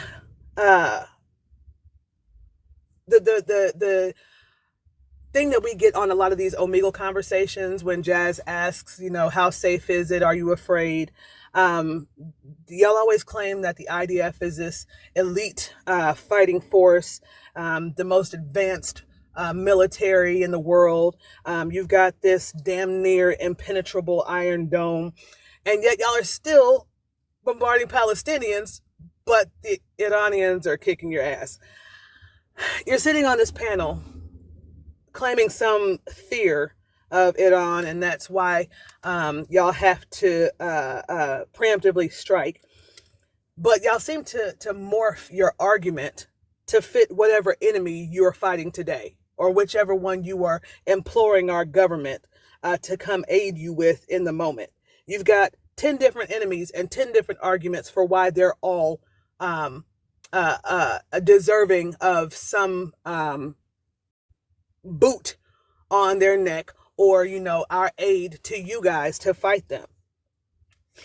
You don't seem to have a cohesive, not you, to speaking as far as the Zionists in general, don't have a cohesive argument about why you should be in any of these countries, Palestine, Iran. There's no cohesive argument. There's no cohesive reason for us to back you. We get we're the great allies, but then also you do shit like send us in to fight your war when you don't come to help us with ours. You bombed us in the past and then say, "Oh, sorry, my bad." It is It's infuriating as an American citizen to sit here and listen to 1,001 different reasons why we should support you, but also forgive the shit y'all have done to us and still continue to send money to you all. But also, it sucks to be y'all when you're, don't get your own free health care, but you're paying for ours. The fact that some of you can sit here and be so smug and snide in our faces about the aid that we're giving you, but also other ones come up here and talk about, no, we're just great friends. Like, is it fuck you or is it, hey, come help us? Which one is it? It's and then even from one particular Zio, one day it'll be one argument, the next it'll be, I get fucking whiplash listening to y'all because y'all can't come up with one justifiable reason for us to, one, still be allies, like just in the name by itself, but also to still keep doing shit like sending y'all money and sending our sons and daughters to die. I don't get this shit. It is nauseating and it is irritating. And like I said, fucking whiplash every day. May I? I got Ibrahim. And Amir. Then you can go. Oh, he jumped. What? When he doesn't get his way, he runs off. Oh yeah, I mean, I was taking notes, while he was speaking. But anyways, what I was gonna say is that like the thing is, I mean, Connor, he pretty much made like 10 different points, but they all rely on one thing, obviously, fear. So Connor, like you literally admitted yourself, oh, we are afraid. That you guys are afraid, but the fear is not really a strategy, all right? It's just a justification. We're like, I'm shit scared. I'm gonna do this. I'm gonna do that. Yeah, literally, because every action that you defend, preemptive strikes or refusal to trust and constant escalation, you justify it with a phrase, "Well, we're afraid. We're afraid. Oh, I'm shitting my pants." And then literally, but every side in a conflict can literally say that. So the real question is, does fear justify everything? And on the peace deal, you admitted there were continued strikes during a supposed ceasefire, where then you blame the other side for not complying. That's literally not even a negotiation. That's just expecting compliance without trust. So let's be honest, Connor. You are not describing peace. You're literally describing control driven by fear. And like you call it security, but others experience it as domination. Obviously. That's all I have to say. Nora's, oh, thank God he's gone, bro. She's so funny, bro. She's so funny. Amir, nice to see you, man. I needed you like 2 hours ago, for sure. Bro, I came, I requested, but I thought I'm freaking tired. I need to rest a bit. So I withdraw the request, sorry. But it's a shame that he runs away every time I come up. You'll see him again. So let me tell you guys something. 3,000 years ago, this book of Esther they believe in so much, they assumed that Iranian king is going to find out about their conspiracy theory and is going to destroy them.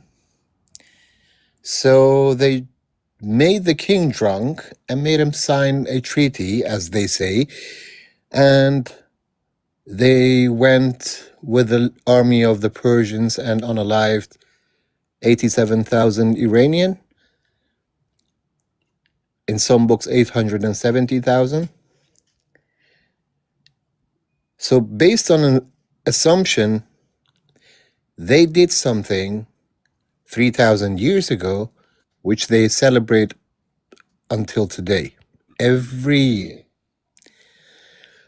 And not only they celebrate it, they vow to do it again. Every single year. You said something about paranoia, Jazz, it's not about paranoia. It's more about their religion and their prophecies. These people are getting educated by Talmuds from the age of 5. They do nothing but wait and listen and repeat whatever they're being told to see how it's going to turn out. Because they truly believe that they will become the ones that rule the world. And the paranoia you're talking about is actually that religious madness of them, that they need to destroy everybody for them in order to become the kings of the world. And that's what is eating them up. And they cannot defend it. They cannot say it. It's already their religion. Their absurd their religion that is telling them to do whatever they're doing. And they cannot stop it. They believe God has always fallen in love with the Jews. And whatever the Jews do, it doesn't matter because they're the chosen people. And that's why God loves them so much and always will forgive them. And they will never stop. Period. And guys, about Bahrain, UAE, Syria, they wanted Syria for the David Corridor. They wanted Syria for easy access to Iran, and they want Lebanon and all that for Greater Israel. I don't need to tell you that. But if you go to the Persian Gulf, 50 years ago, when they drew a new map, and back then the incompetent Pahlavi kings of Iran, they pulled out UAE, Bahrain, and Qatar from Iran. And now they are trying to give them the support, especially for UAE, to become the replacement of Saudi Arabia, because they know they're going to take most of the Saudi Arabia. As they say, they're going to annex even Mecca and Kaaba and make it Jew. Let They want to give. They want to support UAE by giving them support in taking our islands, the small and Big Bear and Abu Musa. This way, they will have control by the shorelines and the sea territory in Persian Gulf, so that all they want to do, no one talks shit about. All right. They don't do anything without their own benefit in it. All right. So, Amir, I want to ask you, in January, during the protests, how many people do you know, to your account, died during those protests? 3117. 3,117. Exactly. All right. Do you know where'd you get that from? Iranian national TV.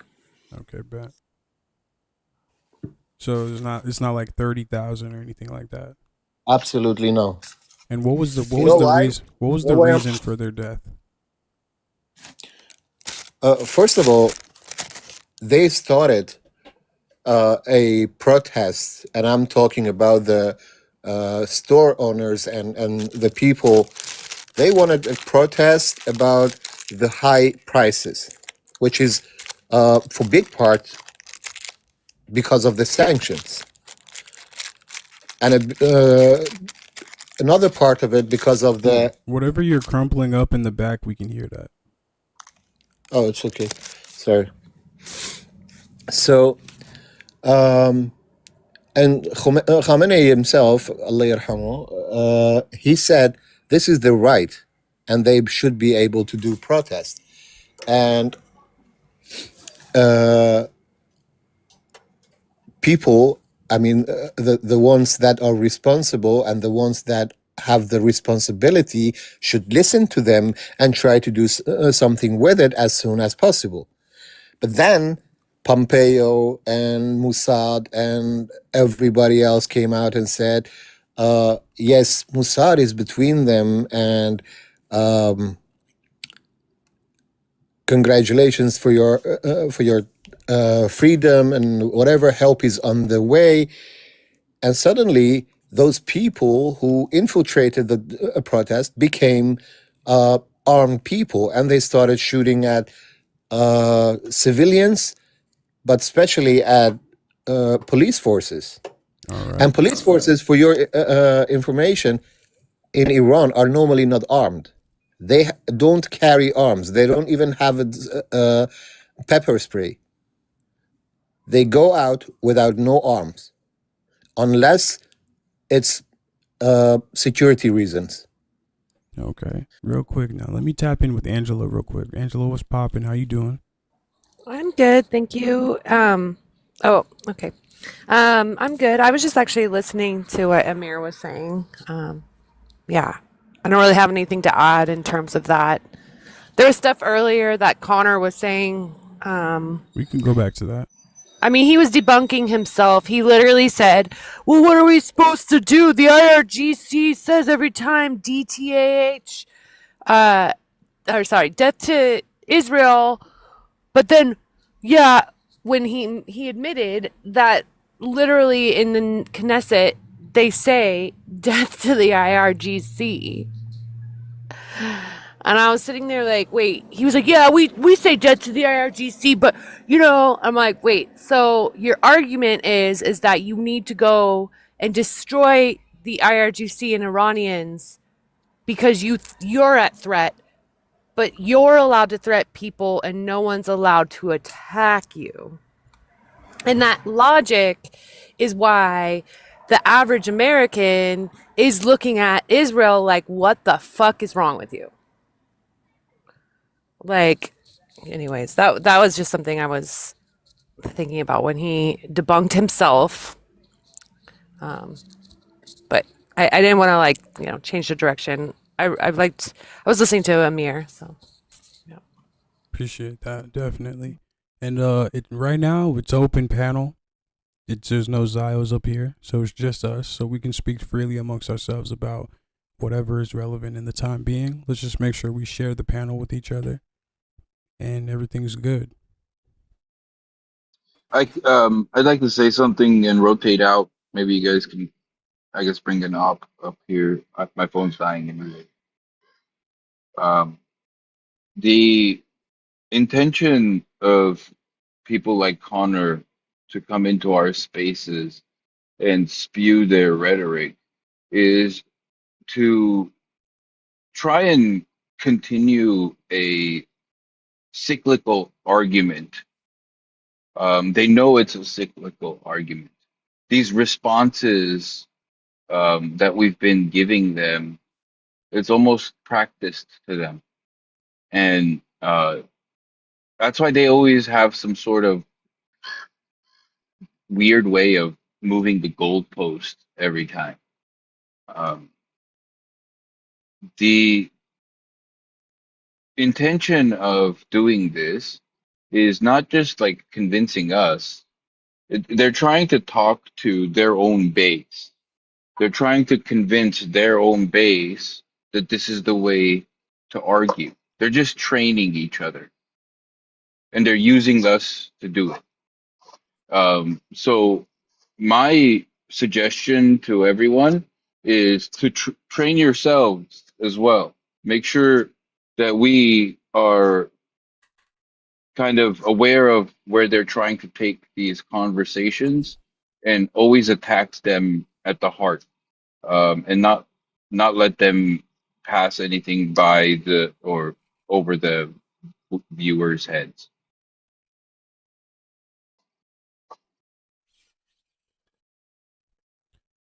All right. On that note, salam, guys. Salam, I'm gonna Musa. bounce. Peace. Salam. Salam, Musa. Always appreciate hearing from Musa. I've been listening to, like Angela said, there's been a lot of wisdom. I'm swept off my feet by y'all, honestly. There are some fierce hearts, some really strong humans that know endurance, and I'm just really feeling that right now. I know the other stuff, like, I just feel like is, to Musa's point, you know, it's here to sort of like ruffle us up a little bit, get us distracted. And I always appreciate this space because there's like a refocus, there's a recalibration. We're sort of always like, I don't know, maybe that's just from my perspective, but kind of looking out for one another to, you know, redirect the conversation into why we're all here in the first place.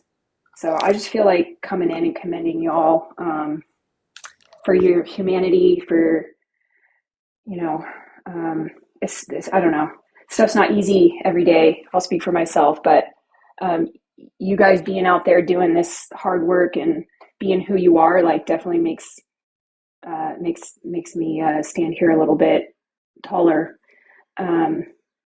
The only other thing that I was going to name that Angela kind of touched on is the hypocrisy of some of these. You know, they talk a lot about how much they want to protect their families, but the audacity that someone else would want to do the same. And that always gets me, you know, that especially living in America with, you know, people being really into their amendments.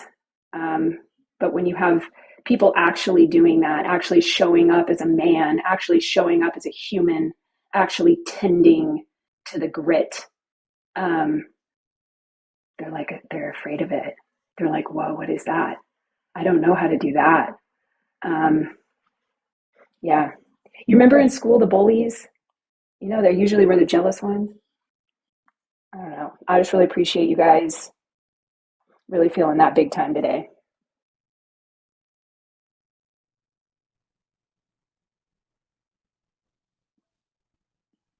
And Amir, I don't normally take notes, but when you speak, I take some notes. It was good. Jazz, Connor got so small. You made him so small. He was like, and yeah. So that's just all kind of circulating for me today. Poor guy. No. It's delusion will get you, man. Delusion is one hell of a drug. Be careful now. Be careful now. And I do think I agree with the fear thing. I do. I think the fear is in them. I really do. They're the most cowardly people on the face of the earth. We have literally a verse in Quran that says, if you really believe that you're the real ones, ask for your death. Which means, you guys see that Muslims, they always say we are not afraid of death because that's the beginning of the rest. They are afraid. They believe that this world is the end. By them being DEAD means that everything stops. That's why they have the biggest organs and skin banks for them out there. They are trying to live forever, not knowing that whatever they do, when God wants you dead, you'll be dead.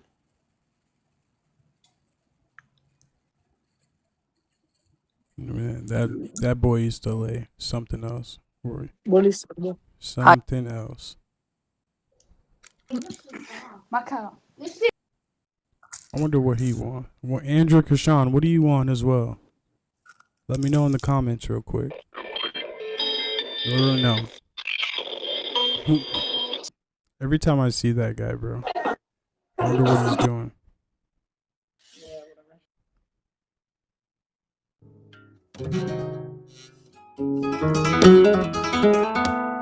You're back again.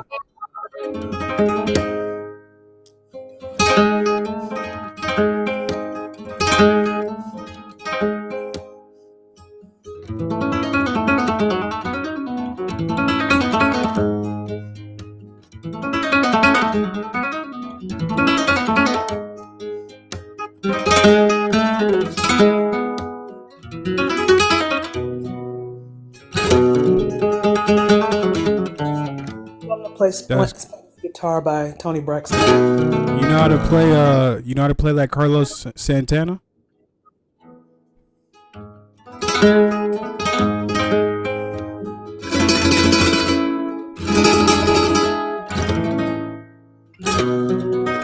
You know how to play like Santana?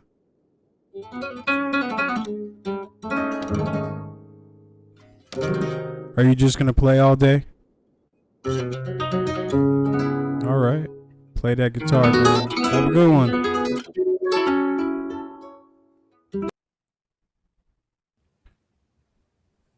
The arrogance on that face, dude. All right, that guy was not gonna talk though. Hi, What's going on? How old are you guys? 20. Are you lying? What? What? I said, are you lying? Yes, they are. I know line. وما صح مسكوت. بلا مش مسكين. I know line. ما مشلي. تقدر تقول؟ Okay. I don't believe her. Bomboklat. What's going on? What's up, G? What you doing, man? I'm just chilling. I'm bored, so I said I would hop on here and talk to some people. Of course, man. You in Israel? I am. Nice. You're Israeli.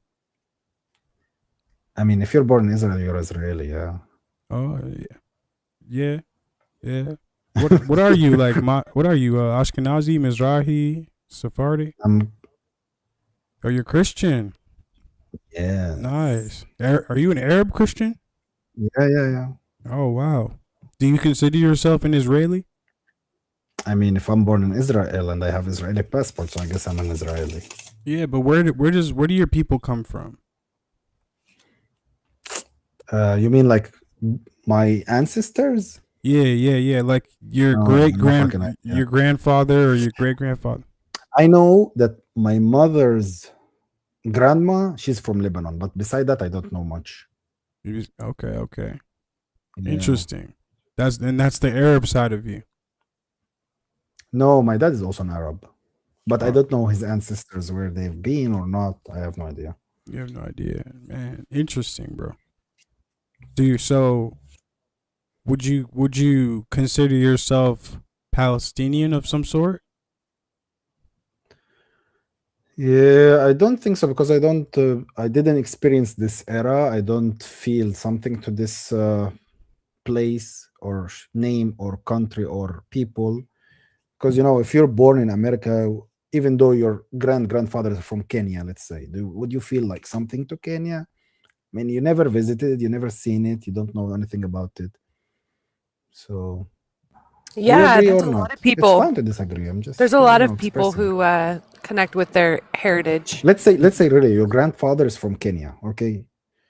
And you're born in USA, and you never been to Kenya, you never seen it. And someone asks you like, "Oh, where is your ancestor from?" You say from Kenya. Oh, would you feel anything to Kenya? You see, there's a lot of people that do feel something to Kenya or their heritage, even if they've never been there before, because it gives them a sense of well-being and an understanding and a grounding. You get what I'm saying? I understand. I think I just don't feel that. That's all. But I understand what you're saying 100%. Yeah, but you personally just don't feel that way about Palestine. Yeah, and by the way, yes, I do know people that feel this way, even though they're my age. They still feel like connected to Palestine. But me personally, I never felt anything to that. Can you ask him if he knows the history? Specific whatever topic. So since 1948, you obviously know about the history and everything that's happened since then, right? Yeah. You're very fluent on it. So what do you think about Israel's role in that situation? Them coming into the land, displacing your people. So it's like this, yeah.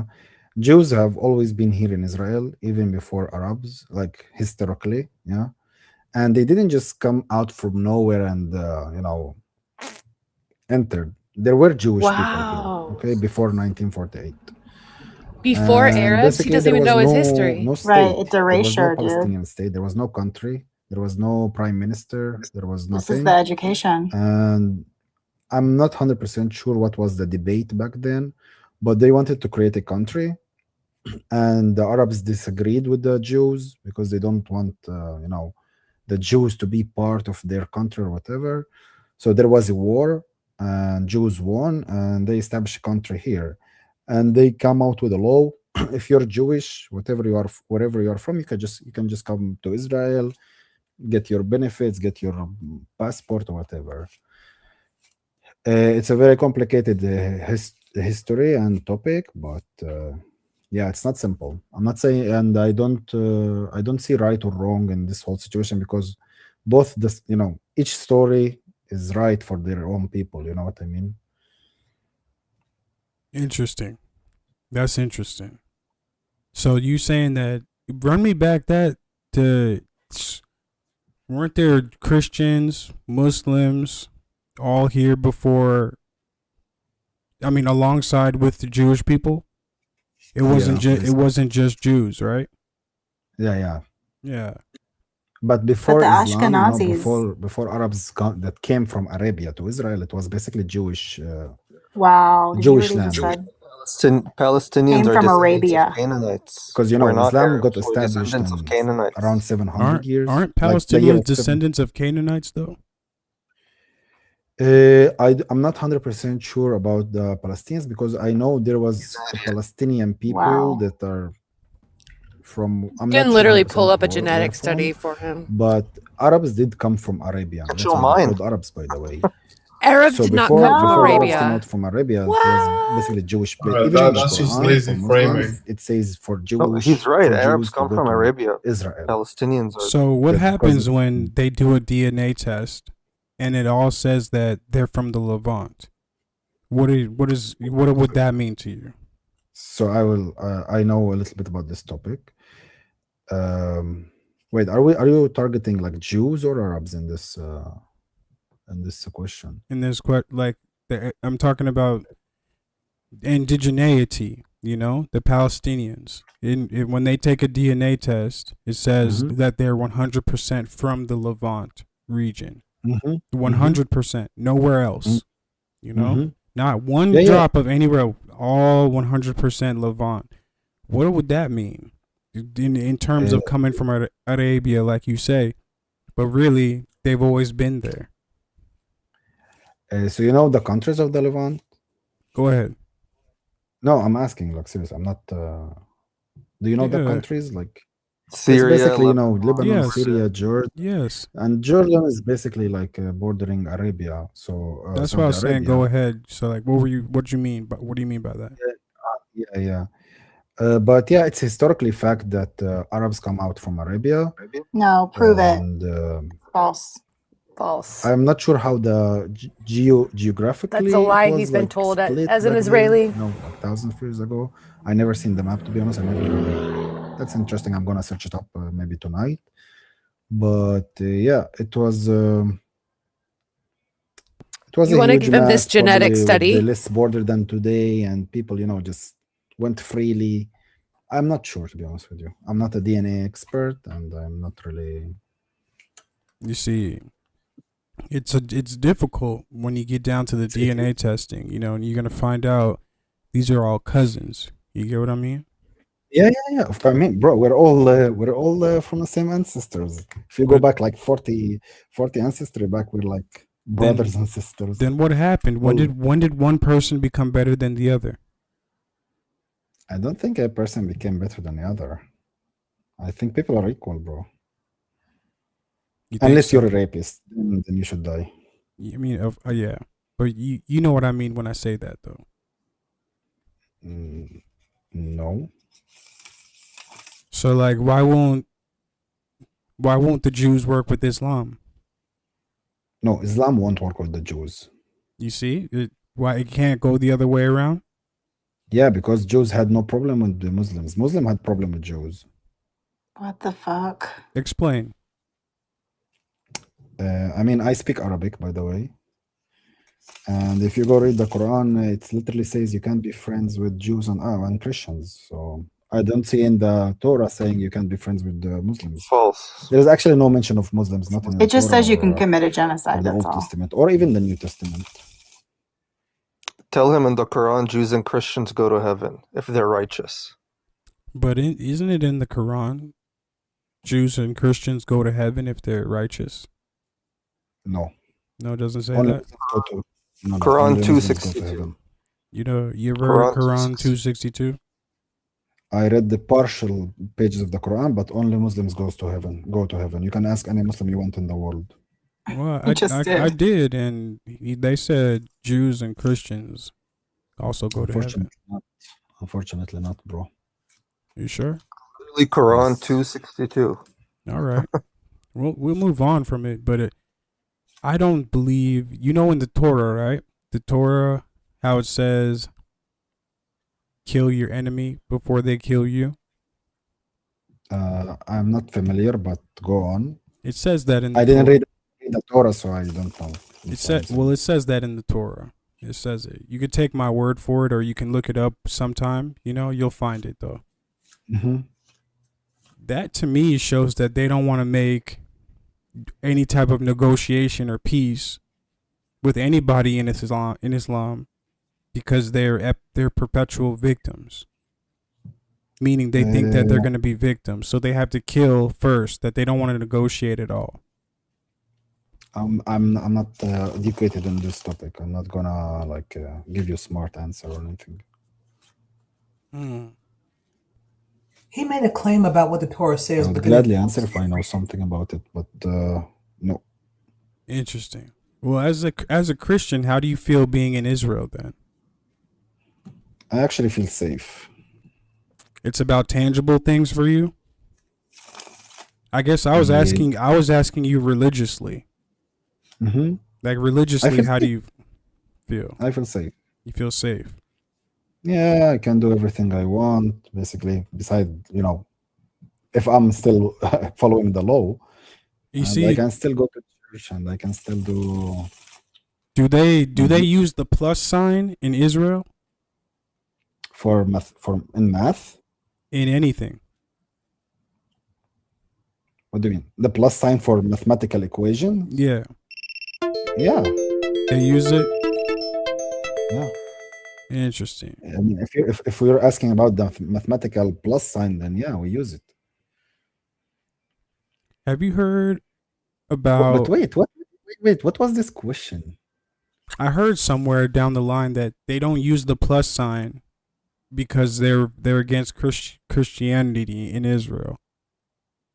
Do you know that in Israel is the only country in the Middle East where Christianity grows instead of Wrong. Another shrinking, he Why is he really believes spreading this. It's the only country in Middle East, by the way. It's not the only country. And That's not you true. can look it up. Every country that has Yeah, it's actually been they were growing a dwelling ton in and Iran. shrinking because of Christianity is Islam. growing a ton in Iran. You can look it up. It's not, again, don't take my word. I didn't. I'm not taking. Yeah, That's a Zionist. There's a lot more Christianity growing out outside of Israel right now than inside. In the Middle East? In the Middle East, yeah.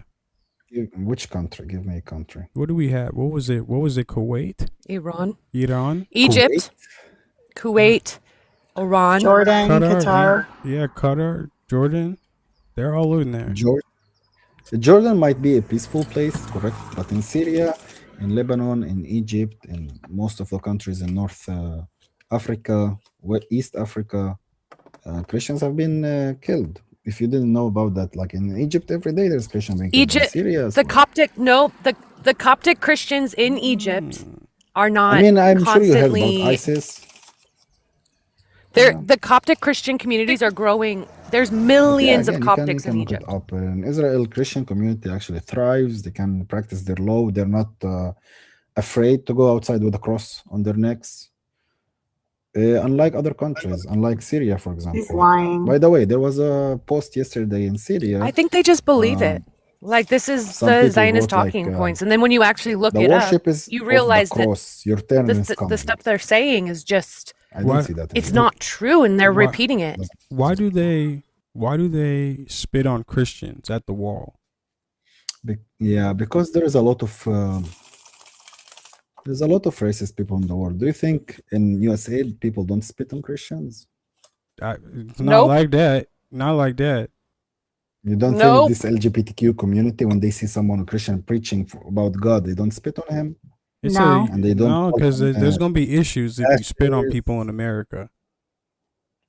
It's what? Issues, real issues. Really? You don't. That's like punching somebody in the face. Yeah, really? Is this a law? In America, yeah, you can. That's a hate crime. I didn't know that. Yeah, But just yeah, for being again, so they're gay. I'm gonna spit on them in America. Yeah, you're gonna catch something is a- for that if they choose to take further action on it. Yeah, I didn't know that actually. That's yeah, interesting. that's what happens. I'll make sure not to spit on anyone if I am one. Like if I come to USA. I mean, just don't do it in Wait, general. Don't he spit spits no on one people? anywhere. He spits. Yeah, I agree with you. But why do Ask they him when he spit- spits on Why do people. they spit on people? Why do they spit on Christians at the wall though? I've seen many videos of them There's a doing lot of this hateful people. There's a lot of hateful people out here, man. in Israel, and I'm talking Everywhere. specifically on Christianity. Yeah, everywhere, bro. There's hateful people. And by the way, it's not all of Jews, right? There's a huge portion of the Orthodox Jews who are hateful to other religions, but it doesn't make the whole Israel, But every time I see it, it's a person of Jewish faith spitting Yeah, on I'm saying little Orthodox. kids, man, little kids, adults, grown men, Yeah. grown children, spitting. I saw the videos. Yeah, I saw the videos. There's a lot of hateful people, bro. We don't have this in America. We do not have this in America. See, there's a thing like you can go on Google or YouTube and type in Christians spitting on anybody in America. I think you're gonna struggle to find that. In the same way that you're gonna see Christians being spat on in Israel. It's always That's at the true. wall every single time. And then it's a bunch of people just spitting. It's rampant.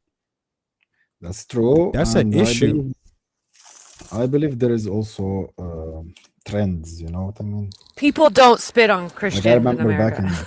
in Can you ask them? 2016, I'm not sure exactly. There was a trend of seeing millions of videos, of Christians being slaughtered, and now I see also a lot of videos of Jews spitting on Christians. But everything is a trend in this world, to be honest with you. Can you ask him why Palestinian Christians have the highest immigration I'm rate? talking about the of any social media group? part of seeing a lot of videos of seeing this and that. You Because I know what you're talking about. I saw You this. think it's a trend right now? No, I think it's a trend that you see it a lot. You know what I mean? Oh, interesting. It's the But what we is the don't spit word? on people in When America. something is It's being not famous at the normal. moment. He's saying it's the algorithm. Yeah, there's the algorithm, but Yes, the I'm gonna drop, algorithm, guys. these algorithms Have a got good night, videos from everybody. 20 years ago, 30 years, not 30, but 20 years I ago. haven't seen that. No, I Yeah, wouldn't agree with you. yeah, it's there, man. I haven't seen any video like this. I've seen a lot of Ask videos him that if he knows became what they've been recently, doing in Taipei, published. But yeah, in the Christian village, Man, Taipei. so Ask him. like, how do you feel, or how deeply religious are you? damn, bro, is this an interview? Low key, kind of. I'm just interested in what's going on with Israelis. You know what I'm saying? How deeply religious I am. I mean, I believe in God. I believe in Jesus. Yeah. I try to be a good human. How do and I how do try you not- how do you feel? Do you agree that as a Christian man, do you agree that Jews were chosen, are the chosen people? I don't know, man. You don't know? No, I have no idea. Never even thought about this this perspective. How do you feel about the crucifixion of Jesus? I mean, it was meant to be, no? It was meant to be. Without the crucifixion and the resurrection, there would be no Christianity. So okay. So you look at the more positive side of things versus the act. Is that what you're saying? I try to be, bro. I try to be. There's no doubt there's a lot of questions in the world that aren't answered easily, you know. But people always make a huge celebration about Christmas because of the birth of Jesus, but actually without the resurrection there would be no Christianity. People miss this part. Like, yeah, Christmas is nice and everything, but it's not the core of Christianity. You know, it's Easter.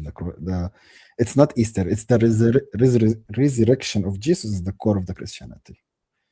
Because if he didn't he didn't come out of the death, then he wouldn't be God. Then there would be no Christianity. So okay, so you don't blame the Pharisees or nothing like that. The Pharisees? What is Pharisees? You don't blame the people of Judaic faith that hung him up to that cross. I mean, he's God, you know. He does whatever he wants. Who am I to blame other people? All right. But even Jesus on his cross, he said like it's done. You know, basically the thing that he wanted to do is done. So, That's are you Christian interesting. yourself? No, I don't subscribe to anything. Do you believe in God? I believe there is a God. There's got to be something up there, you know. But am I tied to something in totality? No, not at the moment. 100%, bro. Yeah, That's actually. and I also respect other people's religion, very much so. So do your thing. Unless they directly affect you in a bad way. Well, I mean, if some religious zealot is trying to come and kill me, like walking with a gun at me or a knife or something, you know, I'm gonna treat him like, you know, but I'm not gonna attack him because he's religious. You get what I'm saying? Yeah, for sure. Exactly. 100%. Now, No, this is the way, bro. What'd you say? This is the way, you know, to be peaceful.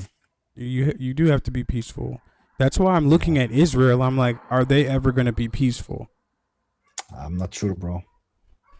You see, that's what the world needs right now. I mean, yeah. I mean, you think Israelis want to be in war? Like the people, you know? I'm talking about the people. Do you think they want to be in war? I mean, I've talked to a lot of Israelis, and they're saying that it's not that they want to be in war. They don't mind being at war. Did you ask what's the reason behind that? They believe they have fear. They have a fear of Iran. Mm-hmm. Yeah, makes sense.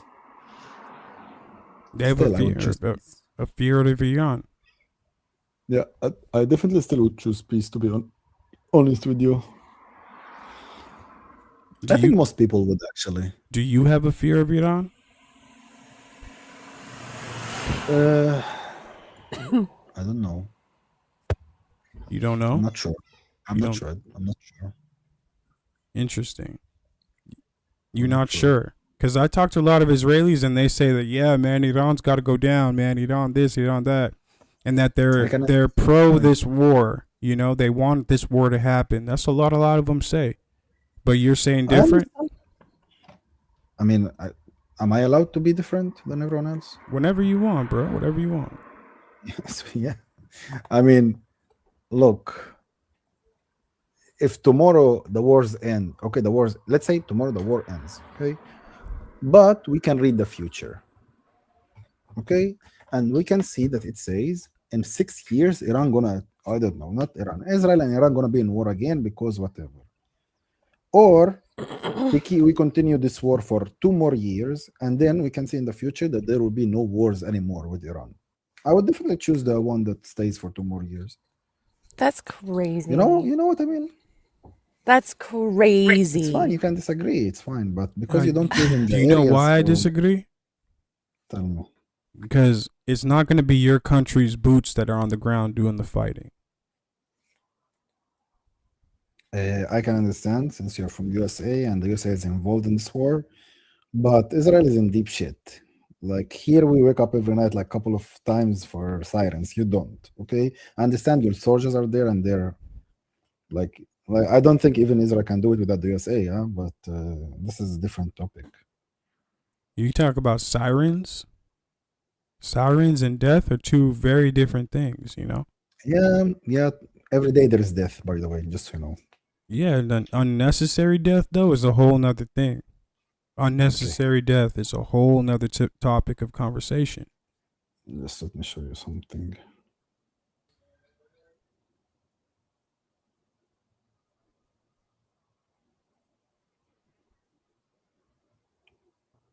Are you? I wonder. Are you okay with the? Go ahead. I'll ask you another question when you're done. Can we ask him if he knows anything of what's going on in the West Bank and if he agrees with it, including like the Christian So I'm just messing villages? now. So go on, ask me. I think I can multitask. What do you know about what's going on in the West Bank?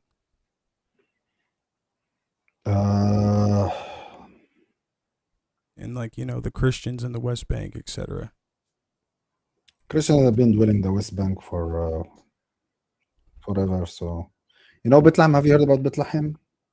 Yeah.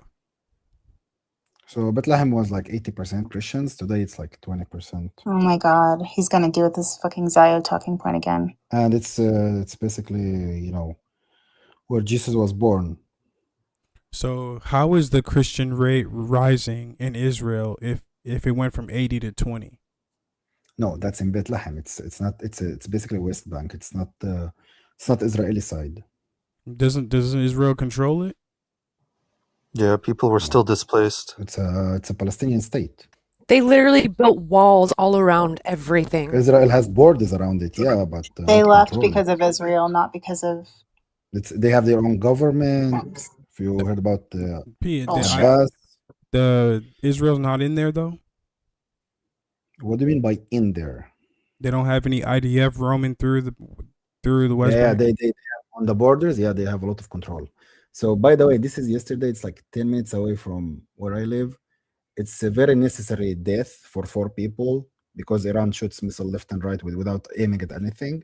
If you're going to talk about sirens and death, this is a small example. But yeah, Iran doesn't target a specific place. They just throw rockets. How? That is not true. Really? You think so? Yeah. They don't. Well, what's Israel Israel? started this. What are y'all doing to them? Bombing the shit out of them, I guess. I hope. You hope. You see, you hope. So it's the same thing. You said unnecessary death. They have unnecessary deaths happening over there too. I'm sure there is. There is always unnecessary death in wars, bro. In Ukraine, Russia war, there is already 2 million casualties. If you go check it online, 2 million casualties, which concludes death, wounds, etc., etc. Why no one's talking about that? It's a rich man's war. The fuck? Yeah. I don't see the media talking about Russia or Ukraine anymore. They talk about them. I'm not sure. You ever heard of antimony? Mm-mm. Look up antimony one day, and you'll find out why Russia and Ukraine really go in war. It's a rabbit hole you're gonna have to go down. Wait, I got here some silver white metal. How do you write that? That's what that is. That's what it is. Ah, okay. I will check it out. It's a news power source, you know?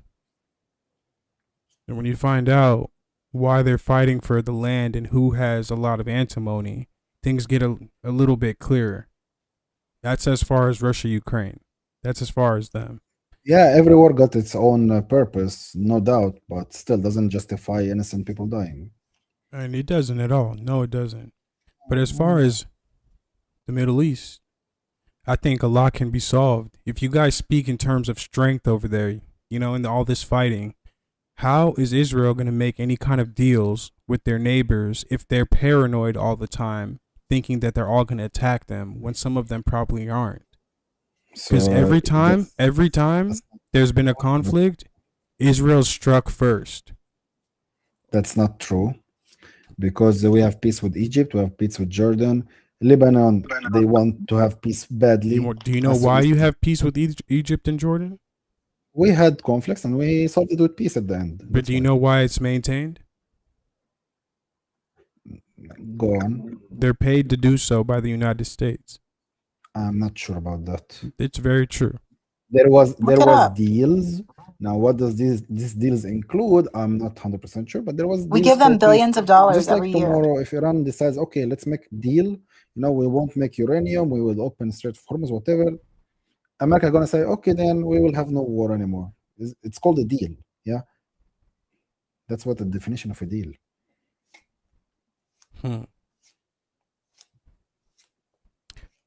And that's why Israel is not being And attacked by by the way, Jordan and Egypt. Because because there's a there is a deal deal. between the United States and them. Yeah. That's why there's no issues there. But everybody Well, else, though, who's everybody else? are there not issues in southern Lebanon right now? Who are southern Lebanon? Who's southern Lebanon? You want to say Hezbollah. Yeah. Who is Hezbollah? You want to say an Iranian proxy, but they're their own independent group. No, they're not. No, they're not. Receiving some money, receiving some money from Iran is nothing in comparison. Bro, it's not money. What are you talking about? Money, weapons, and equipment. So? Yeah, that's a proxy. That's a proxy. That's literally the definition of a proxy, bro. So that would mean Israel's a proxy of the United States. You could say that. You could say that.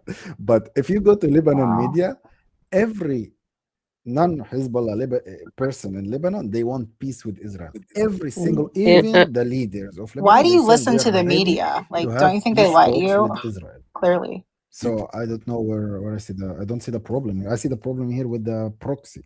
He's talking about Maronites in Lebanon. They are the ones that want peace with Israel. Yes, but no, not everybody in Lebanon. The Maronites would want peace with Israel. Everyone else, that's a whole different topic now. Probably messy. Huh? Who's everyone else? Everyone but the Maronites? Give me names of countries. Let's talk about. Oh, we're talking about Lebanon. I was talking about Lebanon. And I'm asking you, we're talking about Lebanon Hezbollah, and I'm asking you right now, what is Hezbollah fighting for? I don't know. I'm not from Hezbollah group. Oh, like you don't think that they're fighting in defense of something? In defense of what? Like they don't want their country to be invaded?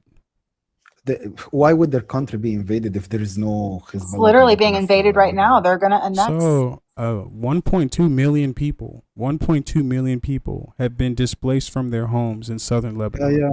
Why? 2,000 children. Why?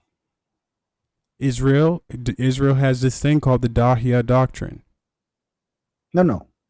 Stop! Don't bring me conspiracy theories. Greater Israel. All of the bases. I'm going to type it in the chat for you. I'll type it in the chat. If I wanted to say conspiracy theory, I would have said Greater Israel.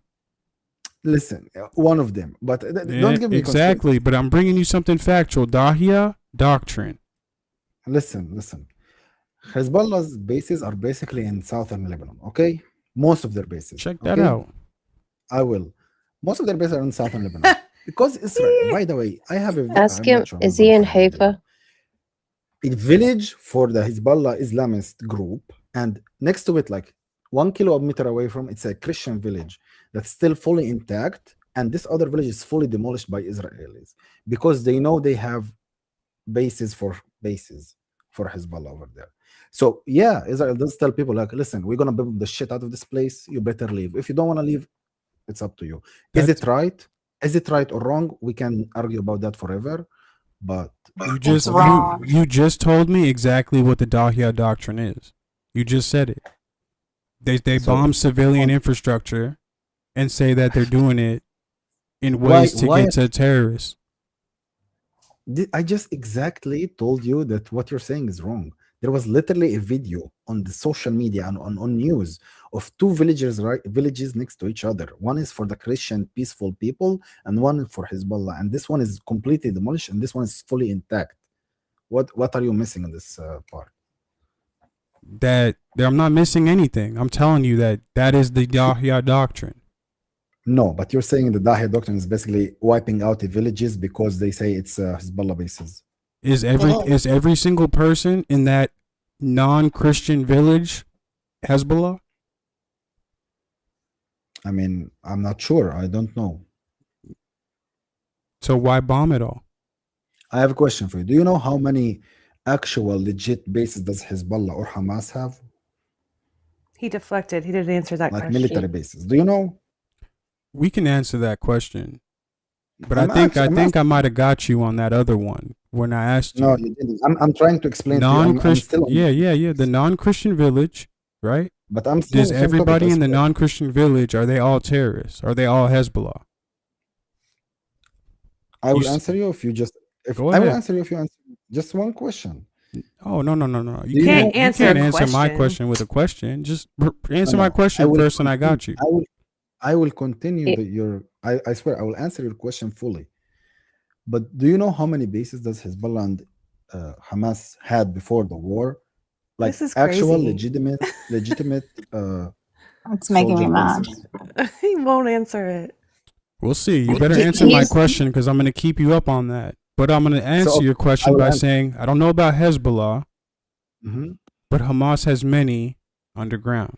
Okay, underground. This is the correct word. Can you So both let of them him have know that zero thousands of actual Christians have bases, been like displaced military in bases. southern For example, Lebanon here as in well Israel, and you not would go allowed to to come some back? whatever. Tell him you have a pally northeast Christian or I here. don't know where exactly, and you'll find a military base, okay, with equipment, with soldier, whatever.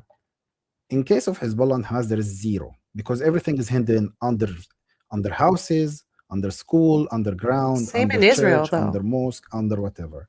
This So is this Israel. answers your question. All right. So You can I guys- ask you something then? Go on. Where's the fortress of Zion?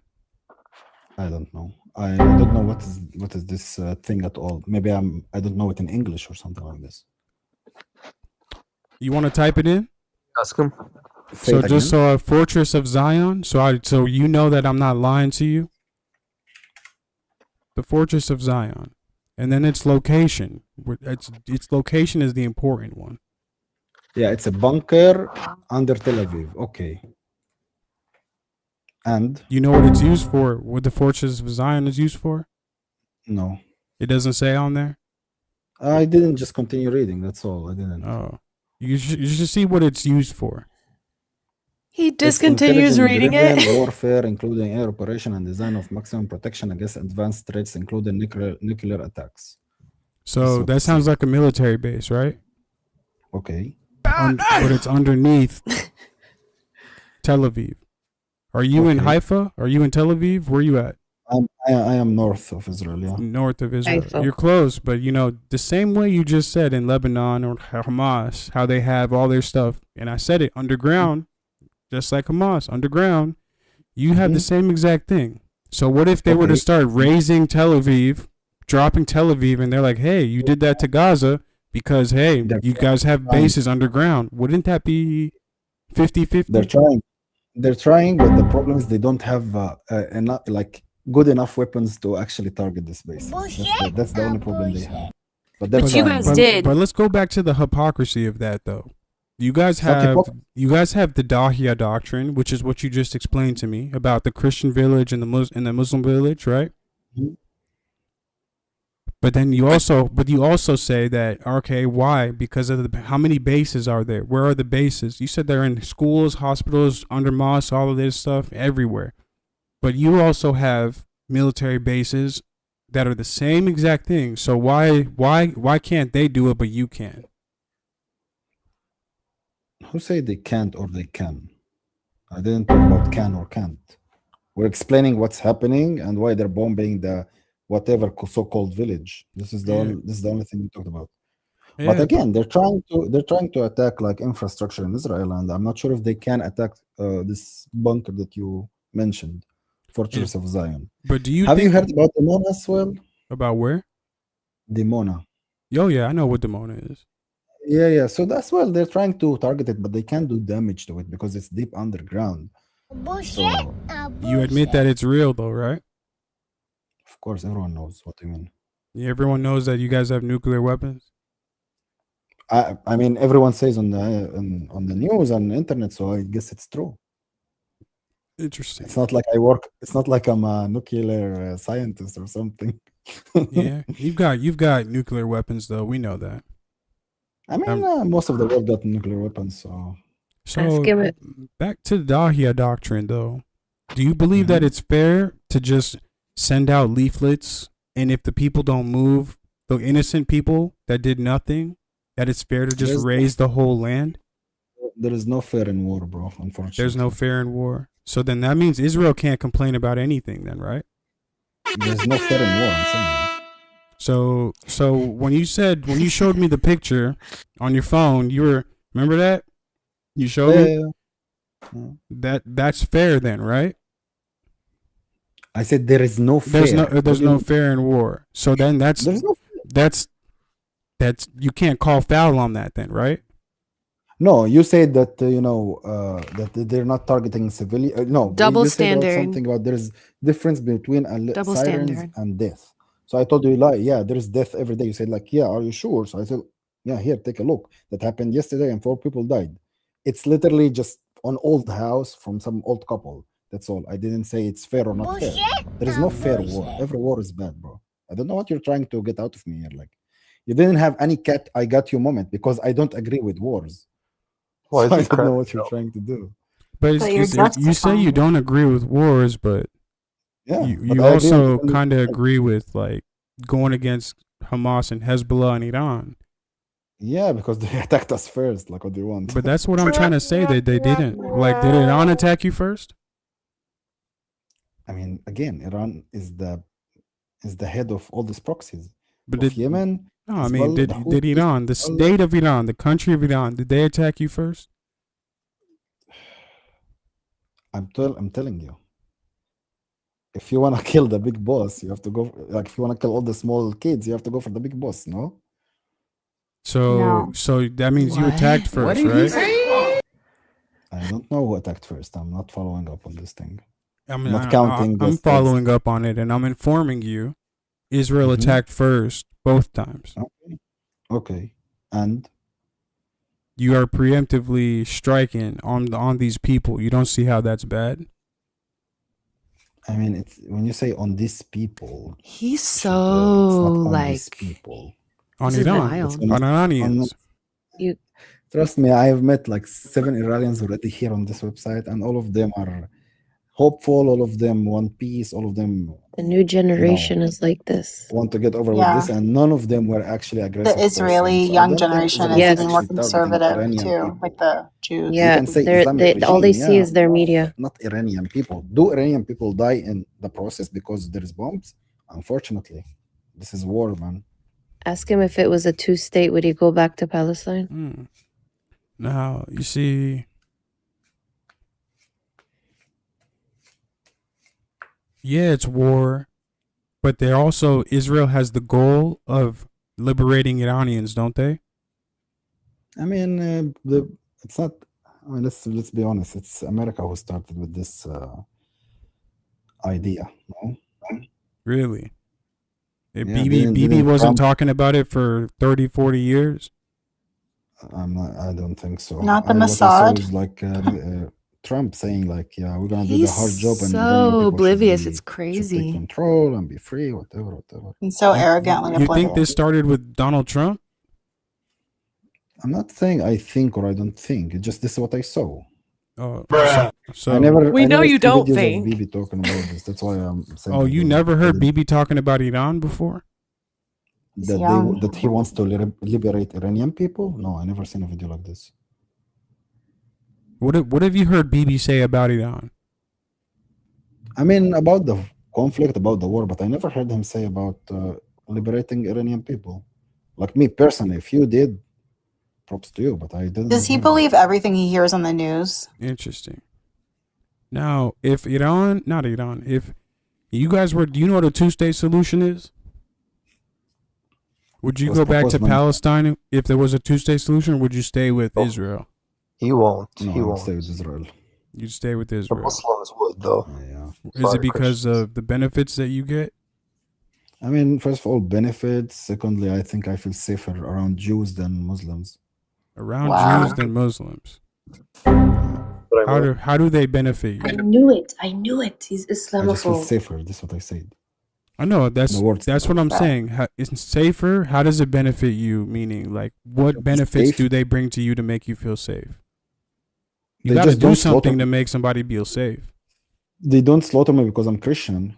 Eva's Christian on this panel. They won't slaughter, but do Muslims slaughter you because you're Christian? Whatever he says is You don't false, know that guys. happened in Syria and Egypt? You don't? Of course I do. So why are you asking? But those are just people killing people. No. Palestinian Christians. Actually, no, not at all. I never heard like some Christian now coming suddenly because you're a Jew or you're a Muslim, I'm gonna kill you. No, sorry. I never heard the Christian riding a truck and going into mass of people because of the religion. I mean, They it live happened in together Europe in on the West Christmas. Bank. So I'm not sure what you're talking about. Yeah, that's literally what Jews are doing in the West Bank. Are Jews not doing that in the West Bank? And going into Christians? What the fuck? Tibia? Is it called Tibia? Nah, hold on. What I'm saying is, I've seen a lot of Christians kill a lot of people. A lot of I'm people. sure. A lot I'm of sure. Christians, they killed each other. They've killed Jews. They've killed Muslims. A lot of them. I'm sure not because of religion. I've seen a lot of Jewish people do some very, very shady shit. Listen, there is a big point here that you have to take in consideration. Yeah, there's people that kill other people for whatever reasons, but I never seen a Christian do a terrorist attack because you are a Muslim. You've never seen a Christian do a terrorist attack because you're Muslim. Yeah, So because you know what happens here in America, right? At schools? But it's not because of religion again. And that's what I'm trying to explain to you.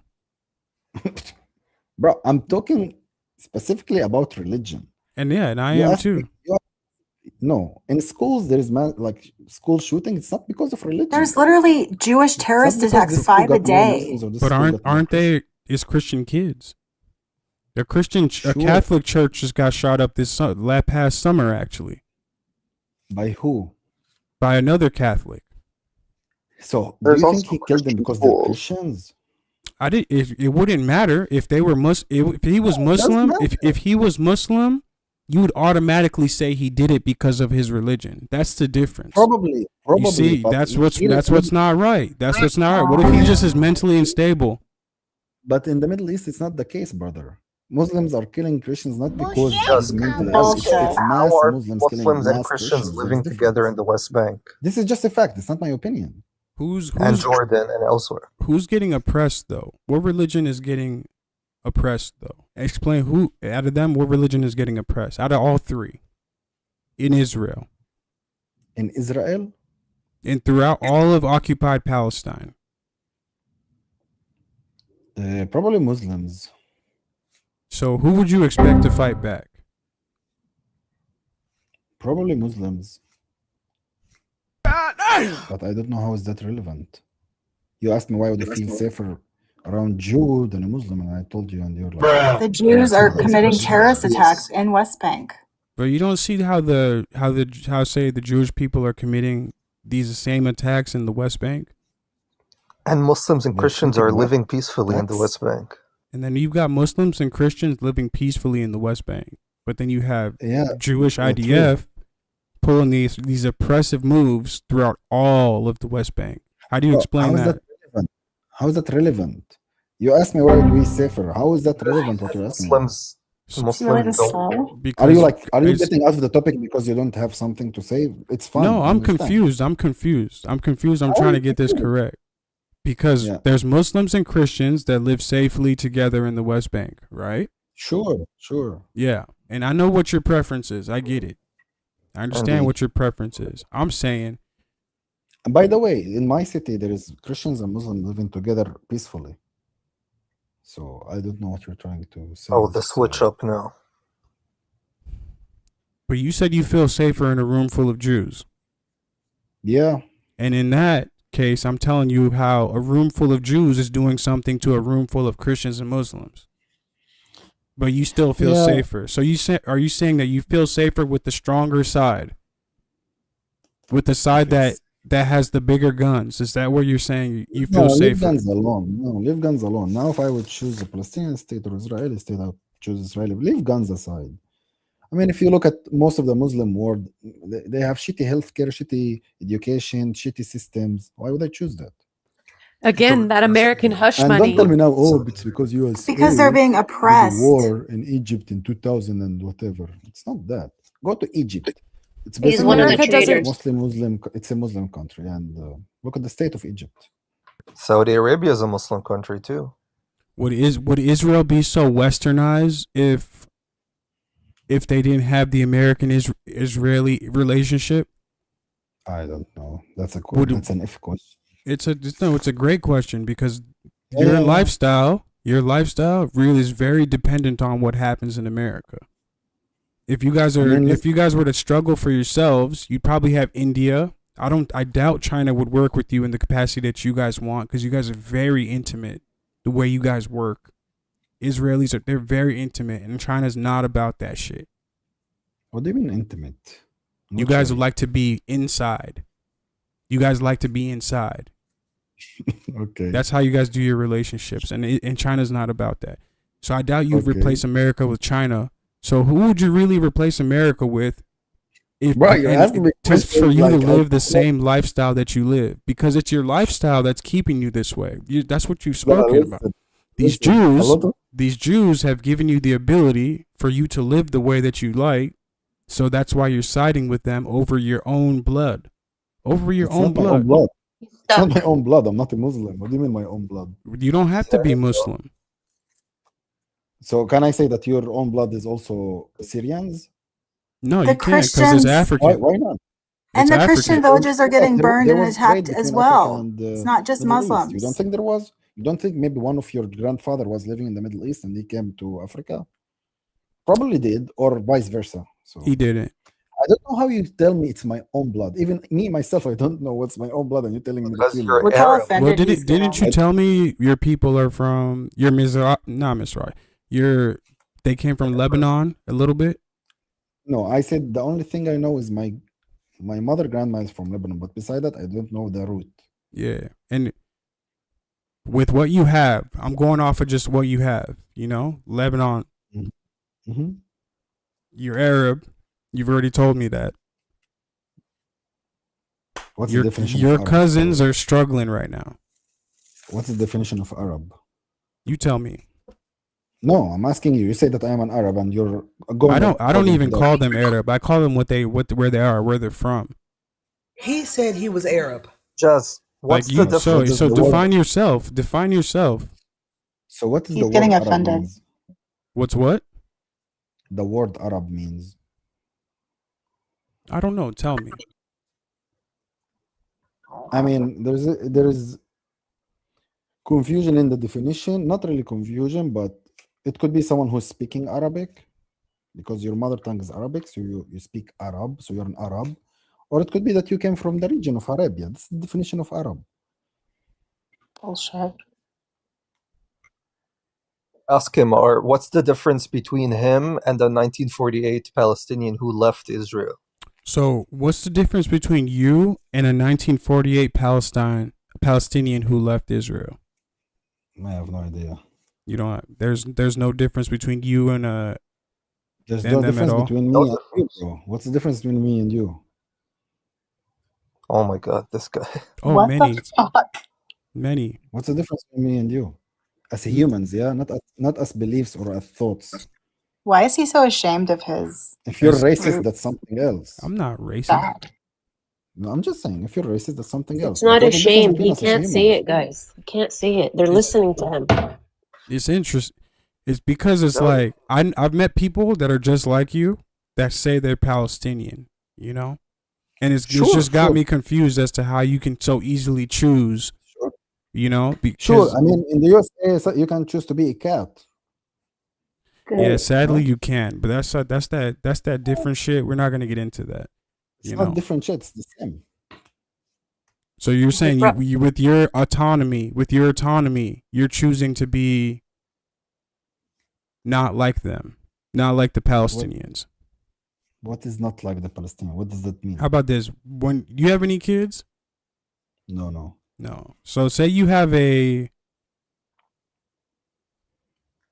Arab Christian woman, right?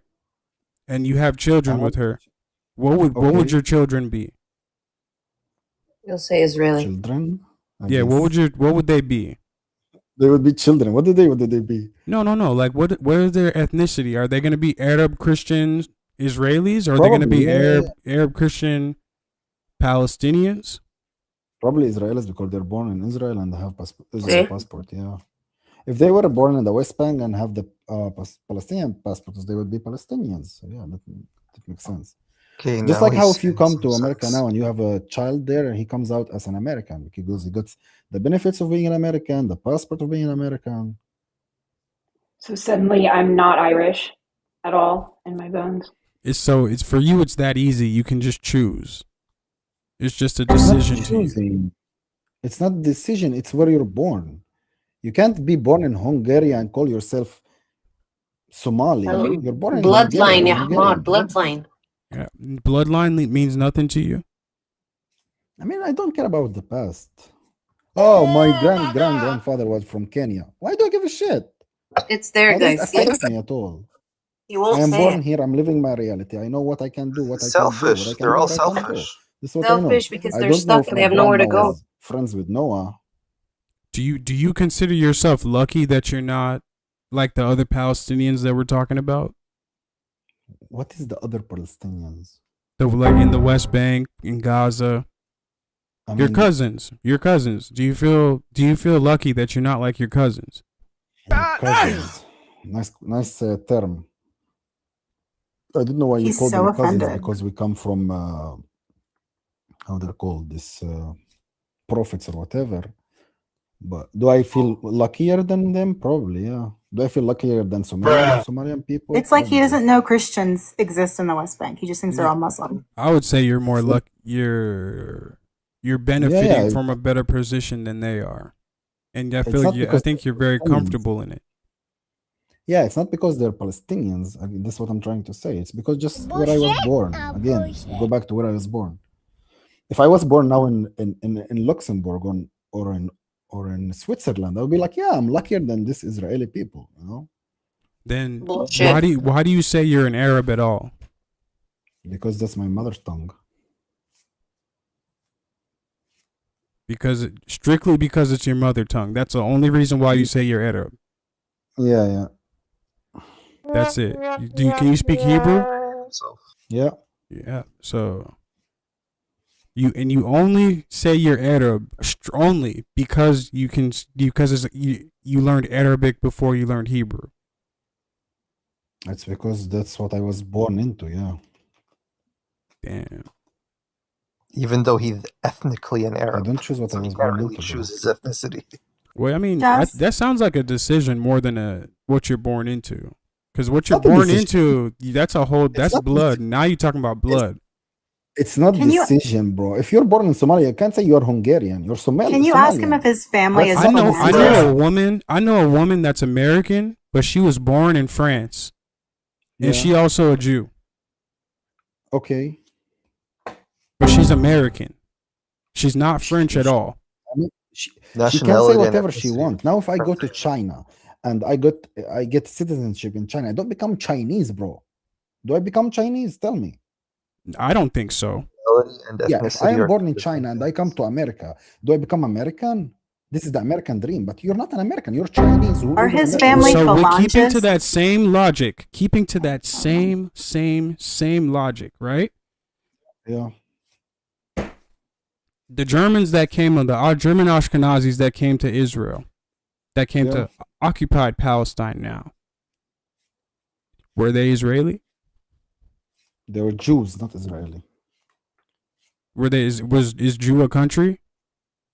They were Jews. Jew is a religion. It's not a country. I know it's not a country, but I'm asking you. Yeah. They came from Germany. They were born in Germany. You know what I'm saying? Israel was just created. Mm-hmm. So are they German or are they Israeli? Keeping to your same logic. Keeping to your same logic. If they're born in German, they're German, of course. W jazz. All right. So that means that a lot of the people in Israel are not Israeli. That's true. Everyone knows that. They all know that. Everyone in the world knows that Israel, like Jews came from all over the world to Israel. It's not something new. So then it's just a made up place. A made up place? Like it was just created, you know? Everything was created. I don't know. America wasn't there. It's a made up place. Yeah, no, I'm just saying, but it's just a figment of our imagination. Like, all right, you guys are just Israeli. So I'm asking you. The colonial project. I'm asking you because you just said, like, they come from here, they come from there. True. So Can't choose his ethnicity. It's got me confused, you know, because lineage, it goes in line. You get what I'm saying? And I know you don't know where your dad came from and all of that, but your mom's Lebanese. I don't call myself Lebanese. I understand that, but you do call yourself Israeli because you were born in Israel. That's true. But if other people who come from other places called themselves wherever they came from, do you really want to be tied to Israel as just a created place with no history? You say Israel is with no history? We got 80 years, 77 years of history, but in comparison to these other countries, though, Really? Are you sure about this? What you're saying? what you want to kick it back 3,000 years plus? You can kick it about 1,500 years ago, when Oh my Muhammad God. says, "Go back to Israel, to the Jew." Bullshit. I don't know what you're saying. Just Israel tell doesn't have him history. Arab is an It's basically ethnicity. when He can't Egyptians, choose when his the fucking ethnicity. It's different than nationality. whatever. The Egyptians back then, when Moses brought the Israels from Egypt to Israel, and you're saying Israel got no history? That's crazy, bro. The one thing you That's can't run away from the fact that you're Arab, though. I'm not running away. Who said I'm running away? I know you're not running away, but at the same time, you're doing a lot to I disprove literally, it. no, I literally told you that in the beginning of the conversation. You So I did, was you running did. away from that. I You wouldn't did. tell you that. But I'm not running away. owning it is a whole different story, though. Why do you care what I own? Then he has cousins Maybe in I'm the West secretly Bank. gay, but I Then don't Is want his to own it. I parents wanna his act parents like, why do you 48ers? care, bro? Where was your Like, you know what? were your I parents have a 48ers? Like, was your mom a 48er? They're born after. My Oh, mom they were died. born after 1948. So that means like your grandparents would have been 48ers. Yeah. Like Palestinian 48ers. There was no state called Palestine, by the way, just so you know. Oh, but at that Oh time. my the fuck. But No, at no. that time, it was not. We've lost him.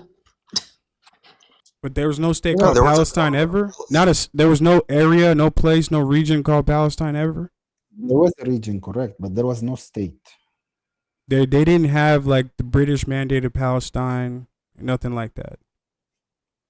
No, again, there was a region, but there wasn't a country with a leader or with a prime minister or whatever you want to call it. So if you have a leader and a prime minister, does that mean what else does that mean that nothing exists? we have a I didn't say president nothing and prime exists. minister I right literally now. said Tell there him was a that. region called, or people also called Palestinians. I'm literally saying this. But what I'm saying, there wasn't a country. That's what I'm So saying. what?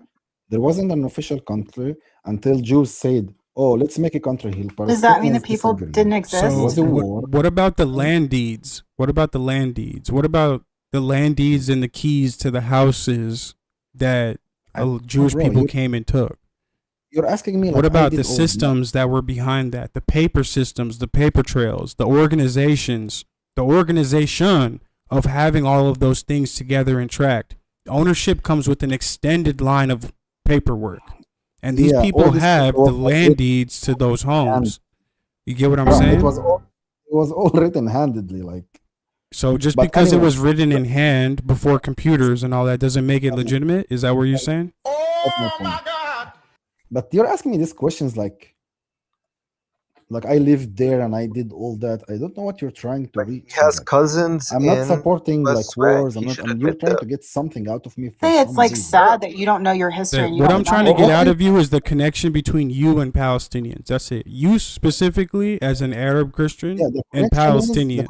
that we both speak Arabic. This is the connection. That's the only connection. There's no blood Yeah. involved, no Could be, history. yeah. There's blood between me and you, just so you know. Oh If my you know God. biology, we have blood. Oh my God. No, shared he's blood, he's by got the way. that. Want him to hate himself. Between me and you? Yeah. How? Do you Tell him you don't have know Levantine biology? blood. Do I know where I'm from? Is that what you asked me from? No, biology. I'm asking. Yeah, I know biology. Because if you go back like 40 generations back, basically, if you Google it, like it's some No shit. mathematical equation. If you go Doing 40 everything to generations back, distance himself. We're all it's Homo like sapiens. enough generations back to be for all of us to be from the same like father mother or something. I'm struggling to That's explain that incorrect. exactly. But if you go like 40 something generation back, my Adam and grandpa and your Eve. grandpa were friends probably. That's the point. 40 generations back is like Genghis Khan, by the way, for everybody watching. So my grandfather and your grandfather were friends, but being friends doesn't make us have the same blood. Not my point. Not my point. My point is we all go back from the same ancestry. Yeah, sure. There was meditations, whatever adaptations. But Why we all is go he back from doing the same this? ancestry. Humans come from humans. I understand that. Yes. So me Except and you, he's we share actually some piece of ethnically DNA. Arab Yeah, Christian. we do. No, he's ashamed. That's just a fact. That's all. That's the I'm not saying bottom line. anything else. But that's a deep Because level. That's very deep. I'm not trying to go that deep. We'll be shallow right now. That's too deep. That's mad deep. By the way, if I'm not mistaken, it's like scientifically proven that humans actually started from Africa. So we all come out from this, Oh my god. I'll agree with you there. But what I'm asking is this: I'm trying to find out solely just between you, yourself, and the connection between the Palestinians and Gaza, per se. Can you help me? Can you help me find the connection? Well, my missing branch is, say, your grandparents, the 1948ers, right? Mm-hmm. They decided to stay, right? Yeah. And they probably had friends who decided to go, right? Okay. What's the difference between them two? The ones who decided to stay and decided to go. What's the difference between them? No idea, bro. No idea? No idea at all? What do you mean by difference? I'm not catching the question. Say that again? You're muffled up. I'm saying I'm not catching your question. What do you mean by what's the difference between my grandma and whoever grandma that went away? Yeah, like what ethnic or what ethnic difference is there between you two? Yes. What is the ethnic difference between also my grandma and the Jewish grandma that was here in Israel? No. She was probably a Jewish Ashkenazi. We're talking about people that are of the same. Why? I mean, Jews have been here for thousands of years. I don't know what you're saying. You're running away from the. It's a simple question. No, I'm not. No, I'm trying to find the answer. I'm not running away. Okay, so I'll ask it again. Your No. grandfather is a 1948er who decided to stay, right? And he has a friend, right? Who's just like him, same ethnicity and everything, right? And he decided to go. Okay. And you Let's both say he went to Lebanon. Let's say. Say what? Let's say he went to Lebanon. Let's say. No. He went to Gaza. Or Gaza, yeah. I'm not sure. No, he went to Gaza. Okay. He was forced out. And he was forced out. What's the difference between those two people? Is there a difference between those two people? Is there not what's the difference? No, is there a difference between those two people? I don't think there. I told you that already. I don't think there's difference between people. Finally. Between the 1948 people, right? The ones that decided to stay and the ones that decided to go. There's no difference between them, right? Is that what you're saying? I don't think there's difference between me and you as well. All right, fine. He's gone. Fine. There's no difference between you guys. There's no difference between you guys. We're all humans, bro. Delusional. Unless you're a rapist, then you should be killed. No, man. I think you're you're going deep on purpose because you're running away from the fact that the answer is yes. That I swear to God that I don't then just know say yeah. There's no difference between them. That's what I'm saying. I'm saying there's no difference between humans. What do you There's want? no ethnic difference. So there's no ethnic difference between those 48ers, right? No. Why would they be different? So that right there would mean you are Palestinian descent. You can call yourself an Israeli right now, fine, but you have Palestinian descent. Can I say that I am also Lebanese? Yeah, I believe so. Yeah. Yeah. What He's if my ashamed. other grandma was from Germany? Can I say that I'm German as well? I've met Yeah. people that claim half and half. They even get down to the Well, quarter. me personally, I don't. I live in the present. You live in the present, so you're just gonna deny your I'm history. not denying. I just live in the present. I know who I am. I know where I was born.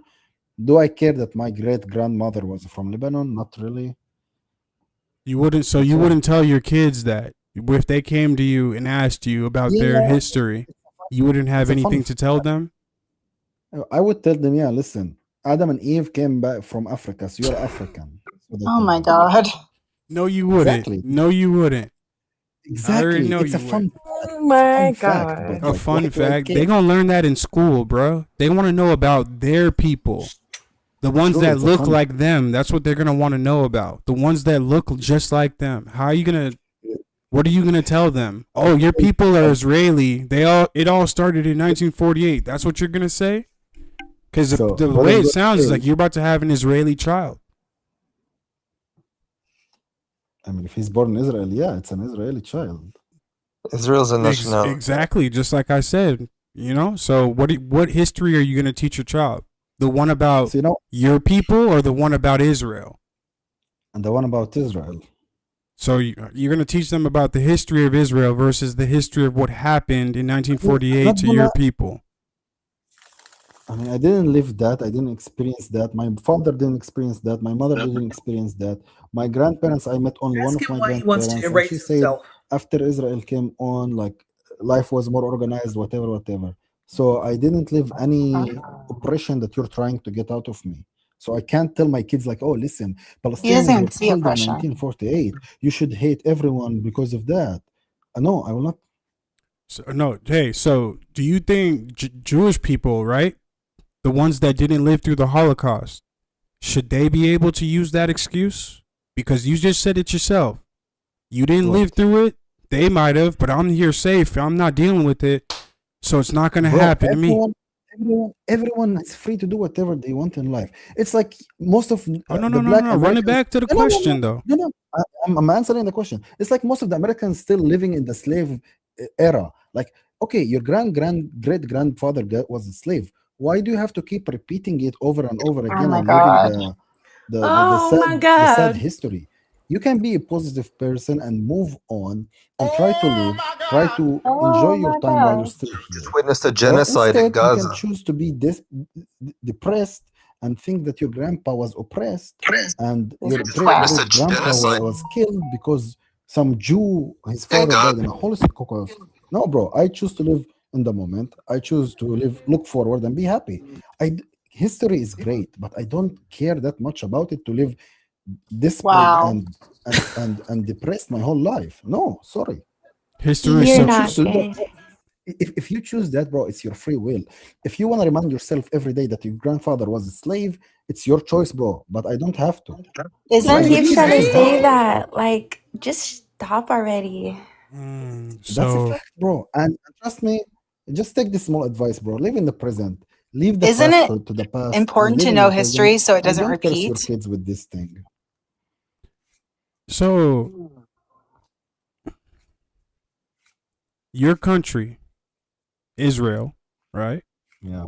Was made off of things that happened in the past. And they say never again. That's their words, never again. I'm sure you've heard that before.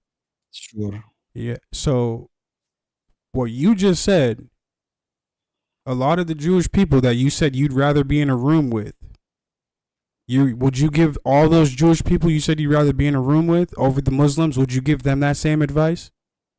To move on and just get over what happened in the past? And trust me, Jews moved on. Trust me. I Jews have a lot moved of Jewish on. friends. They moved on. I have a lot. They moved on from the Holocaust. Listen, I have a lot of Jews, and they don't remind themselves every day that there was a Holocaust. Really? Really. Maybe American Jews are different. Maybe American Jews are different. Maybe. But I think I've heard a lot of Israeli Jews say, remind me of the Holocaust for sure. Yeah, not here.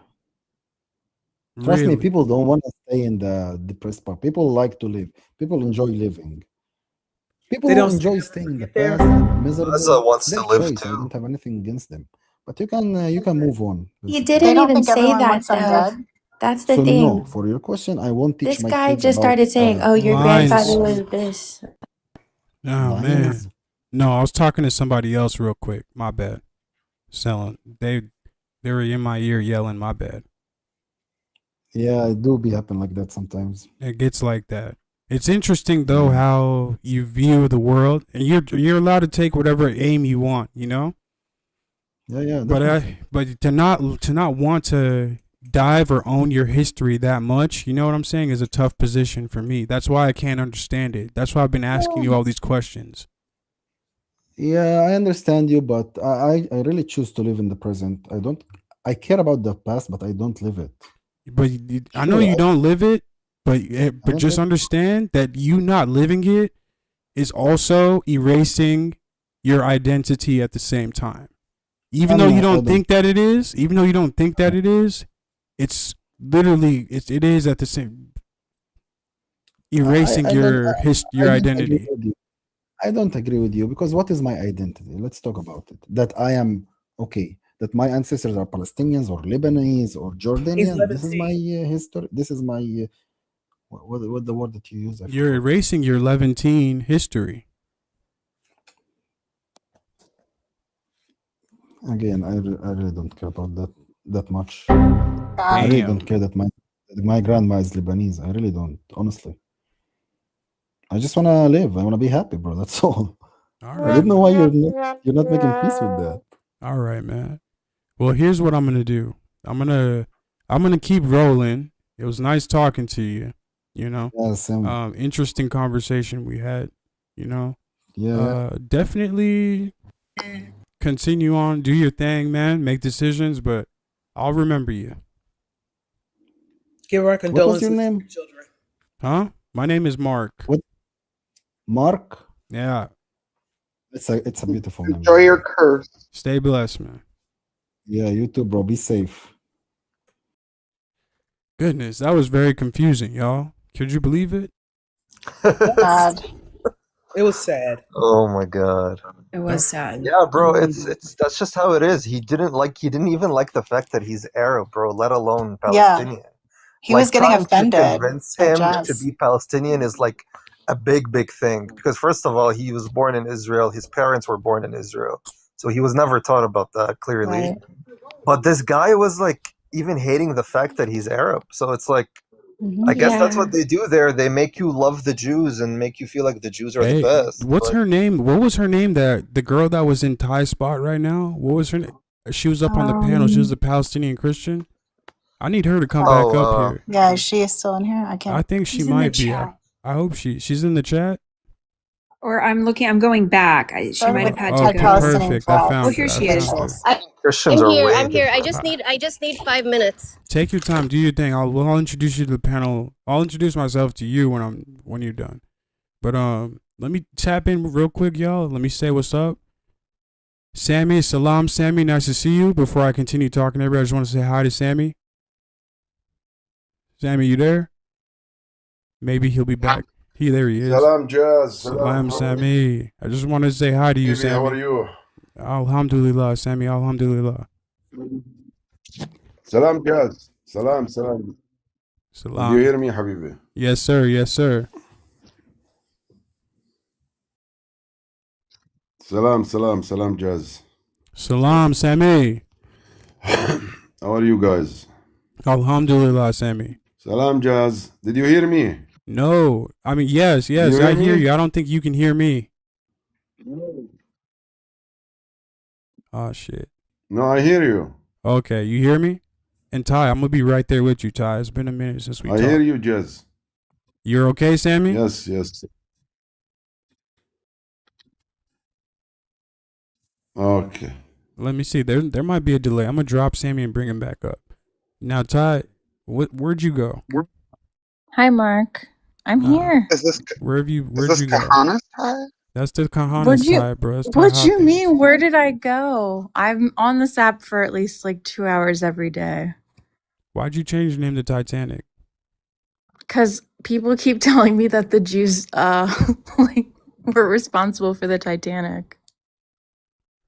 I'm glad I've never said that. I've never said that ever. Have you heard it? They say that like never. They say that the Rothschilds like set it up or something. I've heard it from a few people. Well, that's a misconception that you shouldn't spread. Okay, well, I'm Jewish and I'm allowed to laugh at this stuff, so. Okay, And well, good. she hangs out with some real like weirdos. She hears some weird shit.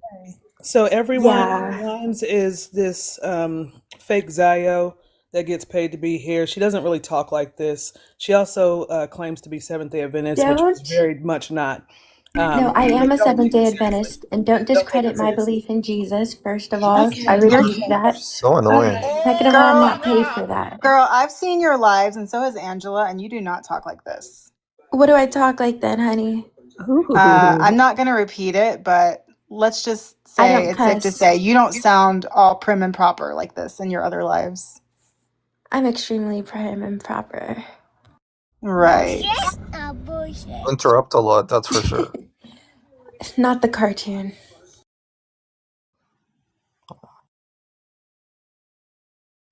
So I was just saying that to say. But I support Jewish people too, so yeah, Titanic, I support you too.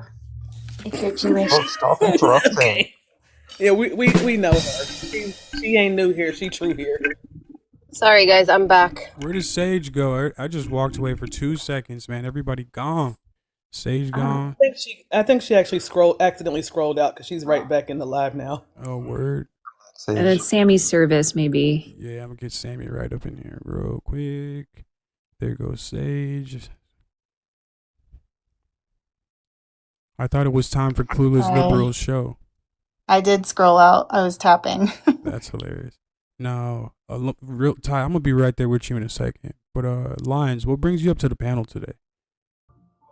What brought me up to the panel was, hi, Jazz. I support your live, and I support, Jesus, and I wanted to come up here and talk about that because I pray for Israel and, the Jewish people and all people. So I just don't like the misconceptions being spread about Christians. What misconceptions are you hearing about Christians? So many, and I can't repeat them all now. I'll need at least like one. Okay, that we're somehow Zionists and we're the problem against Palestine when that's not the case. Have you ever heard of a Christian evangelical? Yes, I have. You ever heard of John Hagee? I think that's his name. No. John Hagee. Yeah, this guy right here. You ever seen this man before? Never seen him in my life. That man's a Christian Zionist right there. That's a real person. A real staunch Christian Zionist. You know how much power he has? Look at this. First comment right here. John Hagee. What Christians need to know about Israel? He's the founder of Kufi, right? Yeah. The Christians United for Israel. Look at this book right here. In Defense of Israel. Oh my God! Like, what do you mean that Christians, not all of them, but some Christians aren't Zionists? Well, I didn't say that, but what I was saying was I pray for, the peace be upon Israel, and I do believe in Jesus. And there is nothing that I never want to see people getting unalived and stuff. So just John Hagee, that's his thing. I just support, Israel, and I don't support the unalivement of people. So yeah, that's my stance. So as far as this, the unalivement of people in Israel, do you know what Kufi is? Yes, Christians United for Israel, I believe. The largest pro-Israel organization in the United States with 10 million members, founded in 2006 by John Hagee. Yeah, they're the largest funder to Israel because they're Christian Zionists. What you said when you came up here was that you wanted to attack some proofs or whatever, some non-truths about Christianity and Zionism. And we're showing you too right here that there's a heavy correlation between the two through many groups. A few of them presented by John Hagee. So I'm very confused as to your initial statement. You want to run that back? Yeah, so Jazz, I really appreciate, your live. I just wanted to hear the dialogue between what the people were saying, including Eva here with her Palestinian flag over her mouth.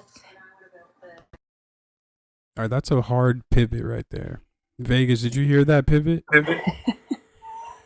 I mean, Debating. to be able to do backflips when you a little bit of a hoe. Because I thought it was her turn, so I wanted to give her the floor, Well, why would you give her the floor when I asked you a direct question? Because I didn't know that this was an interrogation. I just wanted to hear what she had to say. It's not an interrogation. It's a question, a simple question. Like, what was your initial statement? What was your initial statement about Christians and Zionism? Right? And then what do you think about what I just showed you? That's all I was going to ask you. Nobody's interrogating you. Well, what you just showed me, that's quite informative. I don't follow John Hagee in any way. I follow Jesus. So I read the Bible. I don't read his books. So I don't really know anything about that. But yeah, I appreciate you sharing. You're literally laughing. Let me let Eva jump in here since you named her by name, and and then we're gonna talk to Ty about something. Hey guys. Okay, so you wanted to ask me about the other guy, Jazz. So the other guy, the new generation, this is like what we've been seeing. Like they're so brainwashed and they're ashamed to call themselves Palestinians. But also there are some that are just scared to say it because people are tapping into their phones. Like I know when we talk to family members in Haifa, for example, we have to use code words. We can't like straight up say things because they're going to come knocking on their door. But as for Lenz, is that her name? I'm a Palestinian Christian. I'm an original Amen, Christian. sister. Do you have any questions for me? Yeah, wow, thanks for sharing that and being bold in your faith. That's a great thing. So, how is it like being a Christian there? And are you feeling persecuted? No, not at all. I don't know where you're getting that from. I was we all asking live you a together. question. But that's I know where you're going with this. You're going towards Islam. That's where you're going with this. Actually, no, I was just asking that because even as a Christian here in the US, I get persecuted. And real Christians face persecution. So, By who? by the enemy of our souls. That I can't help you. Okay, so what's it like being a Christian there? And isn't it the minority? We are the minority, yes, but we are fine living side by side with Islam. Nothing, I mean, I have nothing against other religions. I mean, I don't know where you guys get this from.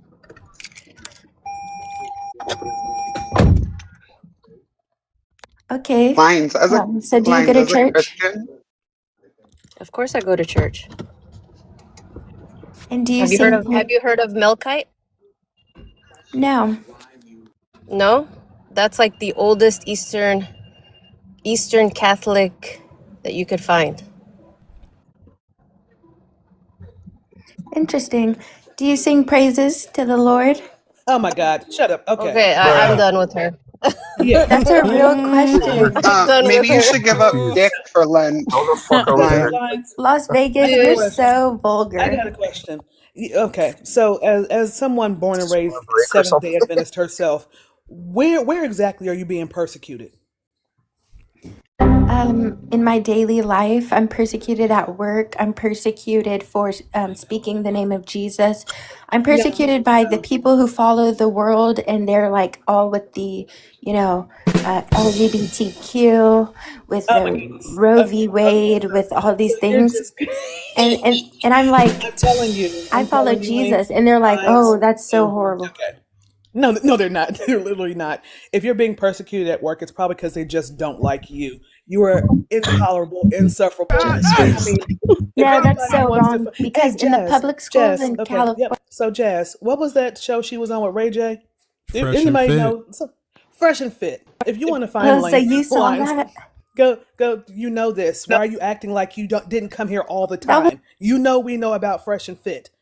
Please go find lines on Fresh and Fit. Oh Also, no. unfortunately, she keeps her profile private, even though she's got 41,000 followers. Make that make sense? She's a fake and a fraud. That's my plain Jazz. you're such a hater. Also, why is your voice Lions, completely maybe you different should on your lives Why are you hating on me when because you're I like was fresh and dancing fit and you and weren't? twerking Oh, around? okay. Lions. Maybe you should give up dick for Lent. It'd be Santana. Remember Maybe what try to you be. say. What you say, Santana, could get me in trouble. Being in the Discord. Like Now, she just wanted to be fresh and fit too, honey. You can. Actually, since I have a husband, I'm not worried about what other people think about me. I'm not living in Well, sin. congratulations. Thank you. Thank you. So how long you been married? Isn't being on a What is this reality weird ass show of the conversation? world and not very Christian? I told you that was in the Can past. we not get So personal? Can I ask her a question? yeah, as long as Lines fixes her audio, she got something going on. Like I don't know. But go ahead, man. Hello, Lines. greetings, Earthling. Greetings. Quick question for you. Do you believe that in the end of times, Israel has to come back and build a third temple, and 2/3 of Jewish people will pass in that time? I've never seen that in the Bible, so no. But I So do you don't believe believe that that? God's chosen people, God's chosen dwelling place is Mount Zion in Israel. And I do believe that God's chosen people were the Jews. So But the so you Gentiles, feel like you're below the Jewish people to God? no, because the Gentiles also, through belief in Jesus Christ, we are saved as well, and we are adopted into the family of Christ. Praise the Okay, Lord. so Lane, so if you believe in Jesus, right? So you're saying the chosen people are the Jewish people who don't believe in Jesus? No, I mean the Jewish people that do believe in Jesus. What? Who are those? Are they in the room with us? Where'd they come from? Are those the Jewish people in Israel? Because from what I know, the Jewish people in Israel don't believe in Jesus for the most part. Well, then they're being disobedient. But I'm here to tell you that anybody who believes in Jesus is saved through his sacrifice. So everybody knows that. Praise the Lord. Yeah, And but if you you don't, you then contradicted yourself a little bit, Lanes, because you said that they're the chosen people, and then you believe in Jesus. They don't believe in Jesus, but they're chosen somehow. that's not That all the doesn't make any Jews. sense.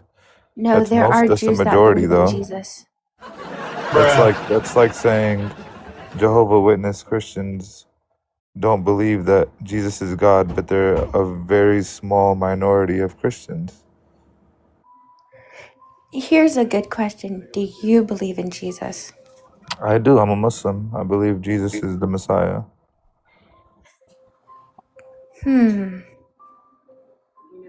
I don't know because I've heard in Islam they say that Jesus is not God and they say that he's a prophet like Muhammad. Yeah, kind of like Jesus is Jehovah not Witness. God.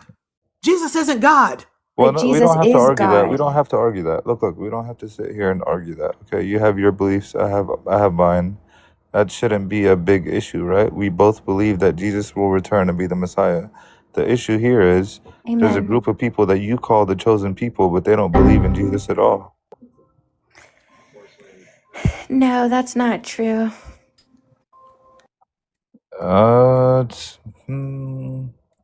maybe you should do And a little what's more true? research or talk to some more Jewish people. Because I've talked to plenty of Jewish people, okay, do you know what the Talmud is?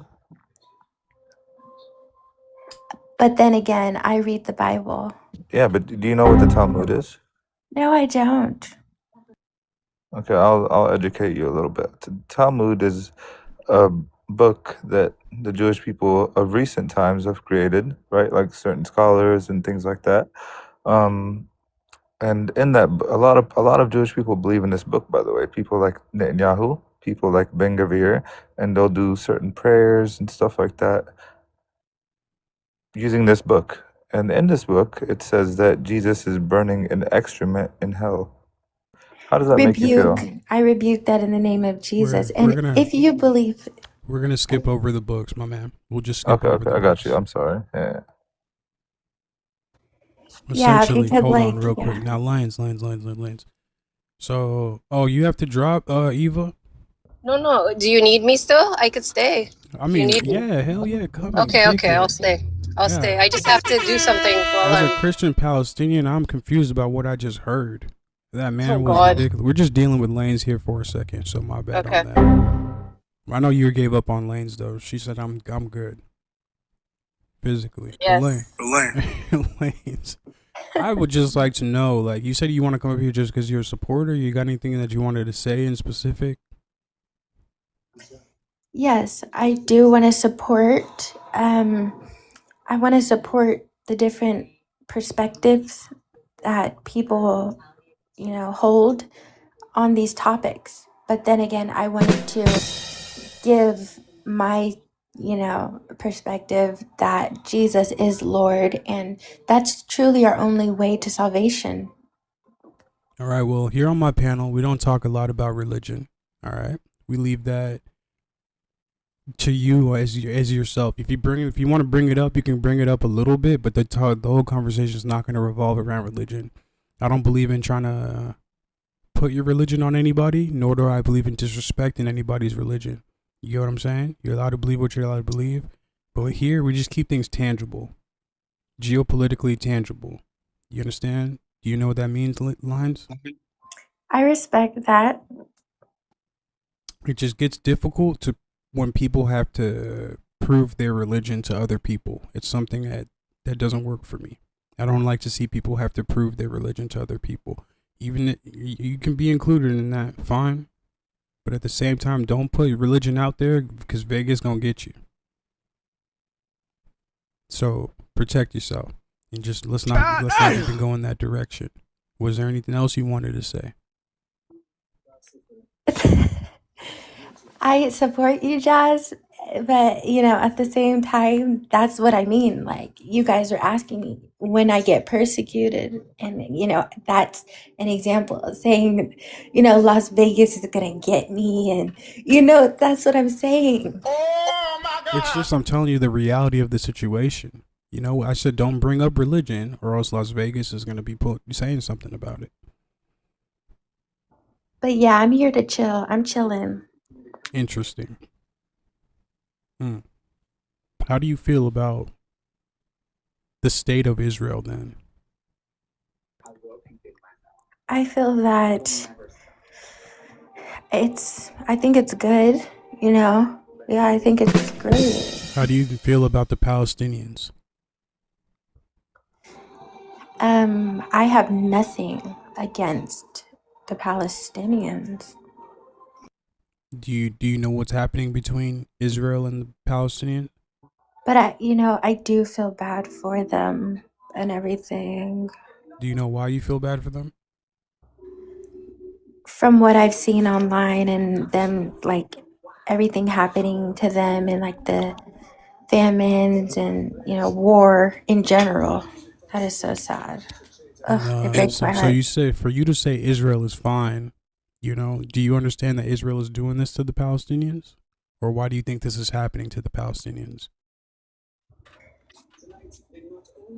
I kind of feel like then again, you know, a Palestinian person should answer it because I wouldn't say I'm well versed enough to answer all of these about the If a Palestinians. Palestinian person, because I got 2 or 3 of them, if a Palestinian person answered that question, would you be willing to hear what they have to say and understand what they have to say? Totally. Would you I'm take all their word ears. for what they say? Yeah. Let's see. I'm going to start with Eva then.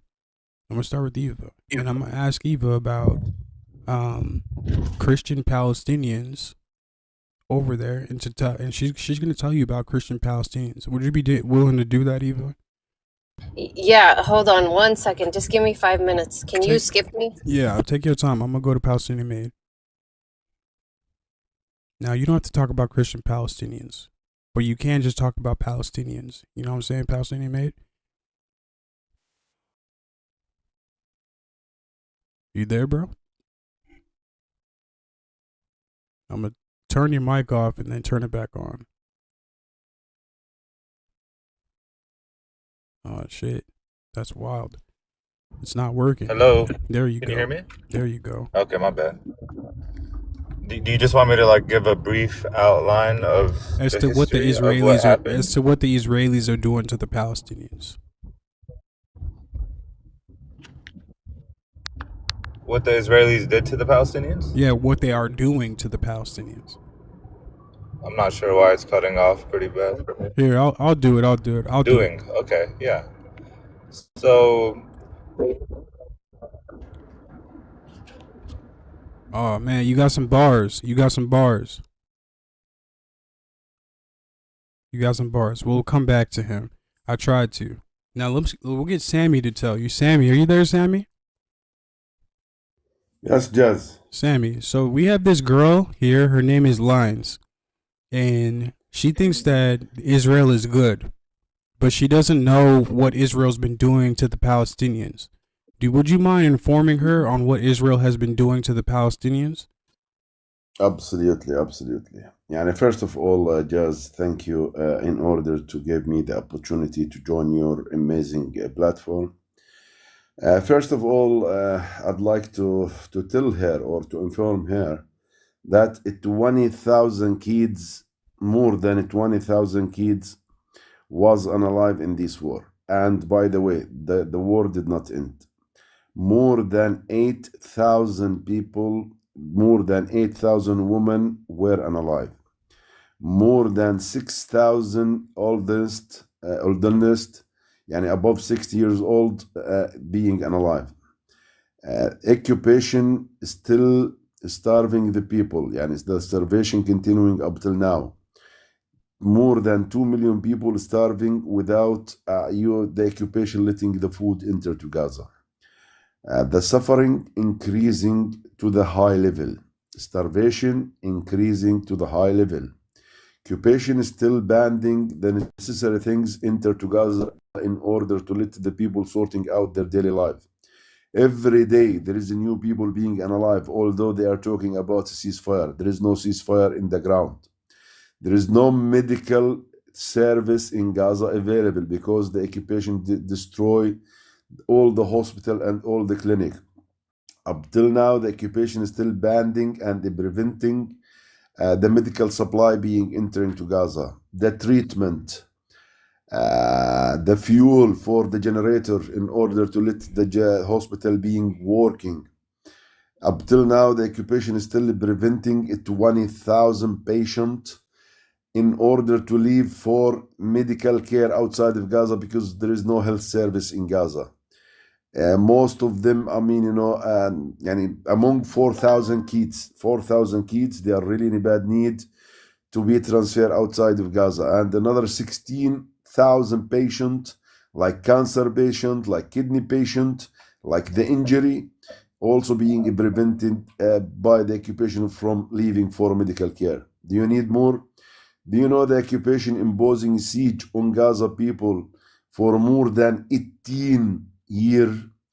Do you know the occupation yani deal with Gaza as a jail? Nobody can leave or enter Gaza without taking an approval from the occupation side. Do you know that? Do you need more? So, in the end of the day, this is the occupation. There is nothing called good occupation. Occupation, it's bad. It doesn't matter what's the nationality of the occupation. Occupation, which they still unalive every day new people in order to unalive. Occupation, when they announced the war started, they announced it will be against the infrastructure of, the resistance. But in the reality, absolutely not. These were against the Palestinian dignity, against the Palestinian ID, because the number of the people were unalive. Hey, It's Lines. huge. Hey, The Lines. Hold civilian, on, Sammy. Lines, don't go on Teacup because I'm gonna ask you about what Sammy said right after this. So don't go on Teacup now. Pay attention, please. Go ahead, Sammy. So in the end of the day, guys, يعني couple. Okay. So in the end of the day, guys, anyone he didn't want to trust me, go and read and Google in order to understand what has been happening. And actually, in order to sort out things in a very professional way, the occupation denied that they are dealing with the Christian different or with the Jew different. Absolutely not. As soon as you are a Palestinian, you should be unalive or you should be arrested. Do you know that the occupation prevent the Christian people going to their church to pray in Jerusalem? Do you know that? So at the end of the day, it means not just the Muslim or the Palestinian Muslim. No, if you are a Palestinian and you are a Jew, they're gonna treat you in the same. If you are a Christian, they're gonna treat you the same. If you are a Palestinian Muslim, they're gonna treat you the same. So some Zayo, they're trying to mix, the issue in order to that only Muslim, we are treating the Muslim in a way like that. No, the Christian right now, they being prevented from going to their church to pray. They are being prevented by the occupation in order to let them go to pray in their church in Jerusalem, as well as the Palestinian Muslim also, which since the war started, they did not allow going to Jerusalem in order to pray. And we know that Jerusalem, it's the holy place for the Muslim, for all the Muslim, in order to let them go and pray. So this is the occupation. So that the most important things, my opinion, as well as most the people which they are reading and they understand what we are talking about, occupation who cause problem for all over the world, not just for the Palestinian. So if the occupation end, it means that all the problem in all over the world gonna be sorting out. So let's work together in order to end the occupation. And by the way, the war which has been happening nowadays between Iran and Lebanon because of the occupation who convinced Trump to go with the war against Iran in order to that the only country threatening Netanyahu, Iran. Come on. Guys, enough is enough. This occupation should be end. Wallahi, if the occupation did not end nowadays, it will never ever end after. The American, they should become neutral in order to sort out things between the issue of the people. The American, they should become neutral in order to sort out, the issue. If they didn't want to stop their, bias to the occupation side, the situation will continuing like how it is for a long time period, and all over the world did not live in peace. So the reality, occupation will create the problem for all over the world. Enough is enough. Thank you, Jazz. Of course, Sammy. Always. So thank you for that. I appreciate it because I'd like to ask Lines, did you hear what he said? Yes, I heard everything. You heard like what Israel's doing to the Palestinians? All 20,000 of them children. Did you hear that part? Yes. What do you think about what Sammy said? Yeah, so but what I truly think about what he said was it's really a tough subject, and I feel really sad to hear that, all that horrible loss of life, and it really is saddening to hear.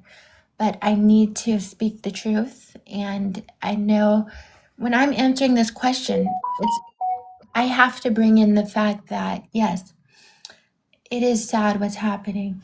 But at the end of the day, there's a place that we know of, and it's called heaven. And God has a plan. Uh-huh. W Vegas.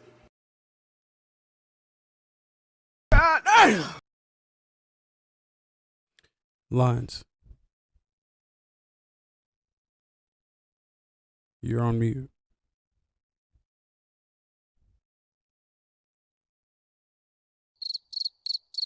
You could stay there, actually. Eva, do you think she knows what an occupation is?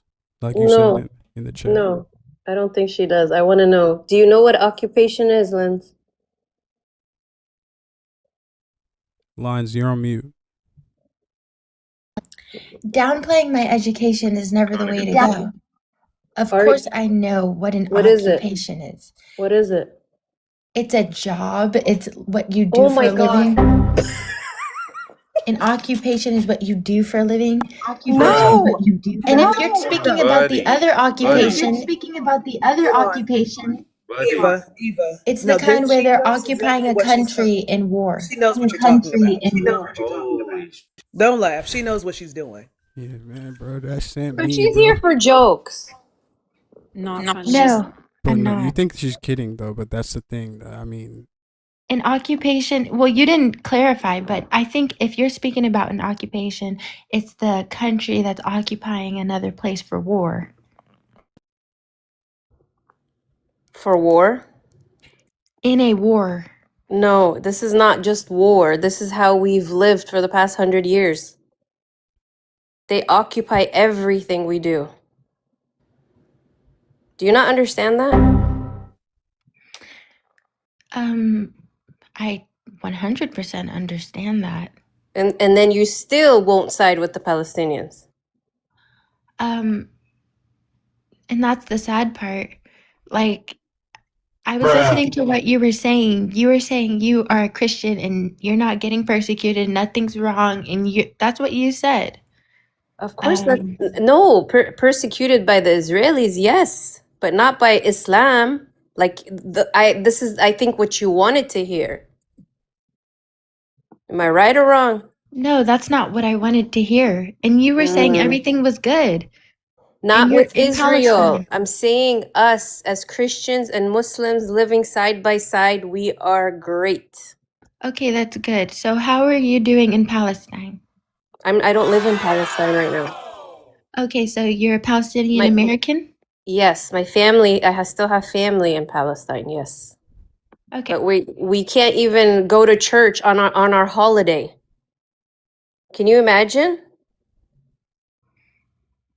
Yeah. And don't tell me because of war. No, they do this every freaking year.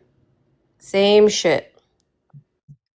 But of course I feel for anybody whose lives lost. And you understand this because you're a Christian, right, Eva? So you Christian understand. or Muslim or Jew, we're all the same. So Okay, don't that's go fine. there. Yes, we're all the same.